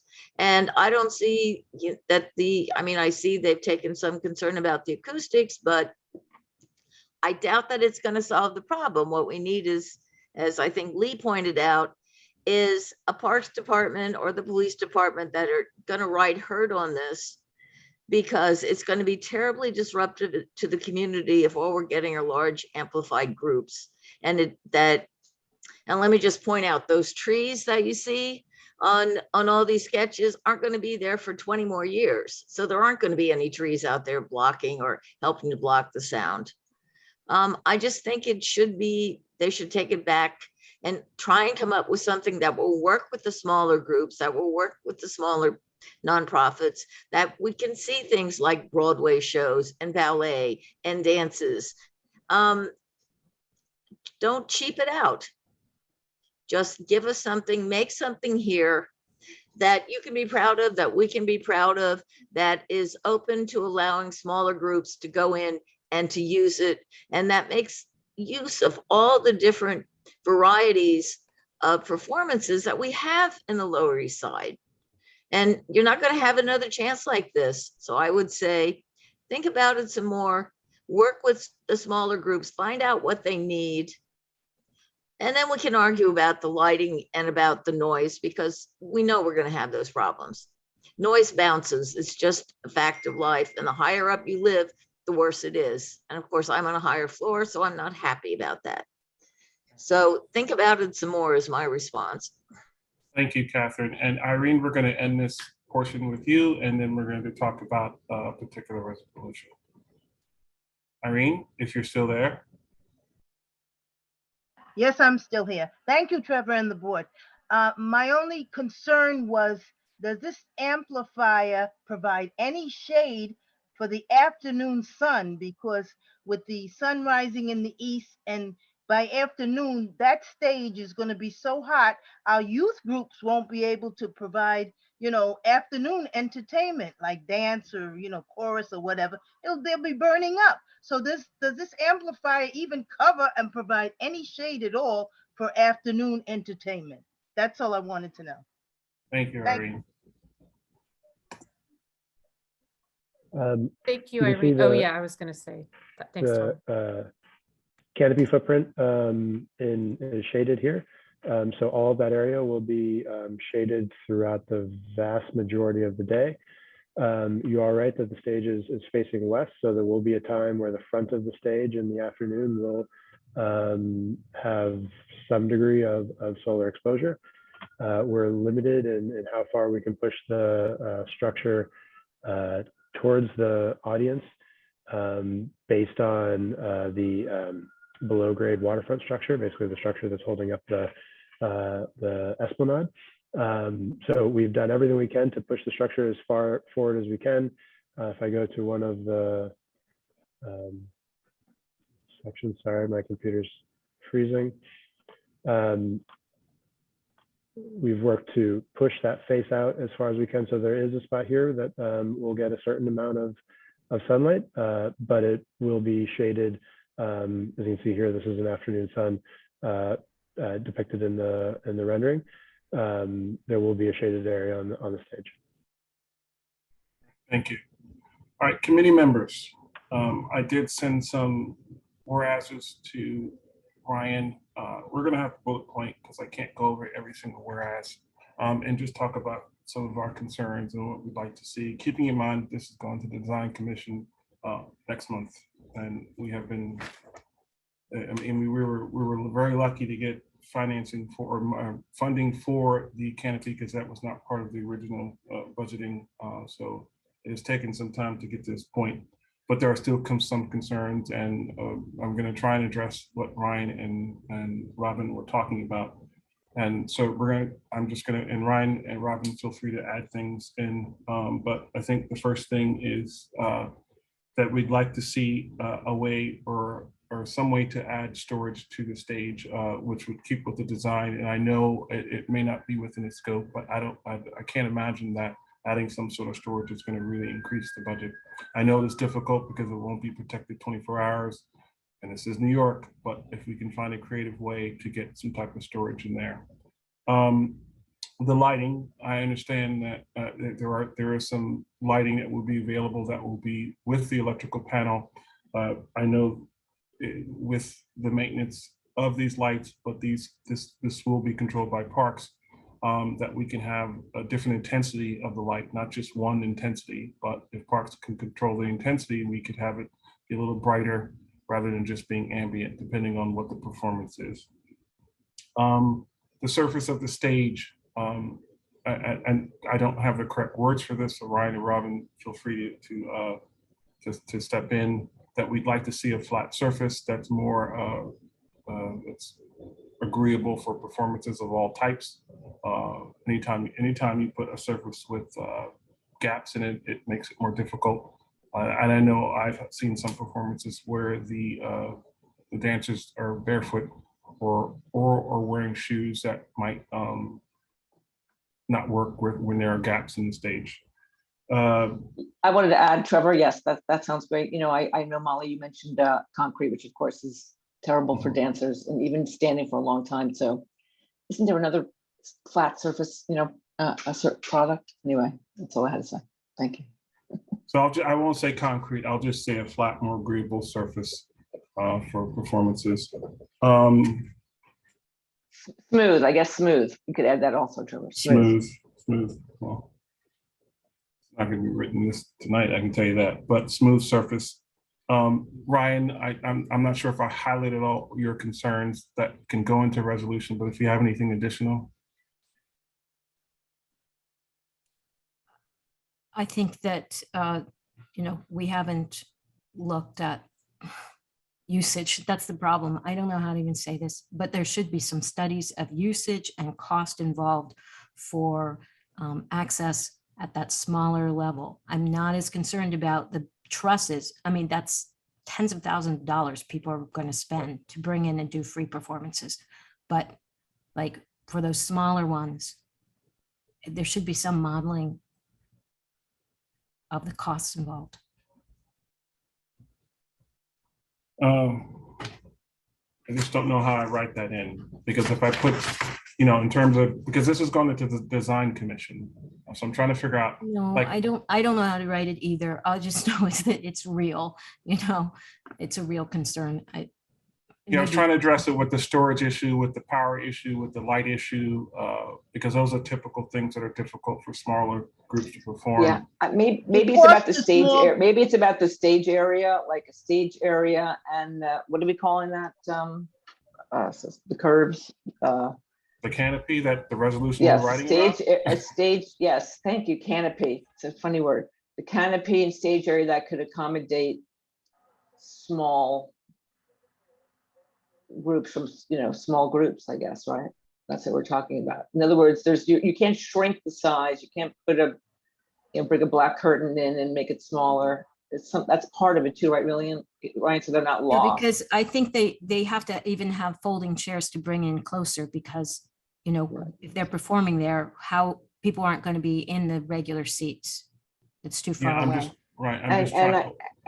And the thing about the cost, if we're really talking about, there's power, great, but now you have to bring in your sound system and you have to bring in speakers and you have to run safe electricity from wherever the power is. And right, there's no way that ambient light does anything. There's no way. So, but sound, let's say sound is the most important thing, amplifying the performer, because you have to, could that be built into the system somehow? Can there be, built-in speakers and a small, turn on off amplifier so that someone could actually play something back, or, I'm not saying we're not accommodating a band, but something like that.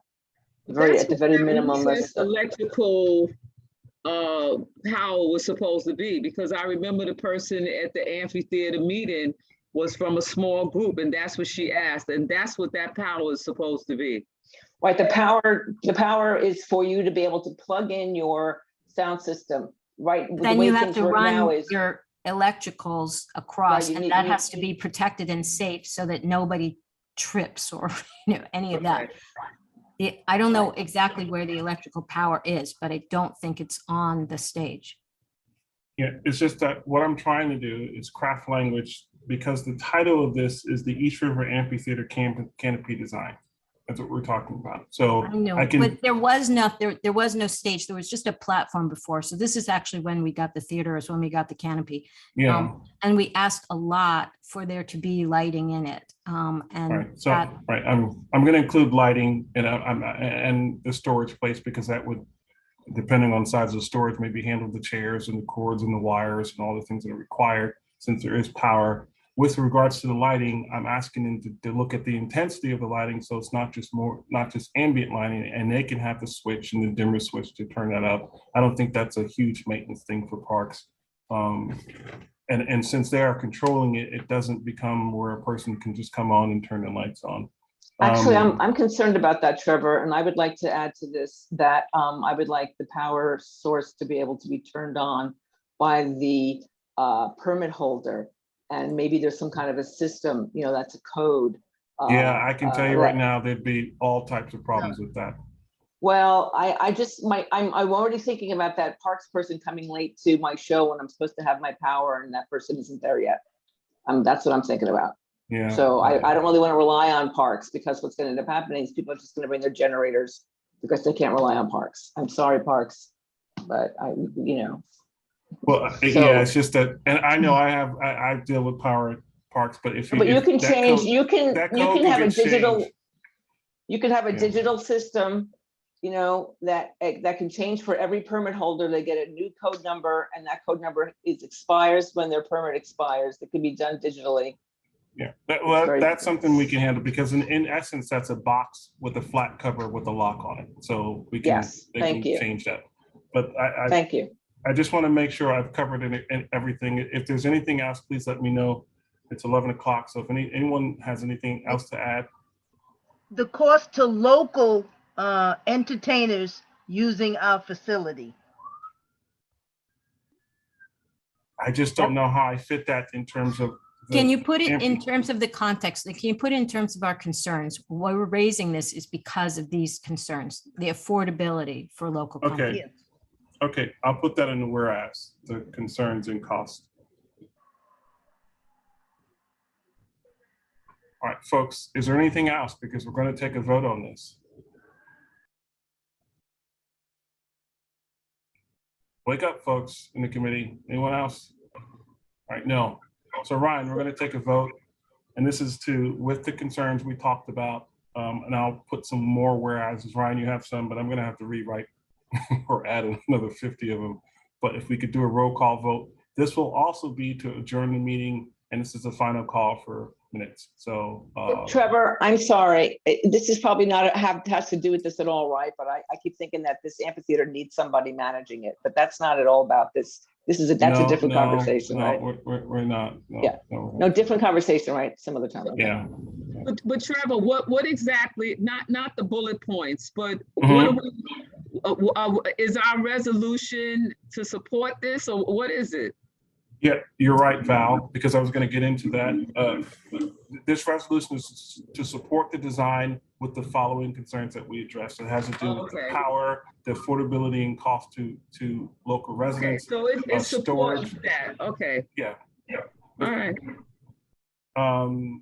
So Ryan, if you want to go through a roll call vote, and this will also adjourn the meeting. Trevor Holland, Yes. Kay Webster, Yes. Ryan Gillum. Yes. To join the David- meeting or the canopy? Yes. Okay. David Adams. David Adams? Let's swing back to him. I don't know if he's got two devices. So let's swing back to him. David Adams, if you're around. You're on Altman. Yes. Carlin Chan. You still here, Carlin? Carlin Chan?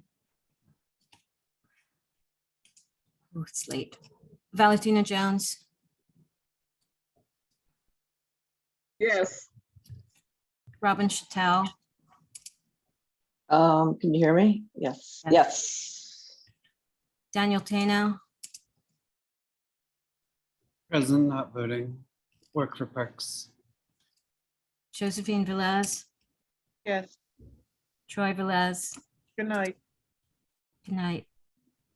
Troy Velez.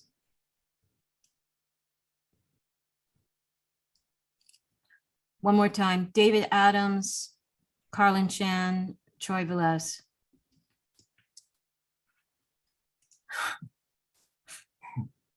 That's All how right, it goes. Ryan. Thank David you. just unmuted himself. David? David, you here? I want to give you credit if you made it. David, we can't hear you. You want to raise your hand? Otherwise, we're going to have to mark you not present. Troy Velez, I see you on there.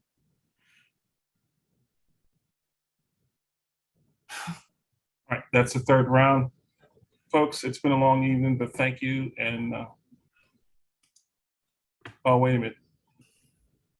No, that's not David. Thanks everybody for sitting through this. I appreciate everyone, but the meeting is now adjourned. And good night all. Good night all. Good night. Good night. Thank you. Thanks, Trevor. Thanks. Good night.